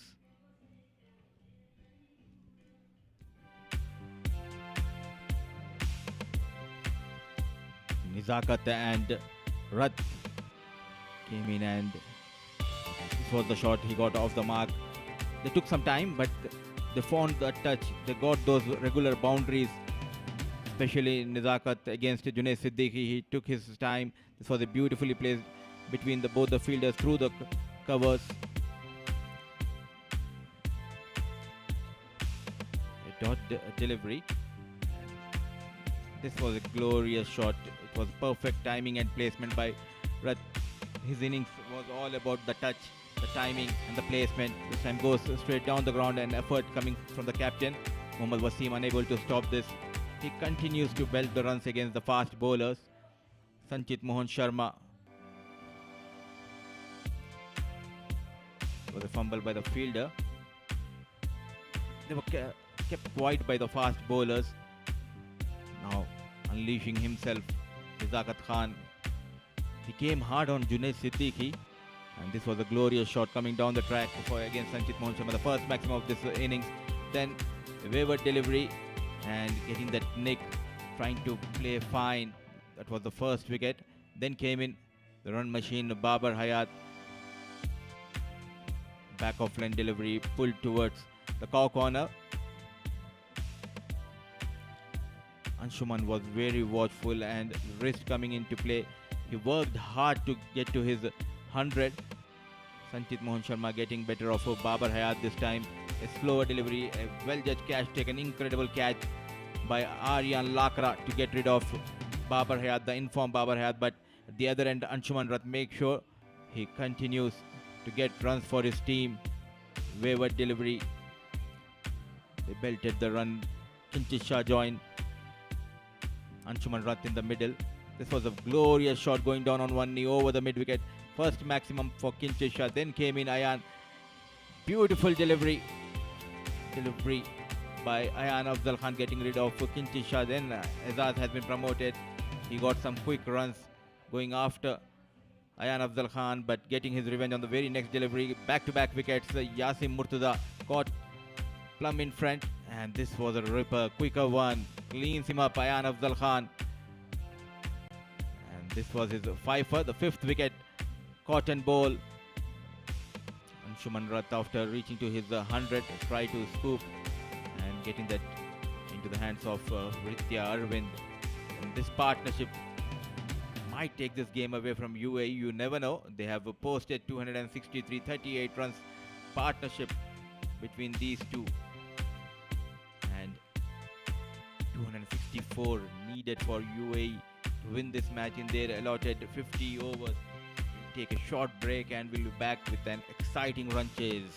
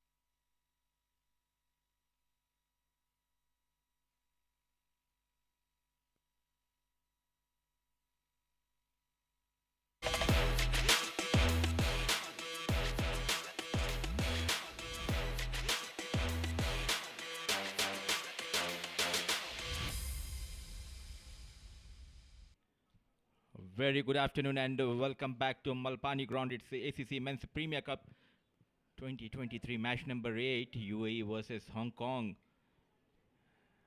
And what a entertaining first innings we have witnessed. UAE winning the toss and sending Hong Kong to bat first. They have posted 263 in their allotted 50 overs. To talk much about that first innings, joining me in the com box is Suhas Vedham. Welcome back, Suhas, after delicious lunch. Thank you so much. Mudassir, what a game we have on our hands. Remember, the sun is not out yet. It's playing hide and seek in the first innings. Now it's disappeared.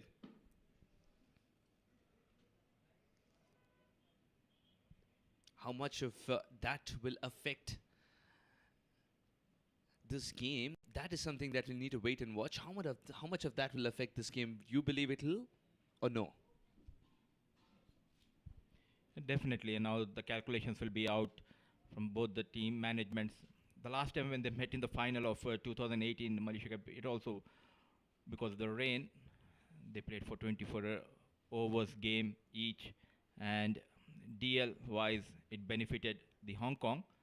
So they have some target in mind. Both the openers, the captain Mohammad Wasim, alongside him is Aryan Lakra, the left-hand Lakra. In walk two supremely talented batters for UAE.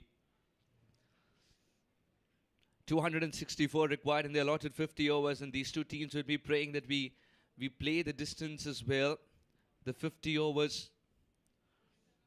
I don't think Hong Kong would be praying that. They would be praying for 10 good balls to finish us off quickly. But the reason I say that is because these two teams have had history of weather interruptions. Absolutely, and to posting that 260 on board, they fancy the chances. They have a very good bowling lineup. It won't be an easy chase for UAE, though they have a couple of good batsmen in their lineup. Mohammad Wasim, top of the order. Aryan Lakra has been among the runs recently. Vritya Arvind and Rohan Mustafa in the middle order, getting the century in the previous game. Ramesh Shahzad back in the side after almost 3.5 years. The key in the middle order, I believe, it will be Asif Khan Behrouz. This middle order will be up against the Professor Ehsan, the off-break bowler. He'll play a key role in the second innings. It's Mohammad Wasim and left-handed Aryan Lakra. Absolutely right. You would have seen the way Ayan went about as well, and Hassan would try to replicate a bit of that. And of course, when you come with such plethora of experience, and you've played about 23 balls, which he scored 24, he has already understood the surface, is what I would like to believe. Very experienced campaigner. And talking about Mohammad Wasim, the right-handed batter, 36 matches, 962 runs, strike rate 92.1, and the past 7 matches he scored 500 odd runs. The ball one, Mohammad Wasim on strike, on the money, Haroon Arshad. Hint a swing right away.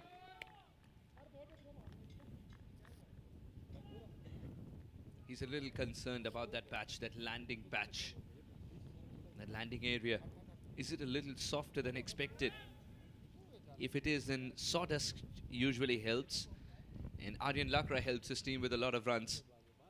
14 games, 349, the strike rate of 61. It's going to improve as he plays more and more games.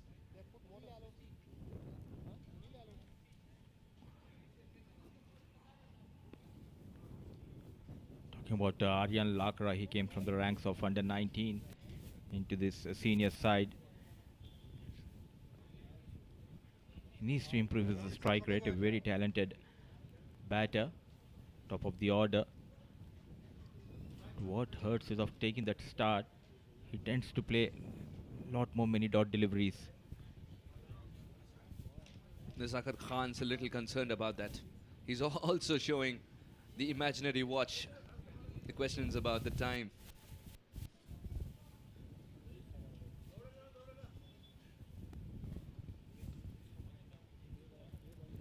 The wind is picking up. It's not auguring well when you look at the sky. At a distance, I can see white clouds though. Haroon landed the foot there, and he said immediately, I do not feel that area is right. Now it's up to the umpire, Mr. Jha, to decide. He would be in conversation with Vinod Babu as well. It's up to them to decide if it requires sawdust or something else, that area.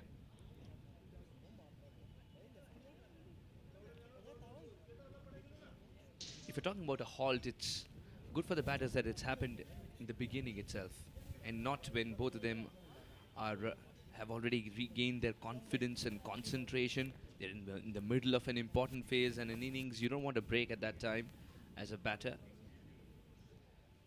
Yes, the white clouds at a distance, those are the clouds of hope.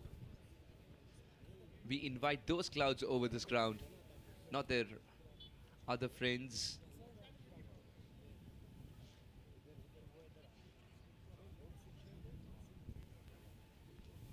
Now there is some help coming for the umpires running in the groundsman. They were busy throughout this tournament. They have did a wonderful job. Full marks to the curator.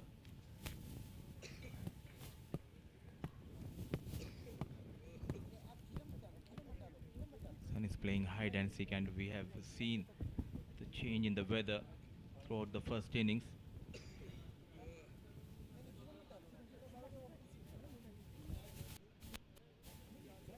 A bit of clay is helping that area. Haroon's keeping a close watch.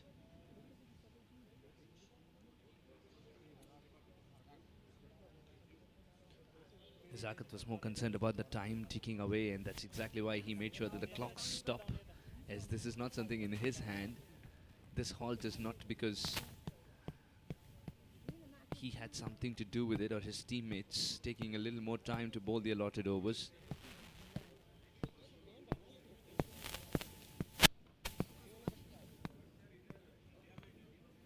Just like football, I assume even in cricket, halts which are unforced, for example injuries or something of this kind, the time is added again, giving that leeway to the captain. They can add the time. They can add the time, but the problem is a day game, and here we don't have the floodlights. And the problem here, I believe today as the day progresses, as the match progresses, dark clouds coming in. We can have an early evening here in Malpani. That might be a big concern for Hong Kong. They did all the hard work in the first innings. They want to get these 2 points in their kitty. Some excellent batting performance, some small contributions in the lower down, helping them to post 263. And the other side, Wasim and Aryan Lakra want to make sure that at least they get a full game here. His team gets a full game. They have that batters in their lineup who can chase down this target of 264.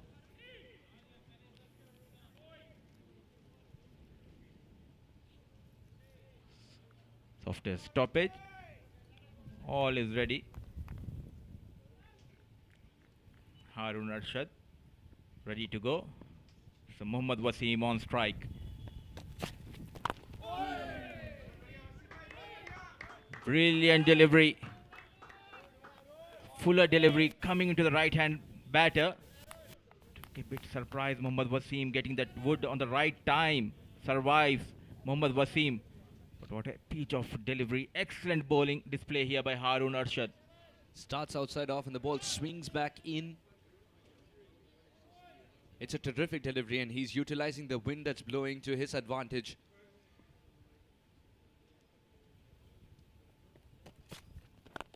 Some more swing. Wow. All that talk about Hong Kong when they come on to bowl, by the time the sun would beat down and all the moisture would evaporate, should be an easy chase for UAE. You can put all that aside. Believe me, it won't be an easy chase. It's a game on, and after posting the 263, the fancies their chances here. Hong Kong, they have that experience in their bowling lineup. They can exploit these conditions. Condition favors the bowlers of Hong Kong. On the back foot, Mohammad Wasim just managed to clear the mid-on fielder, ball racing towards the fence. Couple of runs off the mark, but not in a convincing way. Bright and sunny once again. Wasim trying to take him on. He thought it's going for 4. Initially, he said, why are we even bothering to run?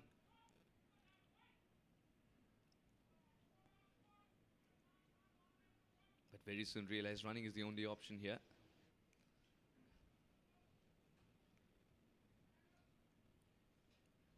He's looking for a fiery start. Otherwise, wouldn't have gone for that shot. He would be quite content leaving it in this format. Lovely swing. The situation demands him to stay out there in the middle. He loves to take on the bowlers in the power play. An aggressive batter, Mohammad Wasim. What an over has been by Harun till now. 5 different deliveries we have seen in this over. Back of length, Yorker, short delivery, outside the off stump. All he needs is a wicket on this delivery. It's Mohammad Wasim on strike. Runs in Harun Arshad.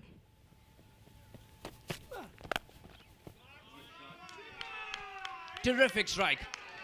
This time he doesn't need to run. Talking about the wicket, I forgot. It's Mohammad Wasim on strike. A fuller delivery, nicely played. First maximum with that maximum. UAE 8 for no loss, 1 gone.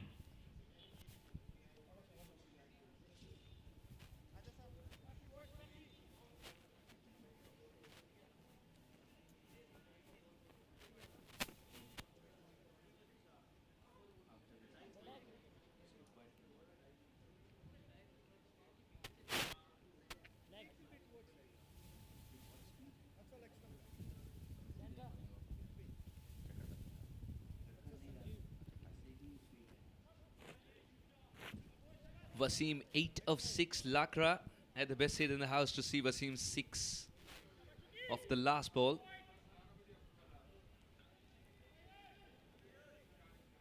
Adrian Lakra.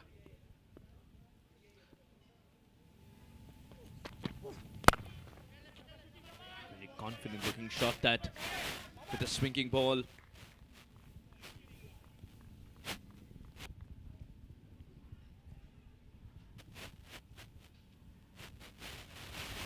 Last delivery coming into the right-hander. The previous over, Mohammad Wasim. These clears the mid-wicket. Star batsman of this lineup, the captain Mohammad Wasim.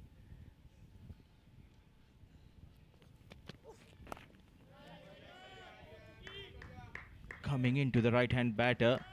Very watchful. Open the face of the blade. Glided towards the third man off the mark, Aryan Lakra.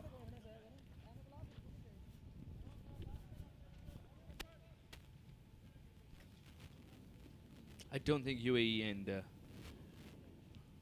Hong Kong are looking at the weather at regular intervals because they understand that there is the sun peeking out at times. Not at this stage. Yeah, Ayush Shukla has been introduced. Another prodigious talent. Talked about Lakra being prodigious talent.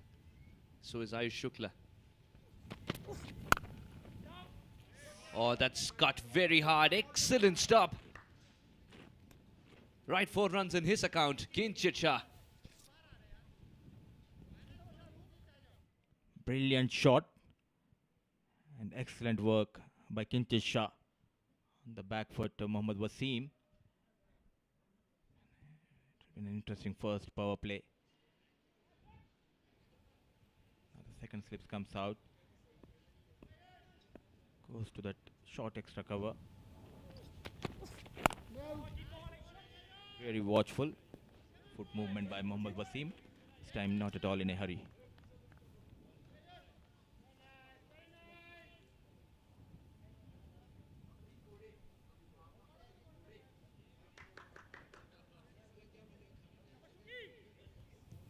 Wasim would love to play a captain's knock in an important encounter like this against Hong Kong.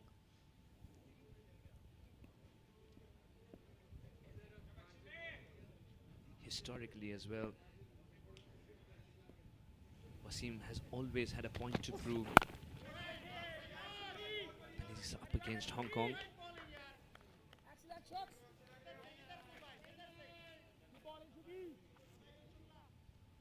Ayush Shukla is getting a bit of shape. But compared to Haroon, the swing is less.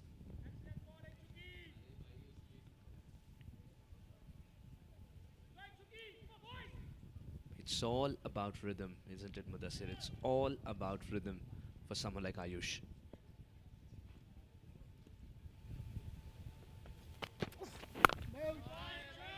Wonderful delivery to finish the over with. 2 overs gone, 9 without a wicket. Just 1 run of Ayush Shukla's over.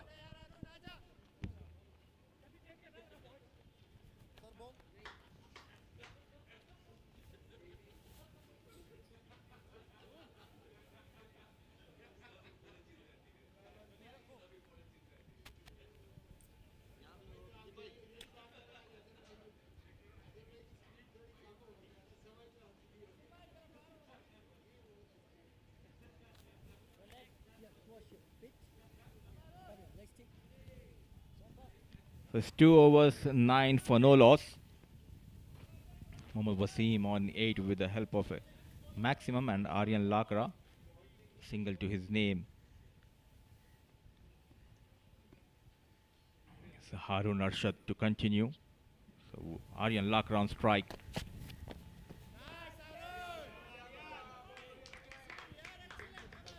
Good seam position, just moving away from the left-hand batter. There's a second slip, a big gap between the wicket keeper and the slip.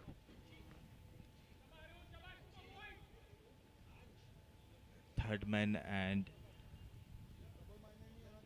deep fine leg, 2 fielders patrolling the boundary region.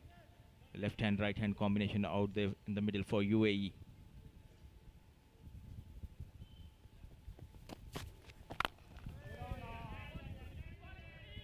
Fuller delivery, driven by Aryan, straight towards the fielder. Not be in a hurry. They need to build this partnership.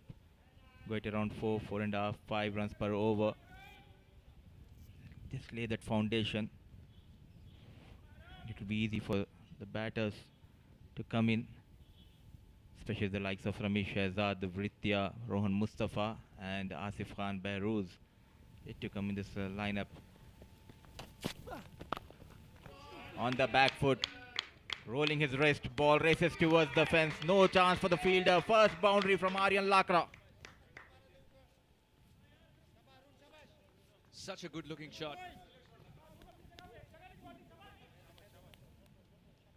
Aryan Lakra, he's done his bit with the ball in hand today with whatever opportunity that he got. Now just putting this away beautifully. The idea was not to overhit it at all. Just enough bat on it, and the outfield does the rest. No chance for Ghazan. Ghazanfar.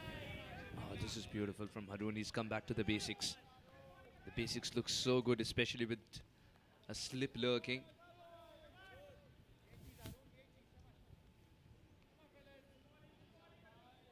And tell us a bit about Aryan Lakra, the floater up and down. You can bat him wherever you want. A word on that? Especially in the D20s where he was more successful with the ball in hand, of course.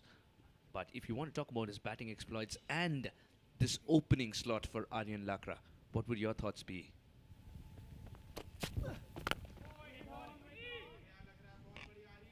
It took some time for Aryan Lakra to get the confidence of his coaches and the management to trust him and give him that top position.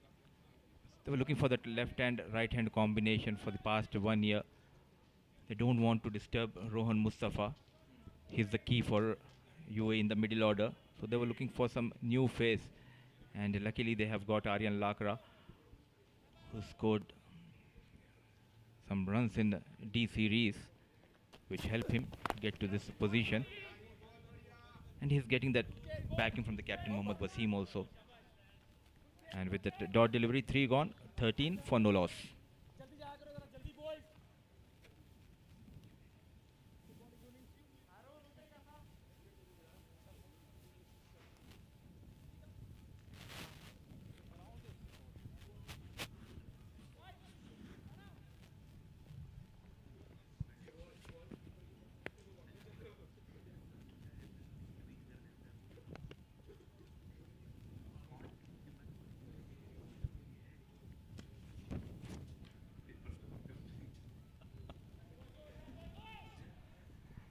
13 for no loss, 3 overs. Aryan on 5, Wasim on 8. Sun coming out once again. It's Ayush Shukla keeping it tight. No room, no width has been offered so far by Ayush Shukla. That one wicket which he got off Rohit Sharma gave him a lots of confidence. This is looking much better, Ayush Shukla. Absolutely right, Mudassir. There aren't many names that will come to your mind who've got Rohit Sharma out on the full pull shot. It's one of his favorite strokes. He plays that on his front foot. And here was the young Ayush Shukla who got him out on a pull shot. That's something he'll be mighty proud of.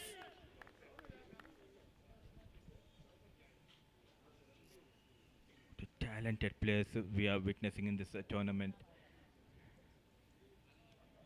Bunch of hard-working, talented lads playing for their adopted countries. They've sacrificed a lot, leaving their families behind, coming to a new country for earning.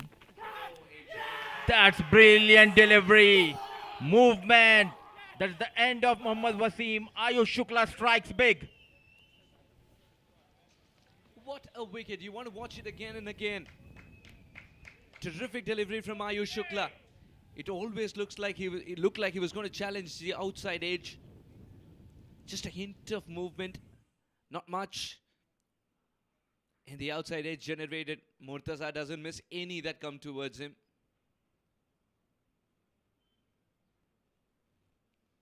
Simple catch. And that's the end of Wasim, the captain of UAE, as he departs for 8.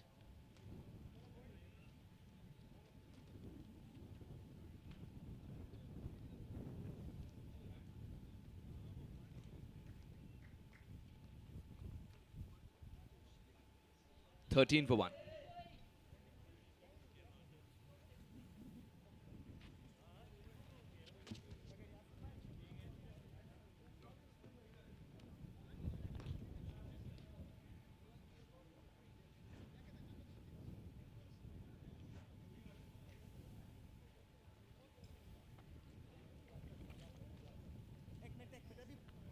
अभी नहीं आराम से करो तुम खैर है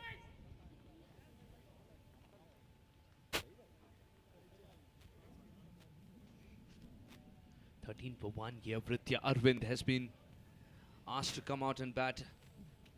Thanks to that brilliant delivery from Shukla. 44 games, 1,364 runs for Vritya Arvind.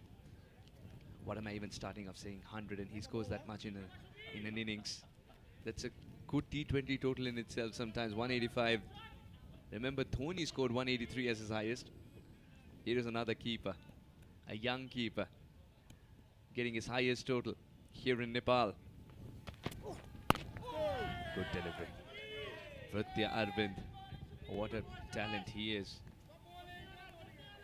What the associate nations have also done, you talk about people making the switch to an adopted country, but homegrown talent, that's also been immense, and that's also because some of the stalwarts perhaps who make the switch or become stalwarts after making a switch, they rub off a lot of confidence on the youngsters watching them. Arvind is a product of that kind. First picked up the bat when Dhoni hit that huge 6 at the Wankhede Stadium to lift the World Cup for India. Wicketkeeper batter Vritya Arvind, and just talking about MS Dhoni, the great MS Dhoni, and as a keeper, Vritya Arvind scoring 185 in the previous match, gave him an immense confidence. But I think his coaches needs to get a lot of credits. Once he's done with his under 19 age, they just left him. They asked him to go and play the A division with some big names, join some big teams, which helps him in growing. And now we can see he's always among the runs. Now is the right time. The team is under trouble after losing Mohammad Wasim. Watches it go. Why should he attack? Even Shukla knows I mean, I think Vritya Arvind needs to convince himself he's not in Nepal. He's back in UK, where he usually practices with Low Pro University. You just look at the skies and say, these are English skies. So this shouldn't be a problem for Arvind. However, Ayush is trying to test his outside edge.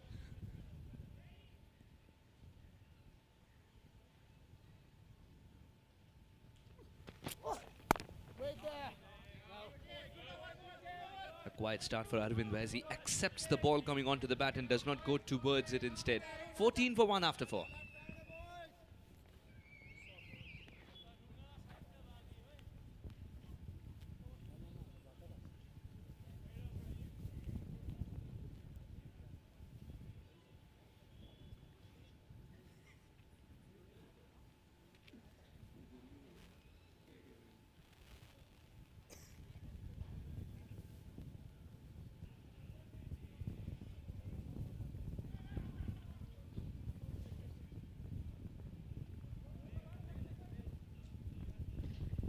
Five of 8 for Lakra. Arvind yet to open his account. Wasim's the only wicket that UAE have lost. Ramiz Mustafa, Asif Ayan. It's a never-ending batting order. Everyone can bat and bat well.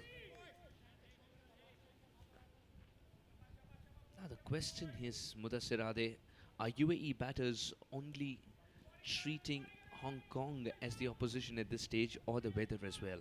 Because the approach will be determined by what their mindset is.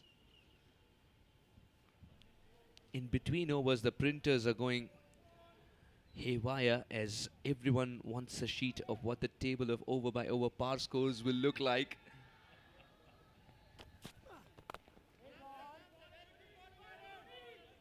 DRS. It's something that DLS is something that you do not want to see affecting a game. You want it to go the distance. It's just that historically UAE and Hong Kong, knowingly or unknowingly, have packed raindrops in the kit bag. Might be playing in the minds of UAE players and the management. Moreover, the ninth wicket partnership between Ahsan and Harun.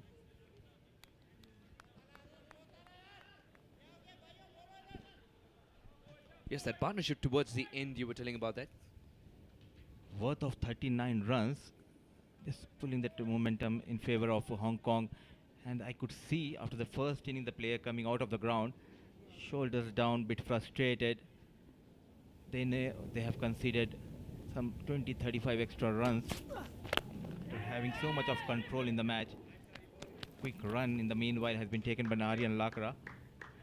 And talking about the pressure and how they will handle here UAE, there are two hurdles for them. One is the weather, the other is the bowlers of Hong Kong. So far, it's been a quiet approach for Arvind as he accepts the ball onto the bat. Would that change in this over? Or would he be content taking his time here, Arvind? Because Harun is swinging the ball a bit more compared to Shukla. But we've many a time seen in world cricket, the extravagant swing looks good on television. The hint of swing is what kisses the outside edge. Guides it in the gap, picks up his first run.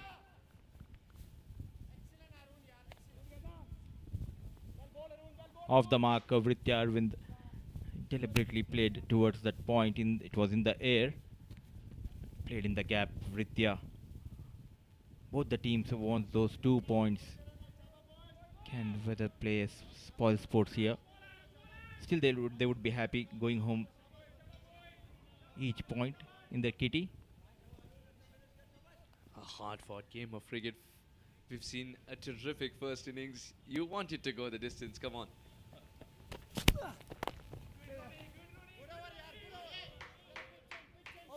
A good end to the over by Harun. 16 for 1.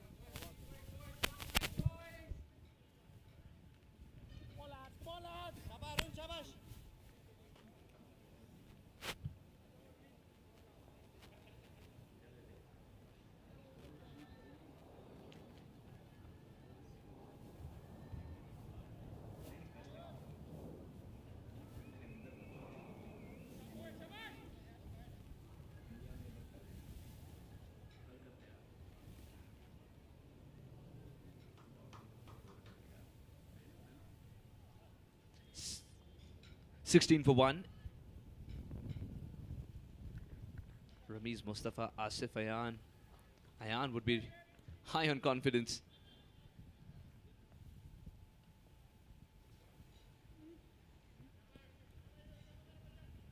The crowd absolutely loves Vritya Arvind.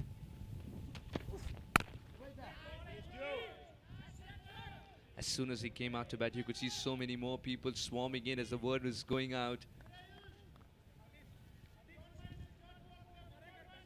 They're enjoying themselves. The sun has been kind today.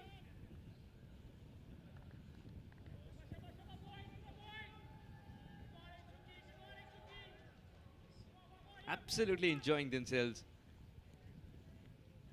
This ground is slightly on the outskirts, but it hasn't dampened the spirits of people to make that commute and be here for lovely cricket.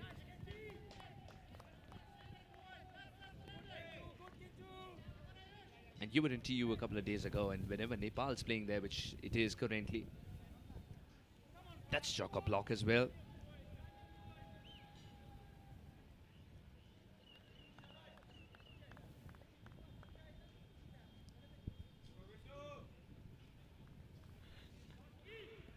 UAE versus Hong Kong here in Malpani. It's not Nepal, but still people coming and loving this game. Played straight towards the bowler. Simple run-up, simple action. But he bowls those special deliveries and get those big wickets. Ayush Shukla. Absolutely right.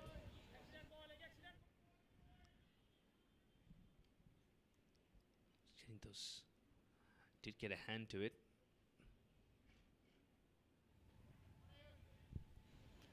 Suddenly it's become a quiet phase of play.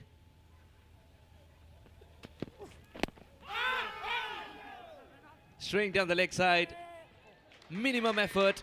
Boundary collected. No bat involved. Changing the line, trying to bowl that Yorker. Just drifting towards the legs. 4 runs for UAE. Just drifting towards the leg, and valiant effort by the wicket keeper, and quick outfield helping UAE to fetch this boundary. 244 needed in 44.2 overs. Early stage, the second innings. They need a partnership, Aryan Lakra and Vritya Arvind out there in the middle, and they both have played good amount of cricket in their under 19 days together. Ayush Shukla is losing his line. They've got to put pressure again. Ayush Shukla was able to generate that wicket by generating the outside edge. First up of the captain of UAE.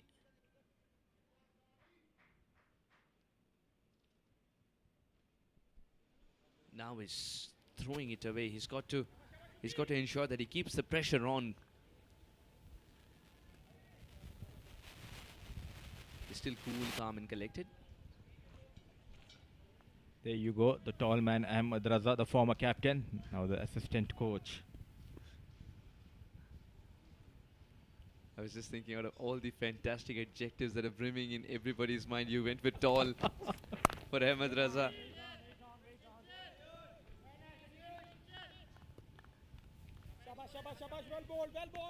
He took that captaincy. The team was a bit of bother after those. I would not like to call those days. It was the dark days in the UAE cricket. It was a tough time for sure, and that's when he decided to grab the bull by the horns, set things right, set an example for the boys to not lose faith in the game. And coming in and showed the character and led the team very well. Ahmed Raza. And a good gesture has been showed by the board. ECB full marks. He gave up his UAE colour, and straight away he has been appointed as assistant coach. We'll have this conversation. The next over is 6 gone, 22 for the loss of 1.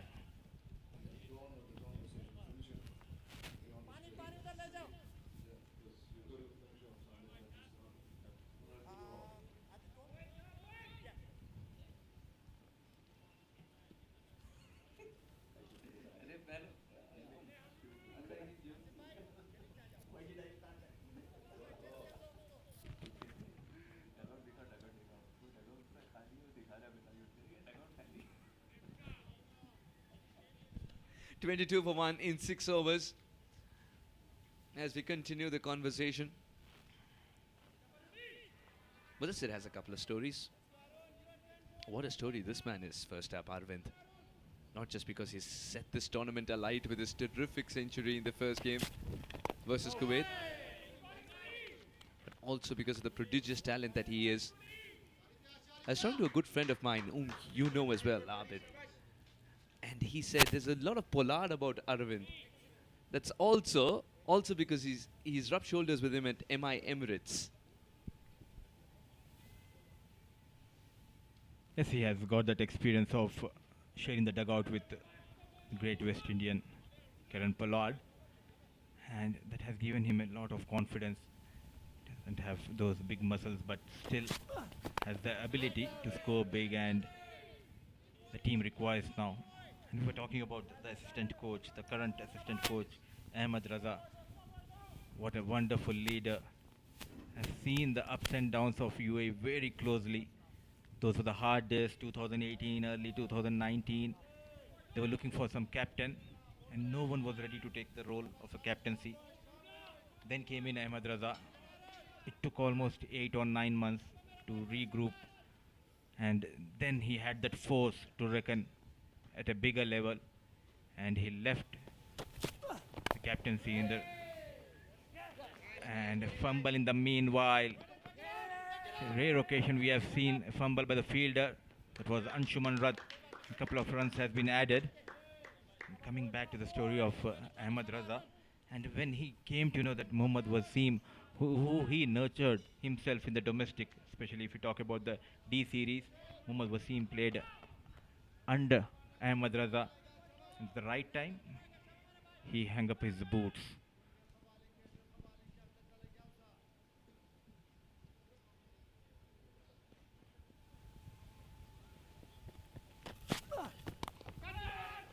That's just over. Just over the fielder at backward point. He tried his best. One cannot jump higher than that unless you give him a trampoline underneath. Kinchit Shah once again setting an example for everyone. Would have had his heart in his mouth there. Fritya Arvind, what an effort that is from Kinchit Shah. Not tall, but look at that effort. But a brilliant shot. It was in the air, and he manages really well with Fritya Arvind. Every time a batter is standing slightly outside. Oh well, on the line is a butterfly or a moth as well.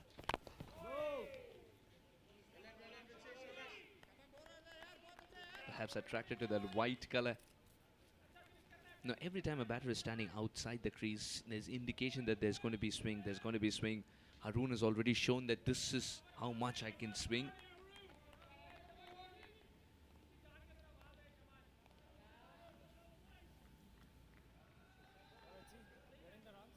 I still wonder if Fritya Arvind is reminding himself, I'm at the Loughborough University cricket ground.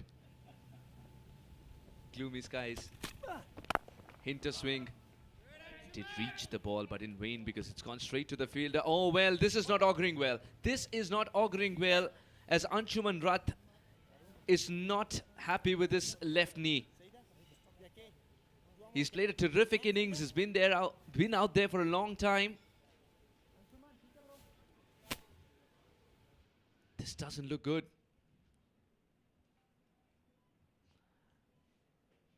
Reached the ball, that's not a problem, but I think here's where it happened. While he got up, he was so concerned about it that he didn't dispatch the throw as well, because he was certain that the batters are not going for that run.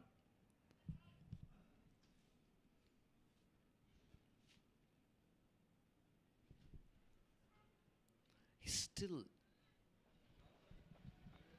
concerned with his right leg. It's not the knee, but he's still concerned.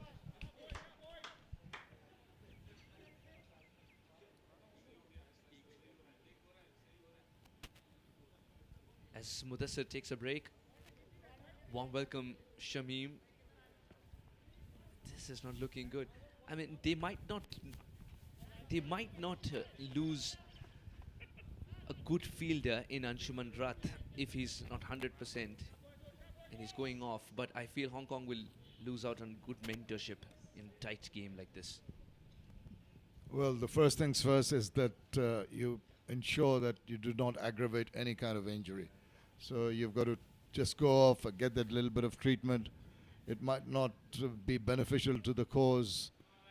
Even the best fielder available, if he's injured, just go off, get the treatment, come back, and I think in the end, all will be well. And because he was tired, you could see that his movement was encumbered slightly. Even earlier on, there's a little bit of a fumble in his fielding. So that showed that he was not top-notch. And it's better. Just go back, have a little bit of a rest. He deserves it after that wonderful performance with the bat. You know, some players do not even come out. They pretend to be, have a niggle here and there after they've been in the ground, in the middle for virtually 50 overs.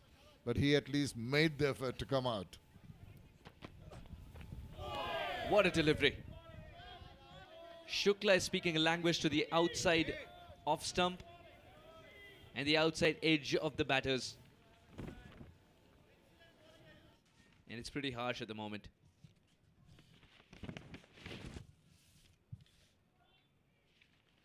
Oh, beautiful.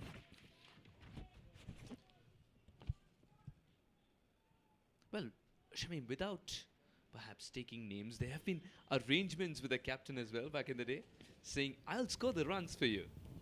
You keep a bed ready in the dugout, in the dressing room. I'll be the batter you need, not the fielder. Well, you might have an arrangement, You and I have read the same books.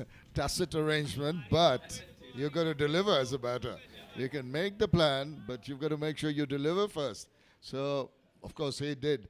But now you have also this impact player, the change in the IPL. So you have the batters given the opportunity of being rested and getting a bowler in as an impact player. So it's virtually made into a practice now. What it's done, impact player, of course, there are a lot of pros to it as well, but what it's also done is it's reduced the efficacy of, that's just being ambitious. He knows, Ayush knows. Now, what impact player rule has done is reduce the efficacy of a good all-rounder. Because suddenly his services with either the ball or the bat are not required, because an impact player can always come in, whose main suit is to bat or bowl. To bowl. Absolutely. I completely agree with you. I think at one point in time when we talk about the shortest version, specifically the T20 format, you'd feel that the requirement of all-rounders was a must. And you just mentioned the fact because of the impact of impact players. I think that's been just set aside a little bit. It's not going to affect it so much because it's only the single player concerned. But I think there's one area, to everything there's a negative to the positivity that it can attain. Do you see this rule being adopted by other leagues as well as time progresses, or you feel they're all right? I really wouldn't like to tell you frankly. Personally, I haven't liked this little change. It's like, in a practice match, you get 15 players in the squad, and all the top batters bat while they're batting, and the bowlers bowl while they're bowling. I hope it doesn't extend to that kind of thing. And I really hope that it doesn't trickle down to the lower levels where suddenly the coach is concentrating on only one suit of a cricketer and not the overall development in different departments of the game. That's also something that's a threat lurking, especially for kids at impressionable age. Meanwhile, Ayush is bowling a so-so over. Well, so over can turn out to be a brilliant one if he finishes with the wicket. But you're right. In a sense, just going back to that point, I think we'll have to continue after the completion of this over. Right, set nicely, but straight to the fielder. Ends the 8th over. It's 30 for 1.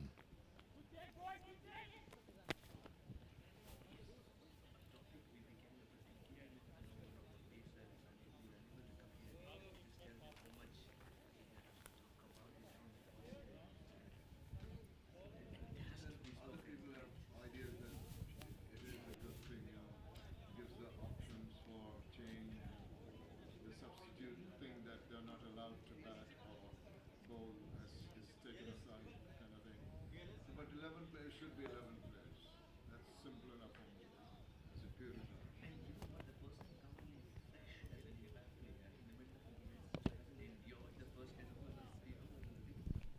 Two bowlers used so far. Ayush amongst the wicket.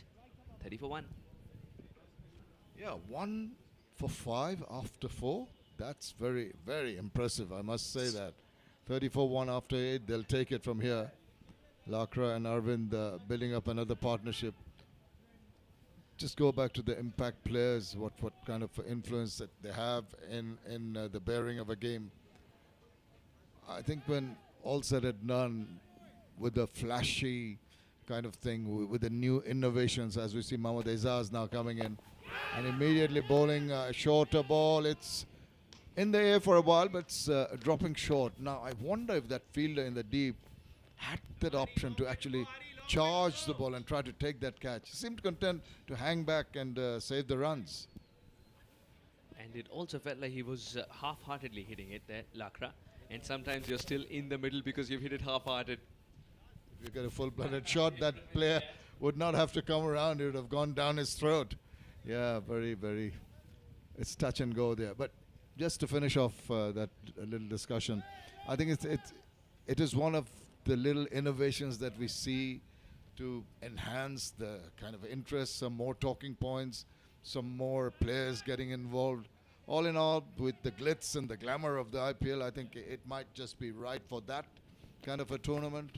Maybe somewhere else it might not be the right thing to do.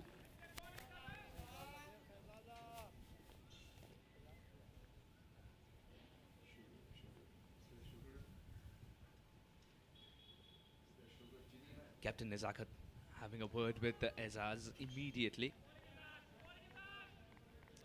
Ayush has put in a lot of hard work and he's ensured that Aizaz gets to bowl in a situation that is conducive to the bowling team, his team. And it will be taken. It will be taken. The plan has worked. Vrityar Arvind has played one of his favorite shots, which is the flick, but has found the fielder in the deep. He just cannot believe it.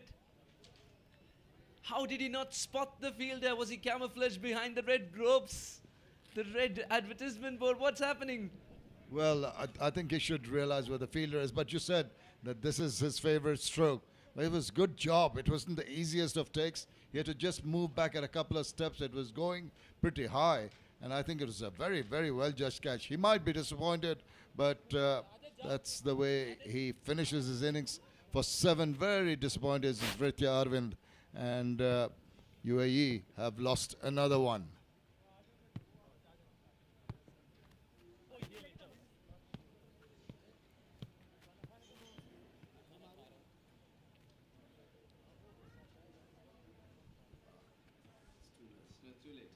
चलो यार चलो batsman आगे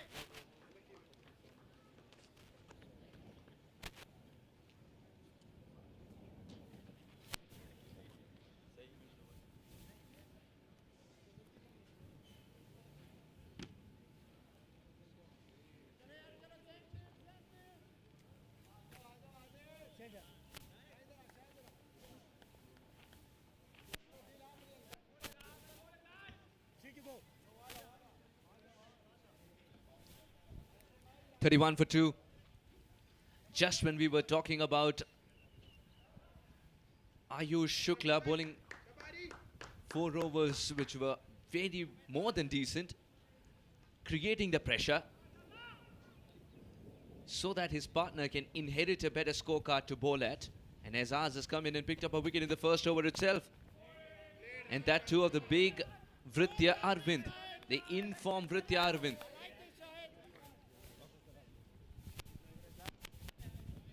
Just as batter in the 10 overs power play, you should be aware, particularly where the fielders outside the 30-yard circle are posted. Unfortunately, on that occasion, as we have a look at Ramesh Shahzad, who comes in now, 19th match for him. Shoulders arm. Just going back to that dismissal of Arvind, you may have a favorite shot, but I'm sure his eyes lit up with the length and the line of the ball, and he wanted to flick it away. Little more power, it would have gone over. But just the realization of the fielders becomes so very important. It is wide open acreage, real estate all over the place, right through the other end of the 360 degrees. And he goes and picks the lone man who's marshalling that area. How tragic is that? He'll have some time to think about that shot, but it's definitely broken the hearts of many of his fans. And I tell you why we love watching him play that shot as well in the next over. 32 for 2 after 9.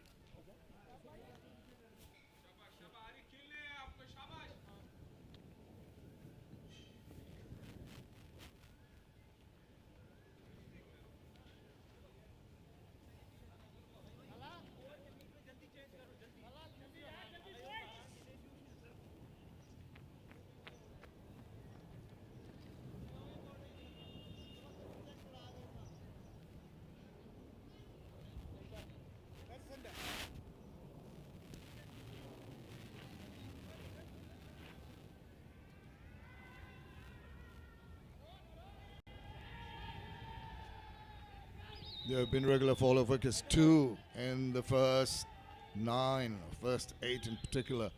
That's really pegged back the United Arab Emirates. Wasim going 8, and Arvind, the last wicket we're talking about, trying to flick away on the onside. He saw the line, he saw the angle of delivery, and he thought he had it made, that he was going to get a maximum almost, or at least a boundary. Not to be. Just a nice, composed as he took the catch. And I tell you what, you know, when the ball's coming at you and the trajectory, it is difficult to gauge at time whether it's going to go over your head, and that fielder in the deep really gauged it to a nicety there. I understand there's no sun here, but if you look at that wall and the color of the sky, it'll camouflage at times. I think he's done a terrific job to have taken that catch.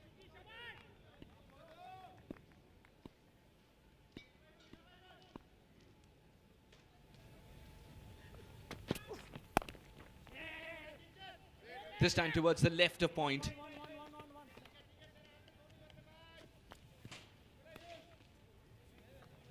I just love the line that Ramiz is having to face.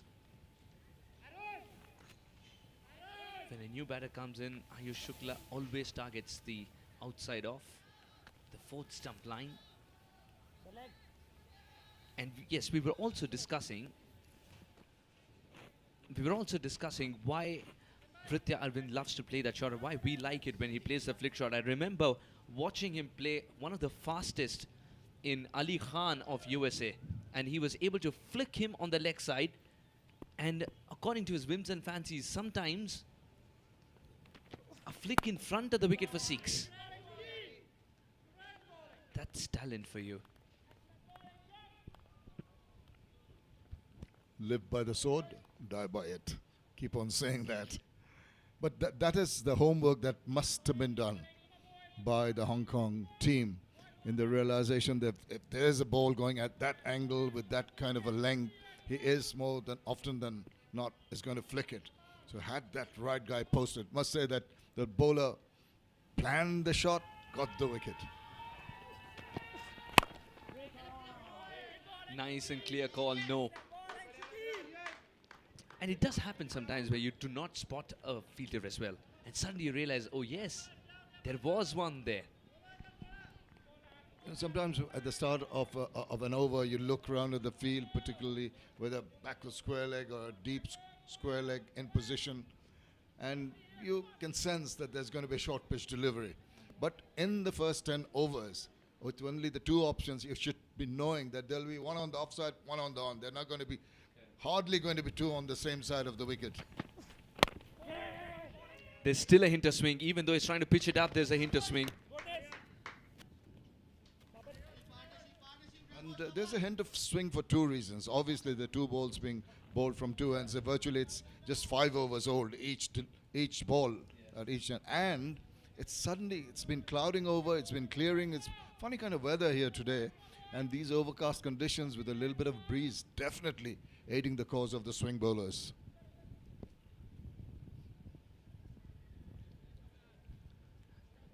The captain's always itchy to add one more to the slip quadrant. But Ayush is content with just one slip at this stage. Last delivery. And with which the power play will end as well. A dot ball.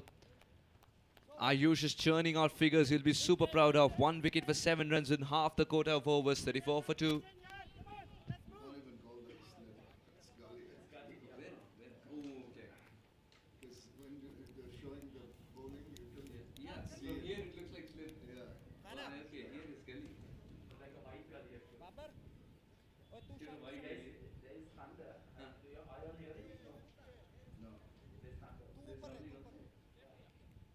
From here, this is clear.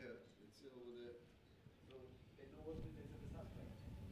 34 for 2.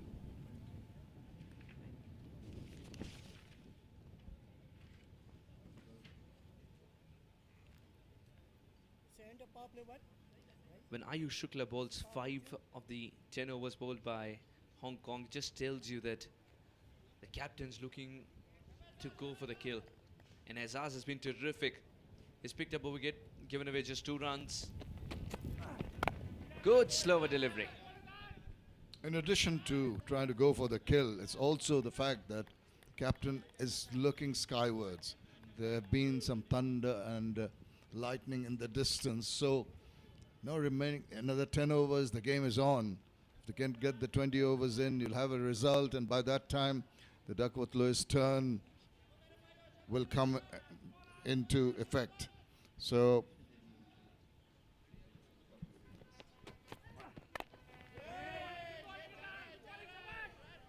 with the loss of the wickets, if they can get another wicket in, that little total is going to get tougher and tougher for the team batting now, the United Arab Emirates. That's when a batter can be caught in 2 minds, whether to attack or not. Does he look at the runs column, or does he look at the wickets column? Babar Hayat. It's not looking good for Babar Hayat either. Already Anshuman Rath is nursing an injury. Babar Hayat, remember, another centurion. What's this curse that's continuing for centurions?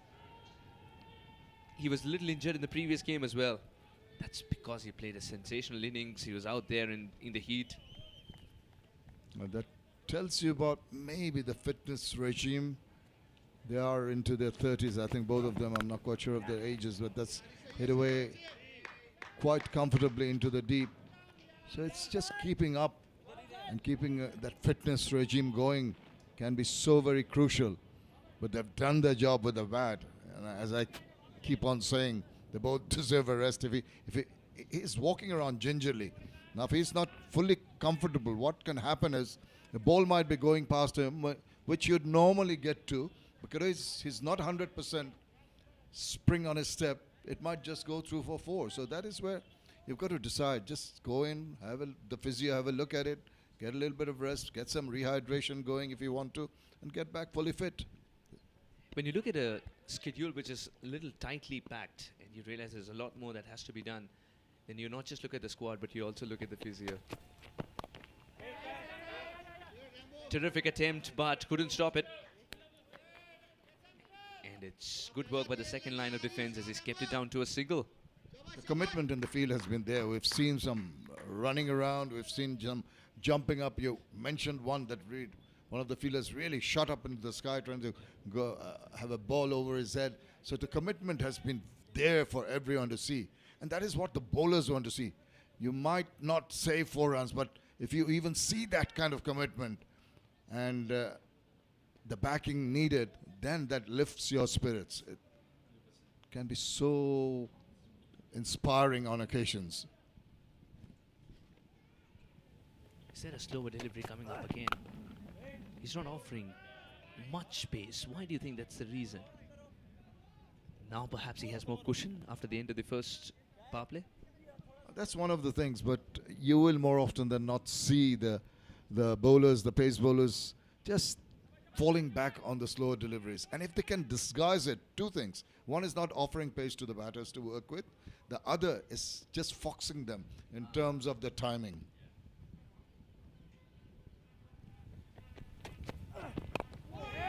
It's working. It's working for sure. Rolling the fingers over the ball is working. 11 overs gone, 36 for 2.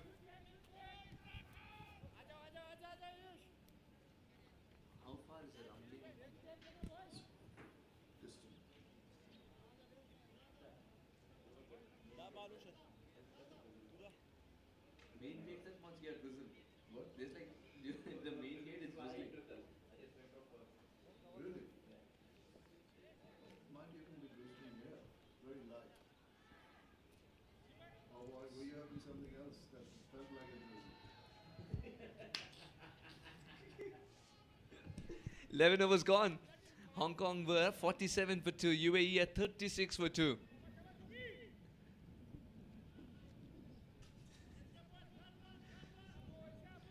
I'll tell you what, in this commentary panel, we've got a commentator who's ensured that all of us are always kept on our toes. Mr. Shabim.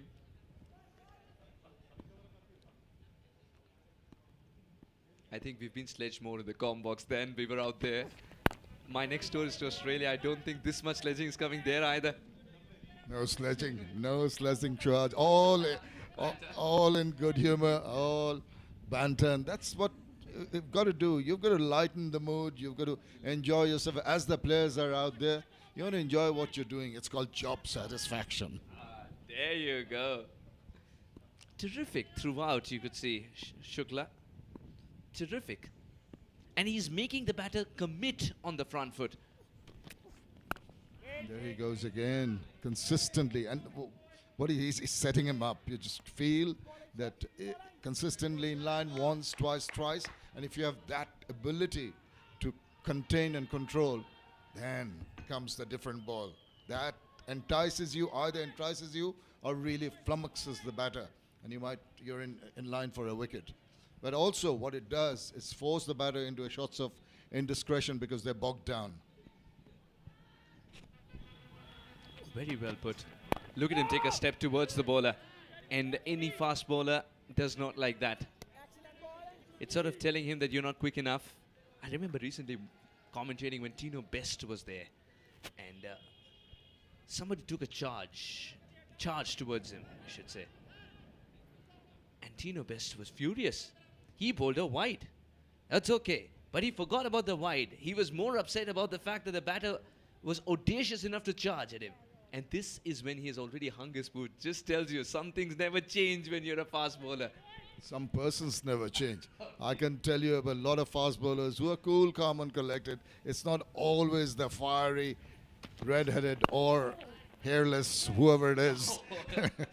But Best has always been that kind of attitude, you know. So even if he gets a wicket, he sometimes, he'll celebrate, but in a sort of attacking manner. I got you, and so kind of waves the batter goodbye or something like that.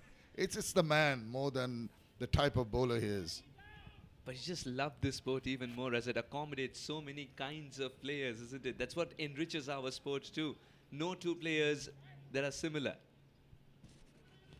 Yeah, and that's the best part about it, the variety we have. If it's all going in one pace and one style, you'd find it really boring. Don't want that at all. And you want these little characters. Every team seems to have at least one of them will ignite something in the middle, will suddenly have some kind of happening in the middle that really delights the crowd, lets us talk about it, and all in all add value to the whole proceeding. Who was it in your side? You remember? Your side? No? They're all crazy, except for me. Okay.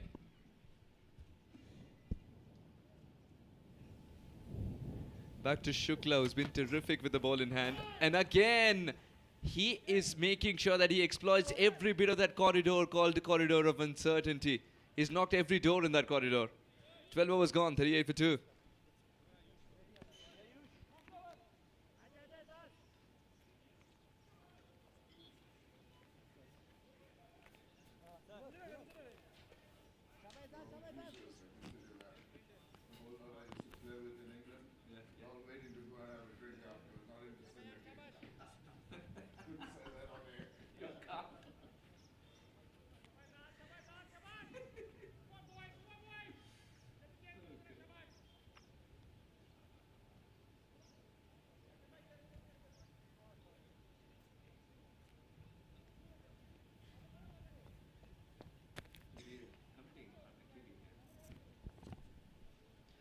run rate's looking humble. 3.1. They need to roar. That's because there are clouds of black lurking around, and Lakra has found the gap this time. Sometimes utilizing the pace that's given to you is very beneficial. Yes, indeed. We're talking about the offer of less space. On this occasion, there is space. All he did was the guide the ball, use the pace offered by the bowler. To nicely done. It's the deft touch. You don't always have to really throw the kitchen sink at everything. Can be deft with your touches. Delicate touches get as good a result as a powerful shot down the ground. Once again, you've literally served it to me on the platter here. What pricks more for the bowler, for the pace bowler?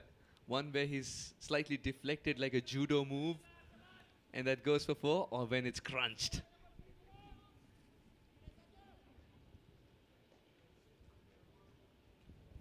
Earlier you were mentioning the sword. Both of us are in love with the ninjas. 2-2-2 required. Again, no pace. Azaz is not giving pace. He's asking Lakra to lose his shape if he wants to play an attacking shot. You can see that he's a thinking bowler. First ball he offered pace. It was nicely put away, just that deft touch we're talking about. Then he says, okay, enough is enough. Yeah, I'm going to make you work hard for your runs. I'm not going to offer you pace. And that has resulted in what happened in the last 2 deliveries. So even as a bowler, you're thinking on your feet. You're trying to adjust with every other delivery. Terrific. Look at the way he swoops into the frame, Yasim Murtaza. And we're talking about just how the process of slowing down the ball. We know a lot of bowlers operate in different fashions. We've got the one that is the fast off break, rolling the fingers on the side of the ball. Then you've got the one back of the hand. And of course, mainly with spinners, you've got the carom ball or the knuckle ball. So different forms for them to master. Come back to that in a second. But when you're trying that, that's another evidence of another good bit of fielding there. So hit pretty hard. And while trying that, you've got to practice that so much over and over in the nets, because it is out of your comfort zone as a bowler. You're used to bowling fast, and you try the slower ball, more often than not, you're going to lose line and length. So this is one area that the modern day bowlers have really worked hard to perfect, and also disguise what they're trying to do. So the batter can't spot at point of release.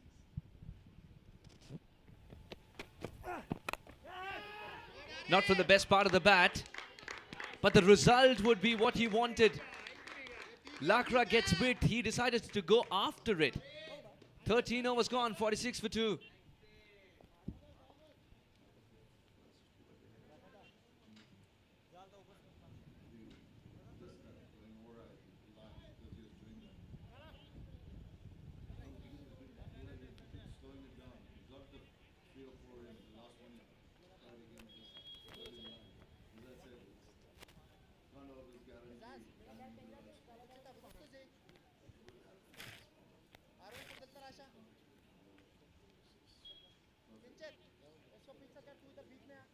Humanly not possible. Seriously? No, absolutely. If you're bowling at a full pace, you cannot. 46 for 2 in 13 overs. The run rate has crept up a little bit after the boundary of the last ball.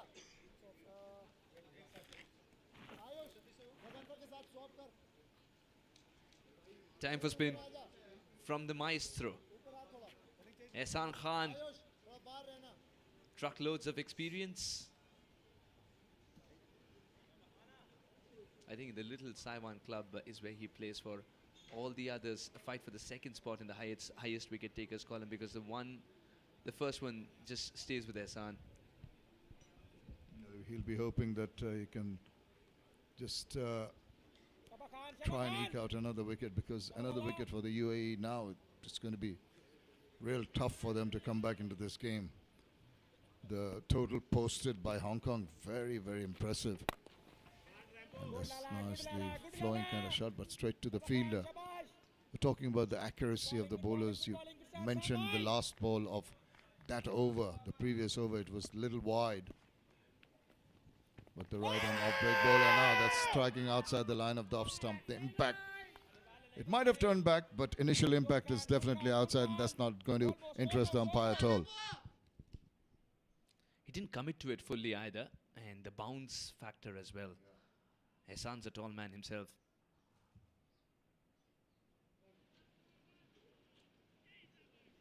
Shehzad, he's been quiet today.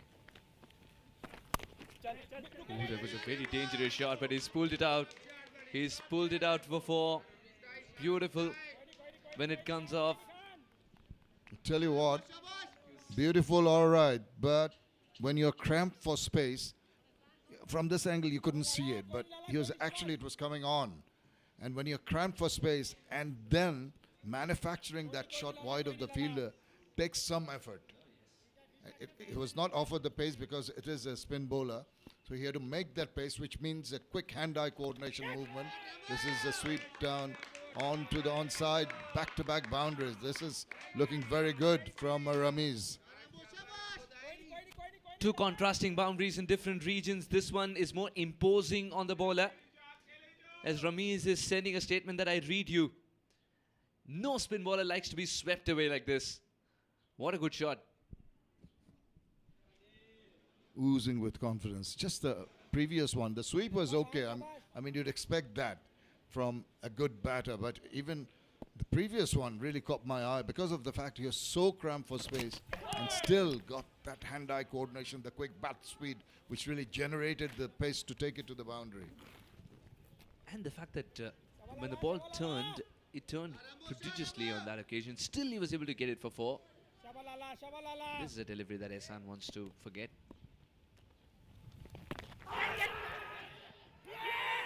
They've all gone up in appeal. They're in the middle of a celebration, but the finger that matters hasn't risen. Vinod Babu, the umpire, he is absolutely clear that there was no bat involved. He is not interested at all. They all went up trying to put pressure on the umpire. They thought, oh, no, nowhere near the bat. They're appealing for an inside part of the bat onto the thighs or the pad and an easy take. But unfortunately, from the bowler's perspective, it didn't get a touch with the bat, according to the umpire.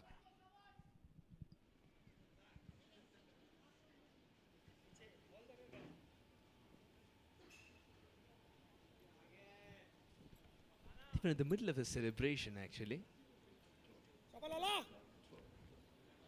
And I could just sense that you had a few things to say about it. The reason you didn't is because it's 13.5. Had it been 13.4, you would have gone ahead with it. We'll keep the chat alive and try and eke it out of you. Prize it out of you. 55 for 2 after 14.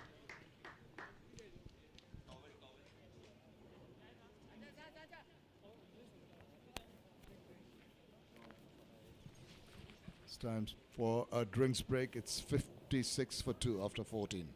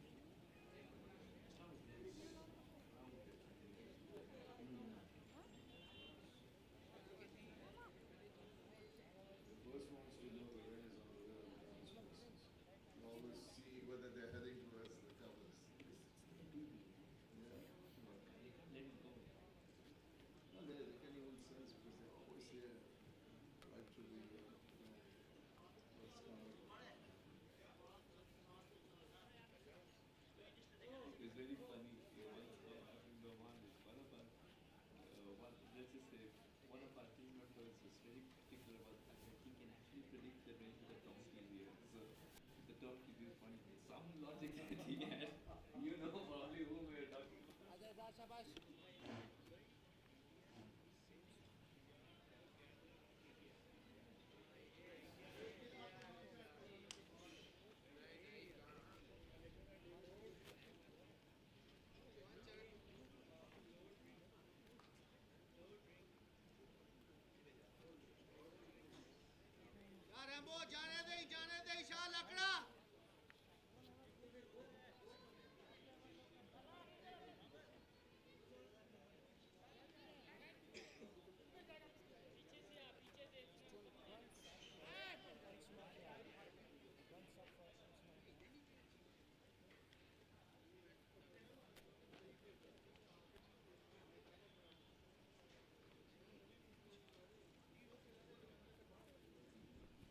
56 for 2 in 14 overs.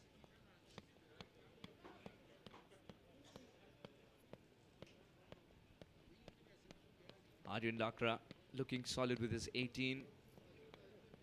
Ramiz has got to move on with those 2 boundaries in the previous over of Ehsan.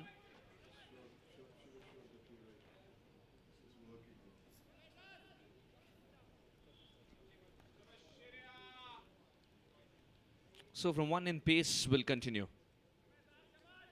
Or the lack of it with Ezaz. The string of slower deliveries will continue. The cutters.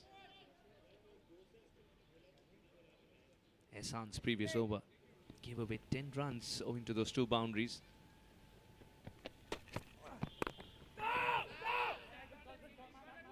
Played with soft hands. Still the single is not available. Kinchet Shah is too quick.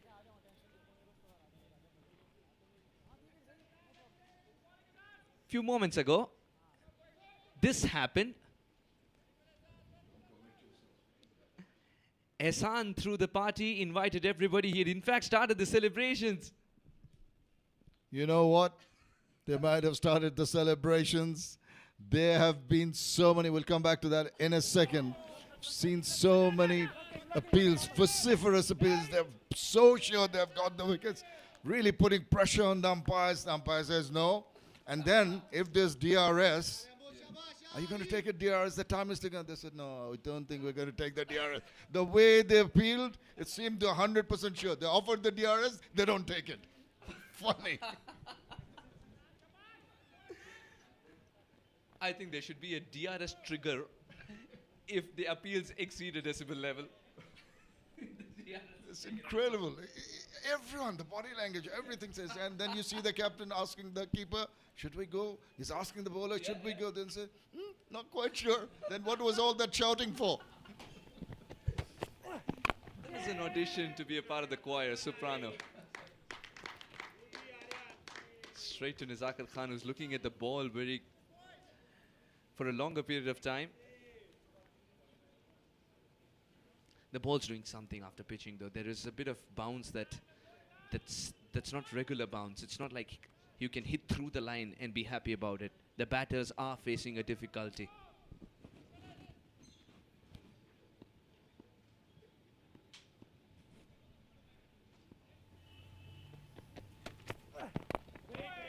Once again, he's sticking to the syllabus here given by the captain.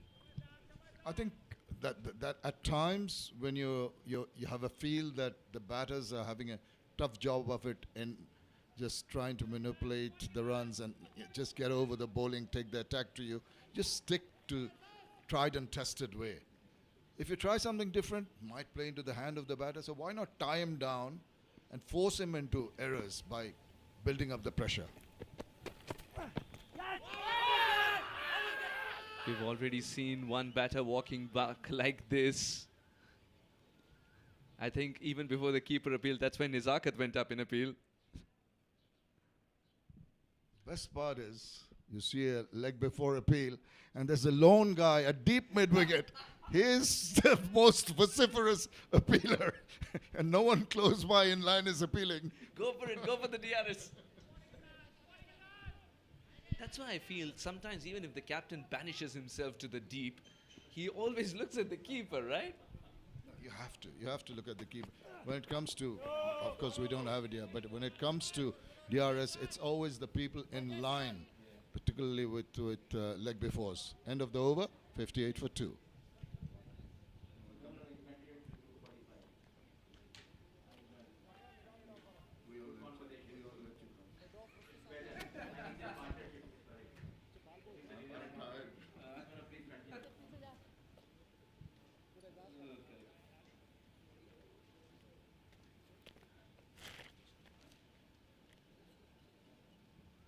The sun is shining again, thankfully. Threat of rain seems to have abated, but unfortunately the sun is not shining on the UAE scorecard here. Really having, it's cloudy. The scenario is not very clear. 14 and 19, Lakra and Ramiz have got their work cut out. They've not been allowed to dominate with the bat. It's a phase of play when you can just, once the sun shines, somehow it lifts the spirit. You might have been bogged down. You might have that Duckworth-Lewis turn system in the back of your mind. But now with that threat gone, maybe they can play their natural game and not be forced into playing more attacking shots. Interesting that the mood does change when the sun comes out, but the approach to batting that changes as well is something that I learned just now, and it's very true now that you connect the dots. Hassan, with all his experience, trying to spin a web around the batters. I like this, slip in a gully. That is good thinking, attacking you. Have a bit of grip. Those two guys are licking their lips. And then you have one with the arm. Get it in between bat and pad. This is much better from Lakra to be on the front foot. I think he's exposing himself to much more risk if he commits on the back foot. Because a couple of balls ago, the ball didn't bounce as much as he expected. And his expectations are slightly higher as well, as somebody who's vertically blessed. And when you're thinking as a bowler, Ehsan, with the wealth of experience he has, he realizes that he's more comfortable coming forward and smothering the spin. So just pull it back a little, force him to be pushed back. Well, that was, well, virtually a Yorker length. I mean, not what anybody expected, but that control we talked off air of a consistency with line, whether a bowler can really hit the ball, 6 balls in the same areas. I think just going back to a gentleman called Sunny Ramadan from the West Indies. Yeah, and oh, that induced edge could have been a catch. That was on the card. That was the plan. Almost worked. Terrific bowling. Bad luck. Did it go directly to hand? Wait and see. Everything went to plan, but the ball dipped. Oh, well, I think he pounced on the ball. That carried. Seemed to be going downwards with his hands instead of trying to cup it underneath. This is attacking might get to see it again. He was heading downwards rather than trying to get his hands underneath that ball as it angled down. Full toss, whipped away comfortably. And that's going to be some pressure release runs, I can tell you that. Those are the first runs in the over as well. Nice way to end the over for Lakra, as the pressure which was mounting has now been released. The sun is also shining bright. You got to say easy pickings as well. Low full toss, just had to put it in the gap. And there's a huge gap to exploit. 62 for 2.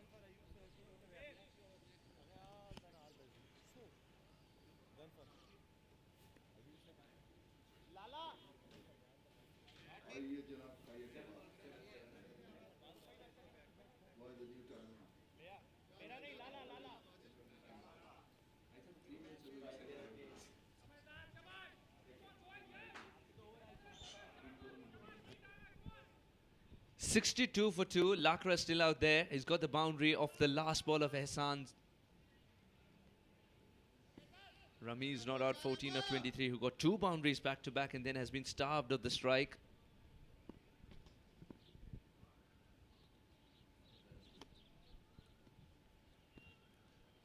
Some more cutters coming your way with a cross seam. He's walking into that shot but still not getting that run. It's gone straight to Hassan. No, straight to the ball rather.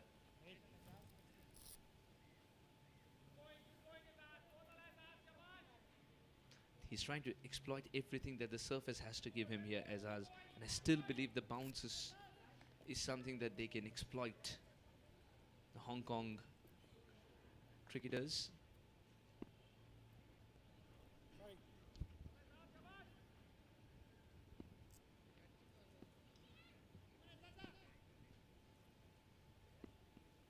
A backward point in place, but there's a huge gap towards the right of backward point. And that's what he'll exploit. There is a man in the deep though. Shahid. It's getting to a position where this pair been rather bogged down in the recent overs, and they've both got runs under the belt. 23 of 41, 15 of 25. They've had the start that's required. We have seen in the previous innings players getting starts, not converting in a few of the previous matches. That's been the problem with some of the other teams. Somehow I feel as a nice looking flowing drive for another single. Yeah, just get the feeling, are they sort of, is there some kind of pressure working whenever they get bogged down? Is it something that's more in the mind than the skill sets that are available to them? Why have we seen so many batters getting out in the between 15 and 25? It's a little inexplicable, but I'd like to find the reason. +1 here. I would like to, because I don't have an answer to that at this stage. Because at the same time, you see other batters, 1 or 2, getting centuries, really flowing with their shots, and these batters I mentioned are top order batters. Absolutely. It's not their latter order batters. So it's a little odd to sort of assess and analyze the reasons why. Maybe this is just a period of play. It's just the level they're playing in, the conditions they're playing in, which sort of do not allow them the luxury of playing their natural game, playing into the hands of the bowlers. Even then, you see, he was not quite ready. So as a batter, when the bowler is virtually at the top of his delivery point, you should be ready. And he just had to abort because the batter moved away. But that also tells you about the preparation of the batter for the next delivery.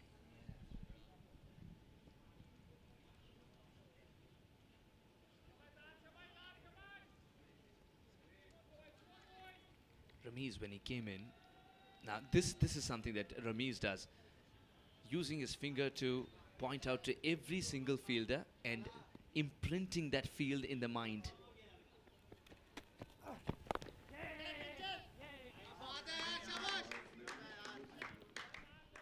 Don't you think Arvind would have loved to do that before the delivery that he played, to see where the 2 fielders were? So it's always good to be aware of the position of the fielders. Now, what an innings it was from Anshuman Rath, though. Some of the shots that he hit, it felt like he knew the field better than the opposition skipper.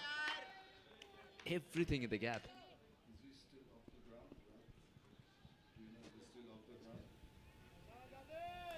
Yeah, unfortunately, Anshuman Rath had to go off the substitute fielder in for him.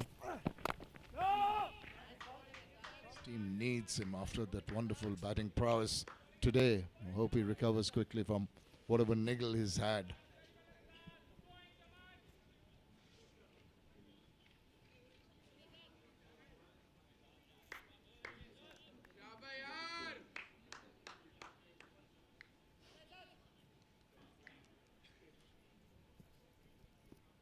Azaz is not providing pace, and it's working for him. Excellent. Just one more run added to the tally. 17 overs gone, 67 for 2.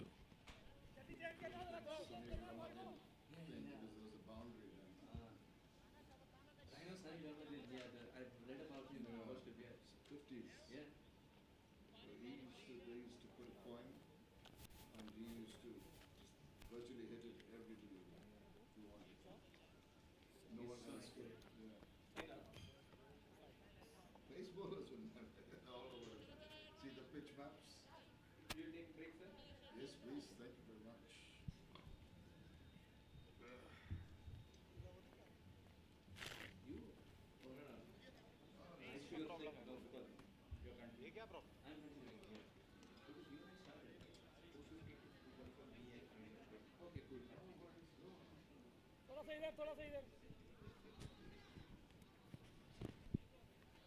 Ayush and Azaz have picked up the wickets so far.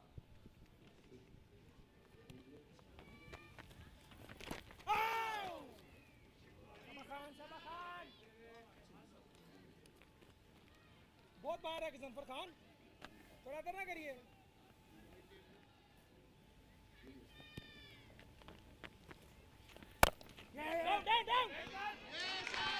That's one delivery that is going to rethink. Lakra is finding it easier as the game is progressing to face Hassan. A new student in this game is taking on the professor. Aryan Lakra on the back foot finds the gap. 2 slips for this left-hander batter. And brilliant shot on the back foot.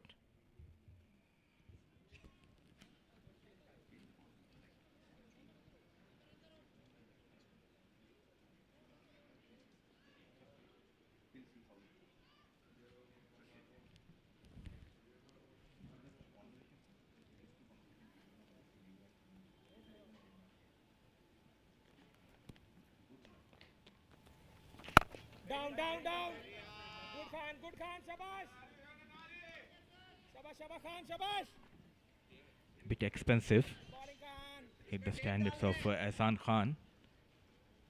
Previous over, Aryan has been dropped in the second slip by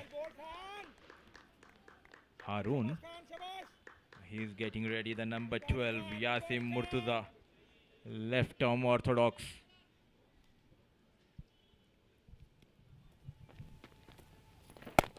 very well bowled Khan Hassan's gone back to the basics. अच्छा finish करना है Khan Very quickly getting through the over as well. And just like that, with 2 dot deliveries, we'll finish the over off. Good comeback by Hassan. 71 for 2 after 18.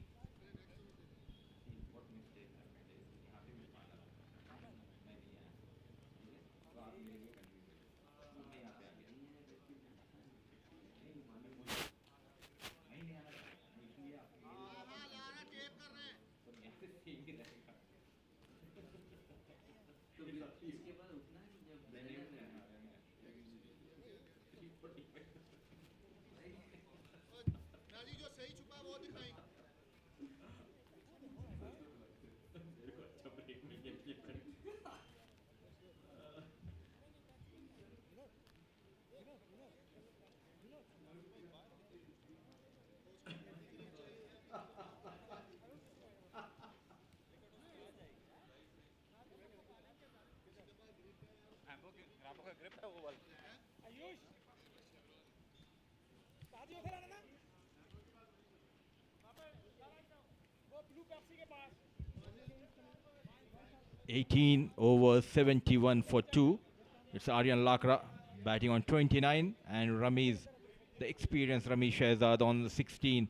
They're trying to build a partnership after that early 2 wickets going down for UAE. Mohammad Wasim and Vrityar with 2 men back in the hut. First time it's a slow left arm. Yasim Murtuza has been introduced by the captain. 193 needed in 32 overs for the first time. The required run rate going above 6 runs per over. Gently played. Brilliant piece of batting. He knows exactly where the fielders are. He's playing in the gaps. Ramiz Shehzad.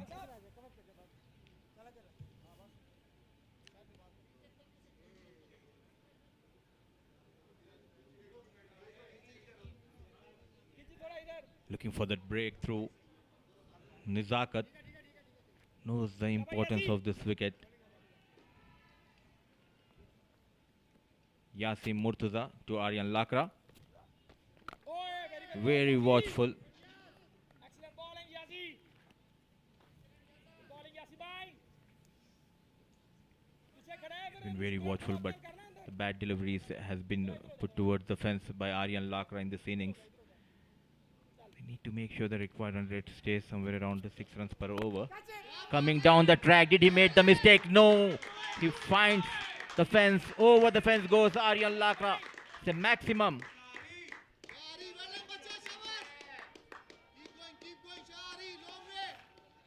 There's something heartwarming about seeing a youngster take on an experienced candidate like Yasim and go straight down the ground for 6. Now we're back live.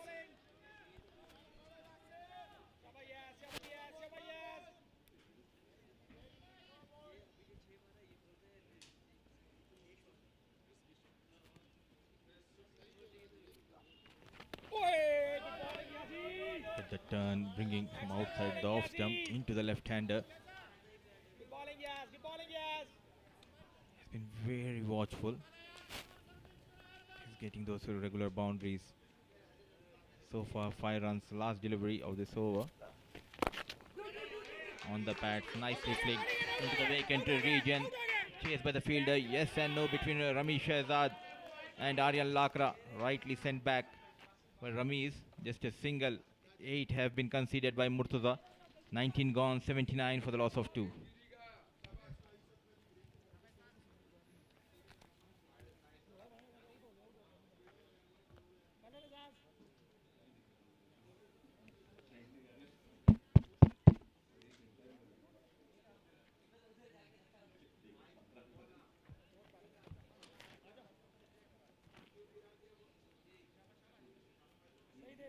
Side thoda side idhar.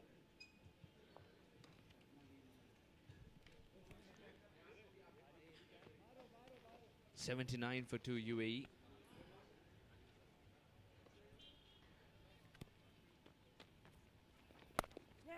Down. Bring it into the gap to pick up a single first ball.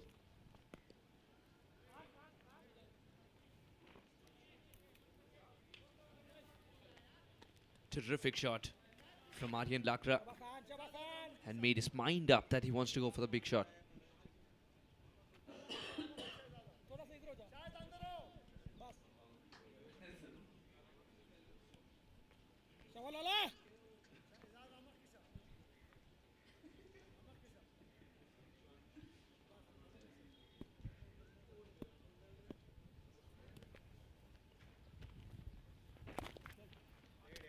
Going deep in the crease. Sensible piece of batting.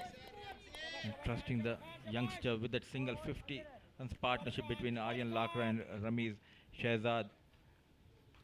Losing Ritya came in the experience.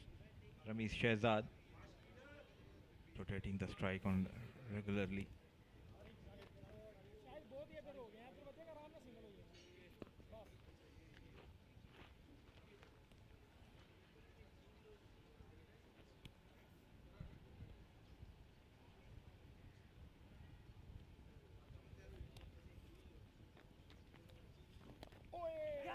Once again taking that outside edge. Excellent effort by Azaz. Definitely saving a couple of runs for his team. Not at all happy here. The spinner. He's been very watchful against Ahsan Aryan Lakra. Using his feet, going on front foot.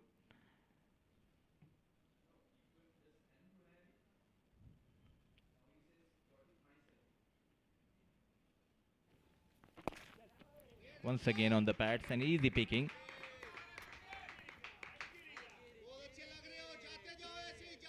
He tends to play with those soft hands, and the key is he plays those in the gaps regularly. Ramesh Shehzad.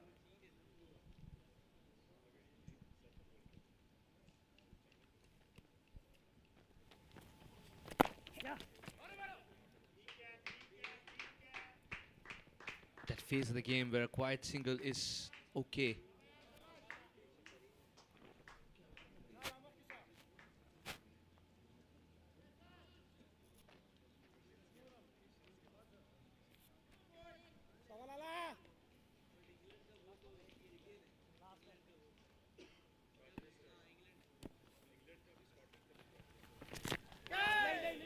Little audacious a shot, but he also wanted to make sure that he's plonking that front foot away from the line. Didn't help when the line itself was middle for Hassan.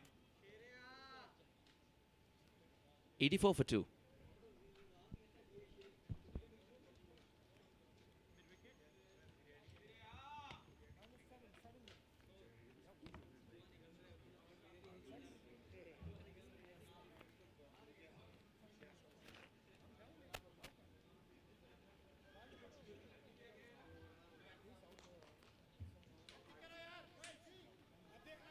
जल्दी जा रहे हैं बाकी सारे तो करें ना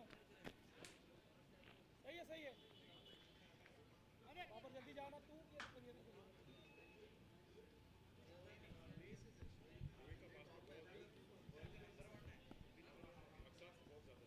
20 overs gone, 84 for 2.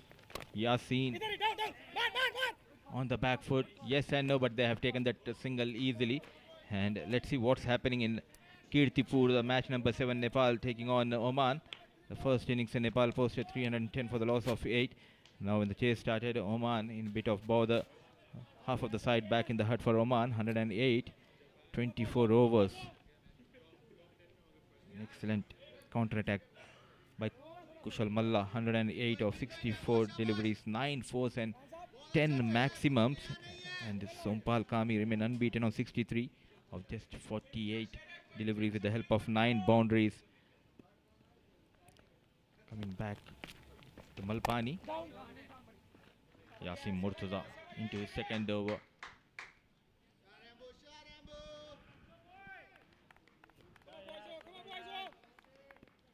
He has a vast experience, Ramesh Shehzad, making it to the side after almost 3.5 years. Goes down on one knee, goes big. Ramesh Shehzad sends Murtaza out of the park. A maximum, the first maximum from the blade of Shehzad. What a shot. First it was Lakra, now Ramiz is taking Murtaza to the cleaners. Beautifully flighted, but then Shehzad decided to give that ball even more flight. How effortless he made it look. Oh, good comeback. Shehzad was in two minds.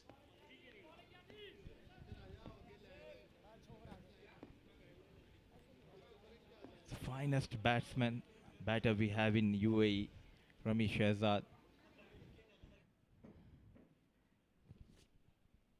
Terrific hit, and it takes special skill to make it look so very effortless. Just making sure to keep that required run rate around 6 runs per over. Yasin Murtaza going for runs, still slip in place. Sam let it go, the last delivery, dot delivery. 21 gone, 91 for the loss of 2.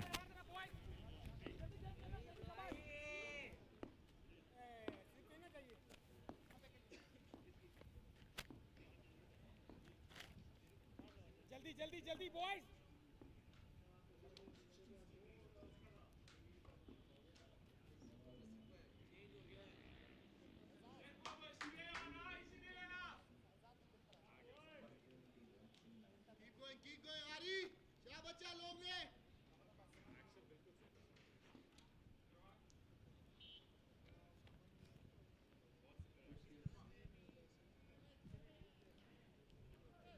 21 overs, and look at that, those singles, 26 and a couple of doubles. 91 for 2. Aryan Lakra into 40s. Ramesh Shahzad. That maximum moves to 25. The first time. The second innings, it's Mohammad Ghazamfar, the right arm leg break bowler. The captain turning up to the leg break to fetch him a wicket here.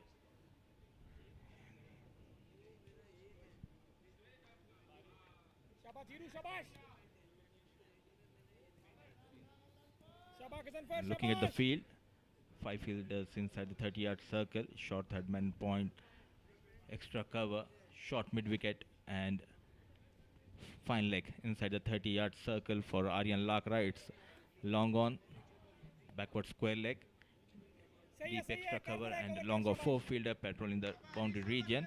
For the first time, Ghazafar to Aryan Lakra in this innings. Oh, very cheekily done. Third man inside the circle, superb dive. Age is just a number. That's Ehsan for you.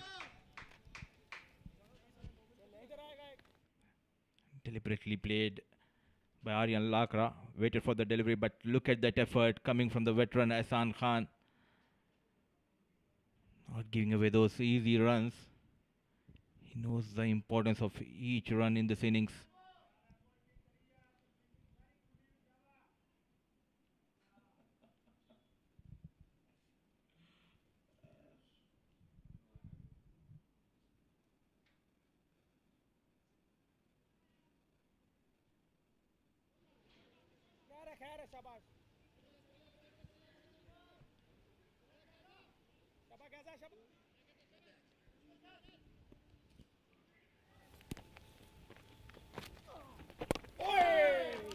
Very watchful Rameez. Talking about Rameez Shahzad Suhas in 2018, he requested the board that he wanted a break. After 3.5 years, 6 months ago, he went back to the board stating that I want to make a comeback. Straight away the board said, lose few kilos. If you're fit, then you're straight into the team. He worked hard on his fitness. Once he's fit, straight away without any domestic games, he's back in the side. This shows what a high caliber batter he is, Ramesh Shahzad. One of the finest we have in UAE.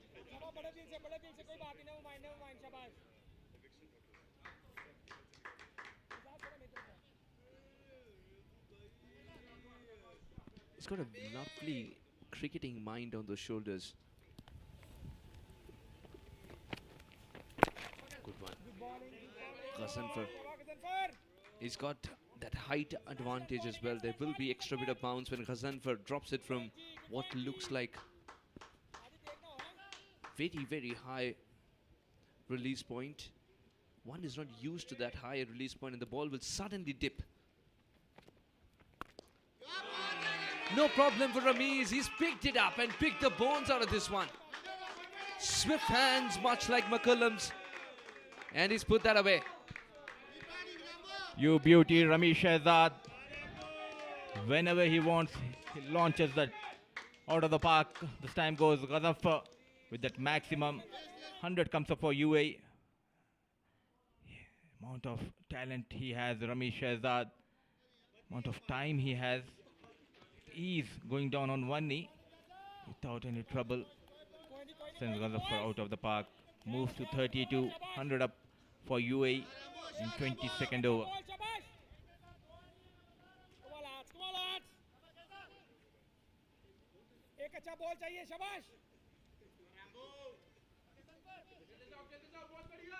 Just waiting for one poor delivery every over and cashing in on it. That's been the plan for Lakra and Rameez. And the partnership just continues to flow. 100 comes up with that terrific hit. 100 for 2.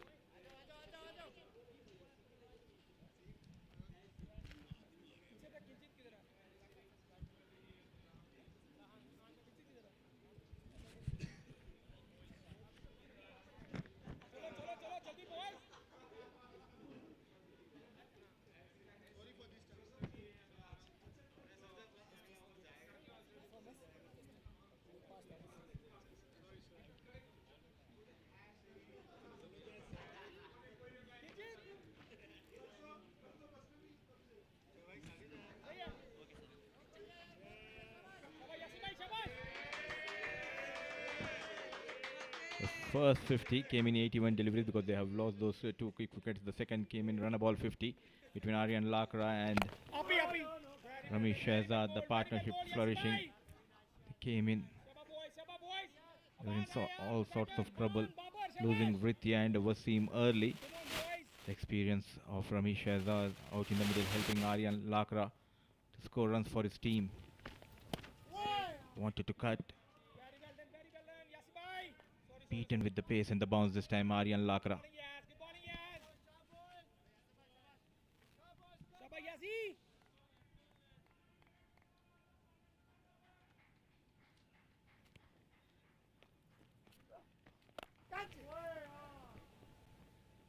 पीछे जाएगा पीछे There is protection in the deep. बस अरुण बस यश बाबर शाबाश यासीन भाई शाबाश बहुत अच्छा यार बहुत अच्छा निस यार सिंगल है bro The captain is persisting with Murtaza because he understands that both these batters are trying to come after him. And that also presents an opportunity for a wicket. Ever so slightly, he's changed the field. Fine leg, who's inside the circle now, is at least 4 yards inside the 30-yard circle and not taking a start as well. Seems to be a double bluff as he's operating outside off. Lakra's got to be careful. He's leaving the crease a little early.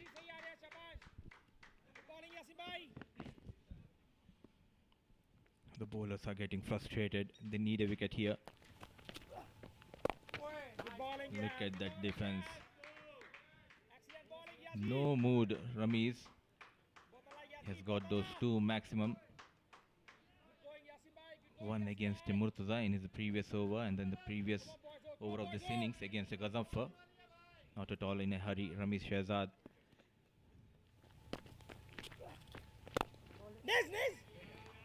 Gently pushed towards the long off with that single. 23 gone. It's 102 for 2.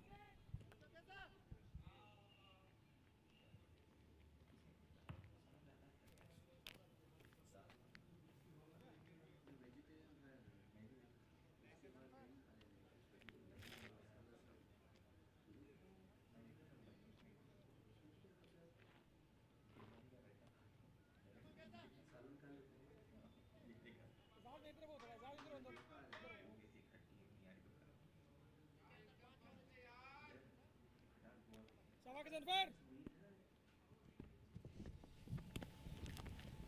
23 overs, 102 for 2. A sensible piece of batting continues by Ramesh Shehzad, making sure to get those singles, keep rotating the strike, trusting his young partner Aryan Lakra batting on 43. Ghazaffar into his second over has been expensive in the first over. He has been launched by Ramesh Shehzad.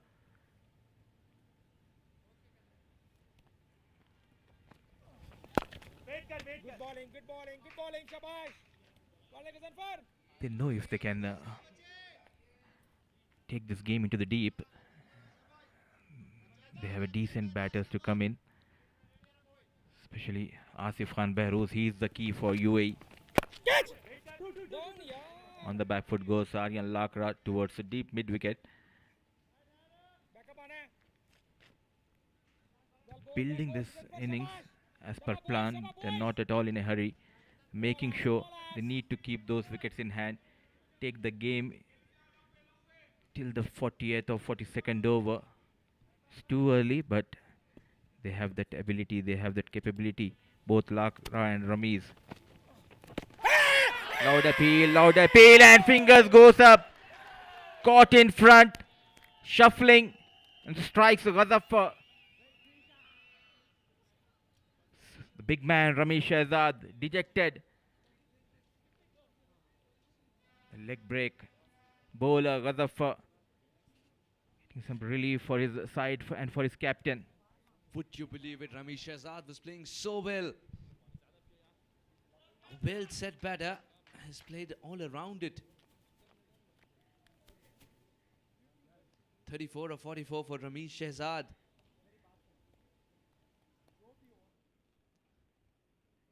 And And this is the reason he's back in the hut.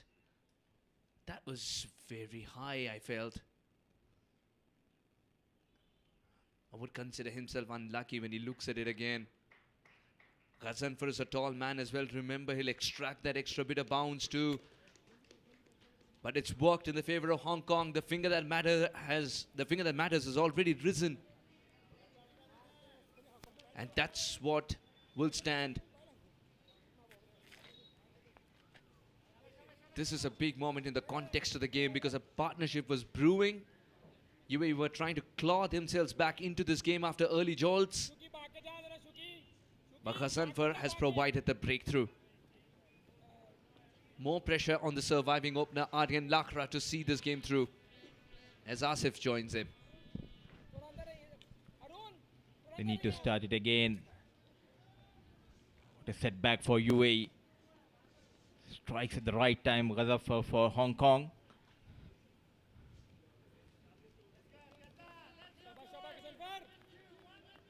Empire has some other thoughts, and now it's Asif Khan Behrouz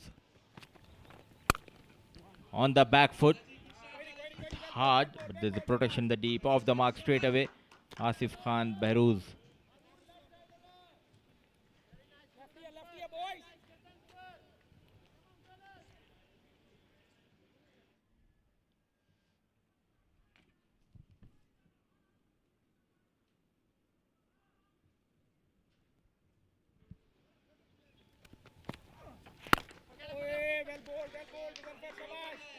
Lakra has played this single also because he's not going to attack unless Asif gets set, because they cannot afford another wicket at this stage, UAE.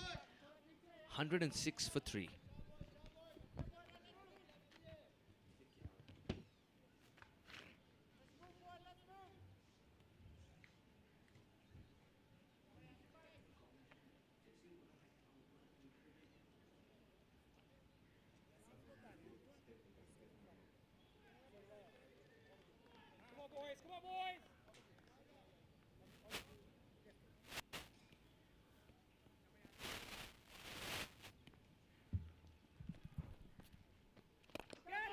Flick of the wrist, there's a fielder in the deep.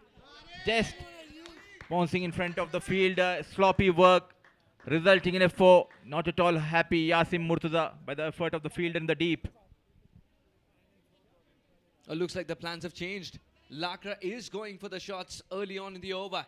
That was a risky shot indeed, but he went for it nonetheless. Just one short of his half century. Aryan Lakra. That was in the air for a long time. There couldn't have been a catch by any means, but Shukla, who tried his best to put his body behind it, couldn't arrive in time.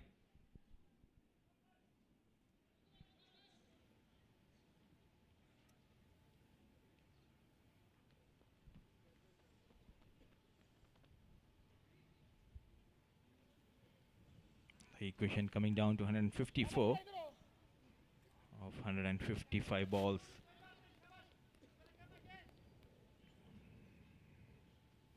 On 49, Aryan Lakra. On the back foot, push towards deep extra cover. Single has been taken. Excellent 50. Once again by Aryan Lakra. Took his time. Lost the partners. Brilliant knock. What an innings under pressure. As soon as he lost his skipper, you could just sense that the resolve increased for Aryan Lakra. Gets there in 69 balls as well. That's good time given the situation. Now acts as a glimmer of hope for this game to end in UAE's way, as he is somebody who's already shown that he can play for the side in such a manner that he can help you create those partnerships at the same time. Attack if required. Ehsan Khan has put this one down. What I love about Lakra's little innings of, not little, but this innings of 50 is the fact that he was able to produce those partnerships as well. Such maturity that he's shown. Very well ball, yes. Very well ball, yes. Wonderful. Excellent bowling, Yasir bhai. Nelson on board. Asif Khan, the right-hander new man, 21 matches, 735 runs to his name. Has been dropped by Ahsan at short mid-wicket. Couple of deliveries ago. Goes big. There's a fielder settling down at the long off. Departs Asif Khan. Nelson works for Hong Kong, strikes Murtuza. Big fish. Asif Khan departs after making just a single. Was this required? Just when partnership was the key from here on, Asif Khan decides to go for the glory shot. And long off, that's a very good catch. As it is.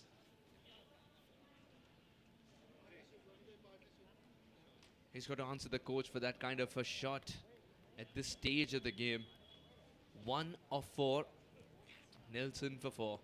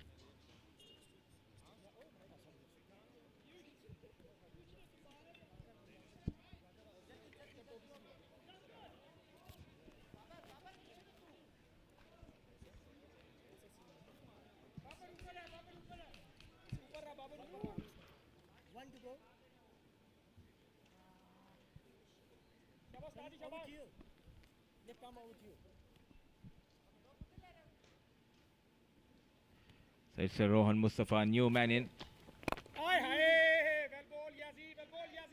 Was dropped a couple of deliveries ago.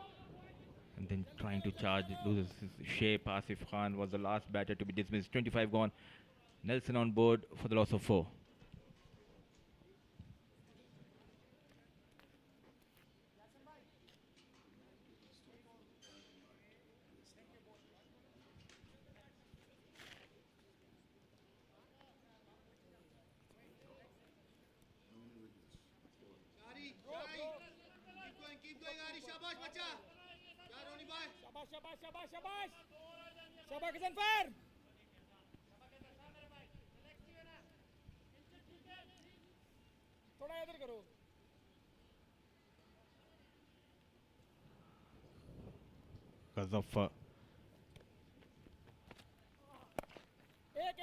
Ghazafar to continue and bowling on the pads. Taking that single, and it's time to introduce me in the comm box. Suhas is on a break, and it's time for Shamim Chaudhary to join us in the comm box. Welcome back, sir. Thank you very much. Rohan Mustafa, boundary is urging him because he had such a wonderful first game. He had a century, if I remember right, 118. And this is the time that his team needs him. Why I said a boundary was the fact that we're looking up at the sky, needs some runs quickly because even if the rains don't come, Mudassir, the light might play a part. It's quite quickly getting pretty dark. And if you're going to take the DLS into account after the 25th over, you need 138. That is the par score with 4 wickets down. So they're way behind. This is the time they need to have some big shots. But obviously the bowling team has other ideas. Ghaznafa has been pretty good, taking a wicket. Quick run taken there. Difficult, getting more and more difficult. Just the comparison between the last game, they won so convincingly, over 350 runs, 370 something. And look at the team. They say cricket is such a great leveler. One day you're flying high, next day you're falling flat on your face. They were taken on a ride by these Hong Kong players. No backup, and they are going for The second run, excellent running by Rohan Mustafa and Aryan Lakra. Not at all needed the throw coming from that square leg region, and there was no backup. And look at that throw. We're talking about cricket being a great leveler. It can work the other way around. Aryan Lakra in the last game didn't get to open his account. He's got 52. Funny old game, cricket. You never know who's going to deliver what when. As we always say, the game is all about the uncertainty, and Aryan Lakra batting beautifully. To raise the tempo, they have promoted Asif Khan Lala. He departed soon on the back foot. Rohan Mustafa finds the gap, just a single. Things going in favor of Hong Kong as of now. 26 gone, 117 for the loss of 4.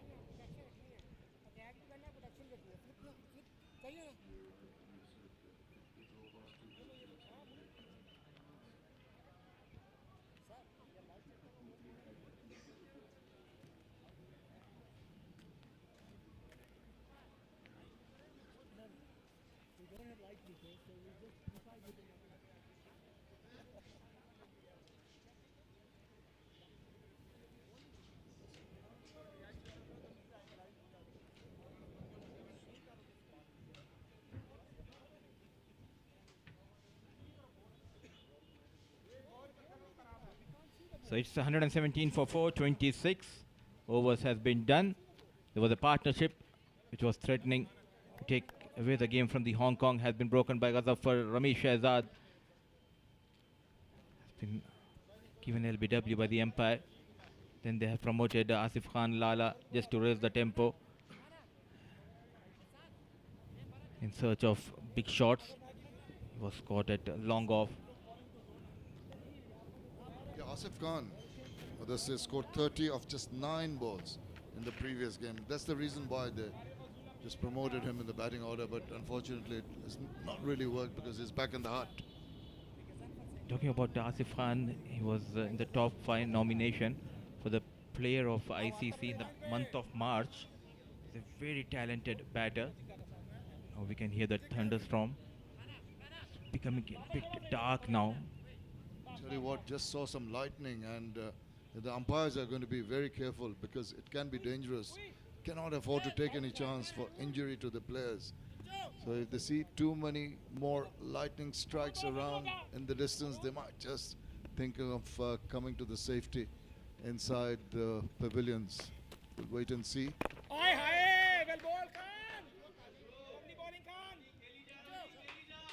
This match just reminds me of the 2018 Asia Cup qualifier final, which was played between Hong Kong and UAE. Just 24 overs per side innings because of the rain on that day, and Hong Kong winning that match. This time trying to sweep straight, finds the fielder, departs Rohan Mustafa.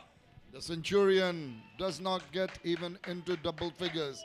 He's going to try and get a move on. I said boundary is what is needed. He was trying to go for a shot, but with that swivel round, he could not have it in control. Look at this. And the upper part of the bat, the shoulder, an easy catch taken there. No problems, but more trouble for United Arab Emirates as the last matches Centurion, Rohan Mustafa, goes just for 4 runs.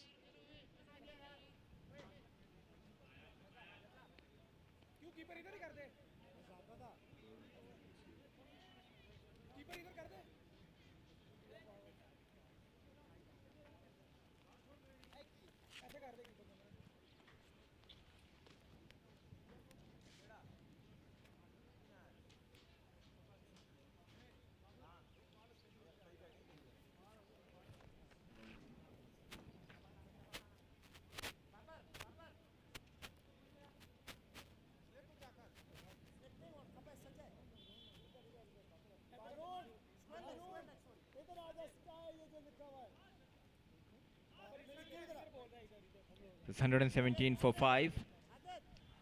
Losing quick wickets. At last, wicket for this veteran, Professor Ahsan Khan. 73 runs partnership for third wicket has been broken by Ghazafar. Then Yasim getting better off Asif Lala. It's a new man in. It's Ayan Afzal Khan. It's okay. As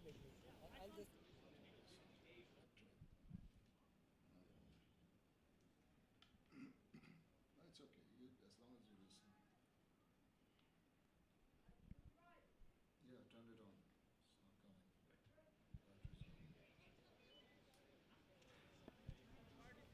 not coming. They have the upper hand here. Hong Kong, half of the side of UAE back in the hut. Themselves to be blamed. The way they have bowled in the first innings, especially those last 4 overs from Zahoor Khan and Junaid Siddiqui.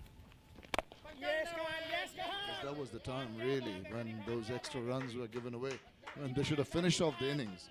And this is where it matters between a very strong unit, which you thought that UAE were, but the finishing at the end left a lot to be desired. And here's the catch. What a take! Superlative catch. They have been gobbling up virtually everything in the field. Excellent work. Another wicket down. Without troubling the scorers, wanted to cut on the back foot. It was in the air. Then came in Shukla. Excellent catch. Incredible at the point. Brilliant piece of catch taken here by Shukla. That is the end of Ayan. Falling like a 9 pins here. UAE 117 for the loss of 6. We're just going to have a check for a no ball. Just making him wait. It'll be tragic if it... Oh, it's very tight. The line belongs to the umpire. Just seems to have a little bit behind. What do you think? First instance, just behind the line, and the right decision has been made. Oh, Ayan follows Rohan Mustafa in the dugout. 27 overs gone, 117 for the loss of 6.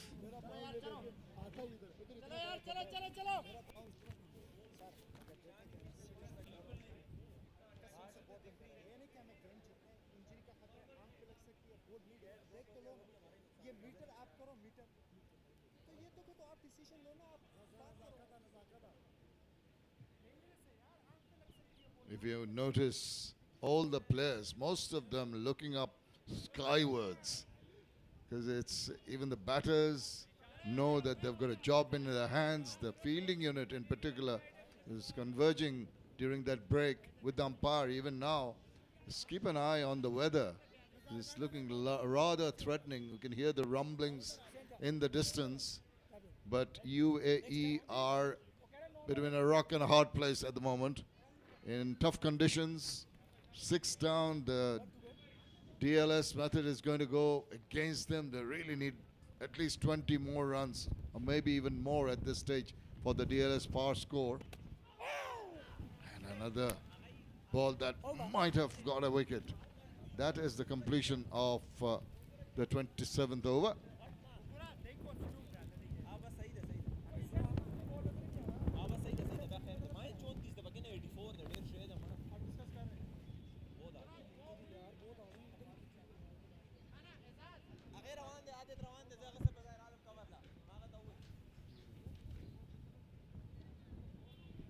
Well, you can see the two umpires have got together. Of course, it's going to be about the weather. The light has gone down drastically. And there's a stiff breeze blowing across the ground. Really do not want to take a chance with bad light. Sighting of the ball is going to be difficult, not only for the batters, even the fielders. Let's see what the decision is. And I could see the umpiring pointing out to the groundsmen to get the covers on. As you can see on our left-hand side, the groundsmen and the groundsmen are getting ready with the covers. There's just walking around, but I think they've made a decision because there's threat of rain also to just maybe take the preventive measures. See the breeze really blowing hard now, almost taking the hats off the umpires. But the players are still in the middle, which is a bit of a surprise. I think they should just decide immediately without taking any kind of risk. Once again, the weather playing spoil sports between Hong Kong and UAE. It has been stopped by the umpire as of now, and look at that, it's very dark. It's just 3:30 here in Nepal. It's look like 6 p.m. Well, the rain threat was there yesterday also. It didn't come. Unfortunately for cricket, it has come today. As they say, better late than never. They're only 24 hours behind the weather forecasters. Look at that breeze becoming heavy now. That is gloomy. That is threatening. Come on, umpires. I don't see the point.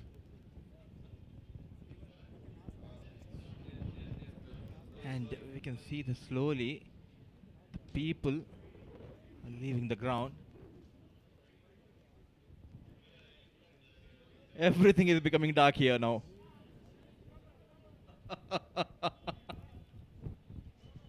Just don't understand. The umpires still hovering around. And will they take a decision? The player just waiting. Are they going to go on? Are they going to carry on? Well, I don't think so. I think they finally decided that it is too risky to carry on in the middle. The light has drastically gone down. It is very dark out there. Out come the covers. There's a lot of work being done by the groundspersons here. Look at it from all around the ground. They're just coming in. That's good work. Huge covers. They're making sure that when the rain comes, they don't have anything spoil the restart of the match. But I tell you what, Mudassir, with the way the weather is and with the time running out, I don't think there's any chance of any start of the game again. So we might have to bank on the result on the Duckworth-Lewis turn system. Definitely, we could see that the covers coming on the ground, and they played really well. Hong Kong deserves these 2 points. We do understand the DL method will come into play, but they have dominated really well, though they have lost those wickets in the first innings. That little bit partnership in the middle working in their favor. And once they have posted 263, they were favourites in this game. They got those 2 early wickets. There was a partnership between Ramesh Shahzad and Aryan Lakra, which was broken by the leg break bowler Ghazaffar. Then Asif Lala follows, Rohan Mustafa and Ayan Afzal. And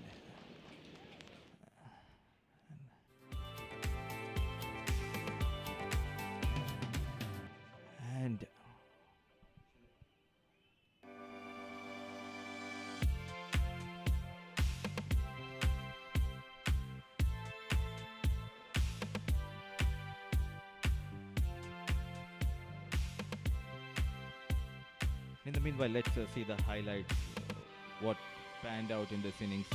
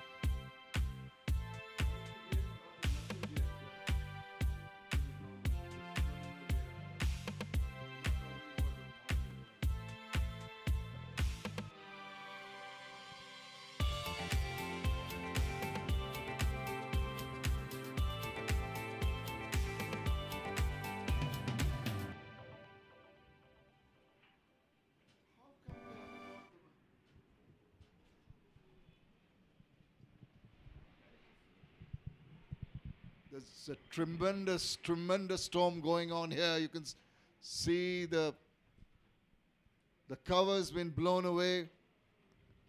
Massive storm. Unfortunately, play has been stopped due to bad weather here, and we hope we get a chance to start again. But till then, we're going to take a break, and hopefully we'll have some more news for you once we get back here. Well, the play has been stopped, so due to bad weather, we hope to come back to you with some more news if the weather clears. For the moment, it's goodbye from here.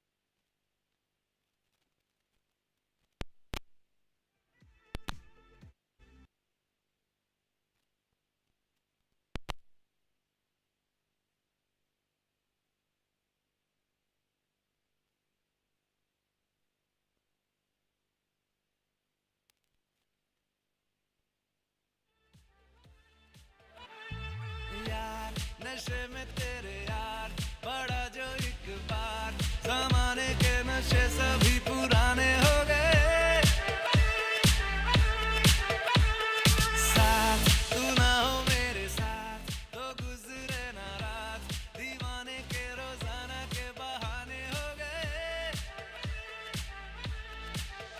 तेरे जिस्म के हर inch पे मेरी हर नजर फिदा है थी तलब मुझे एक जाम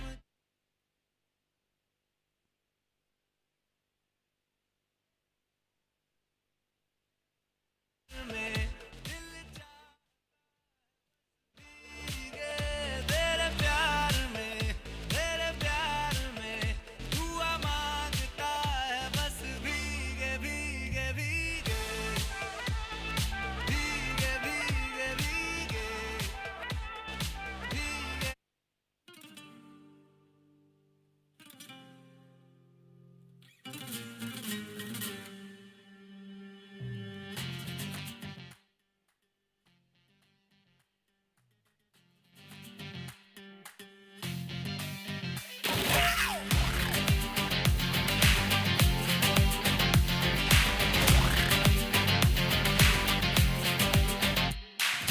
तुमने मोहब्बत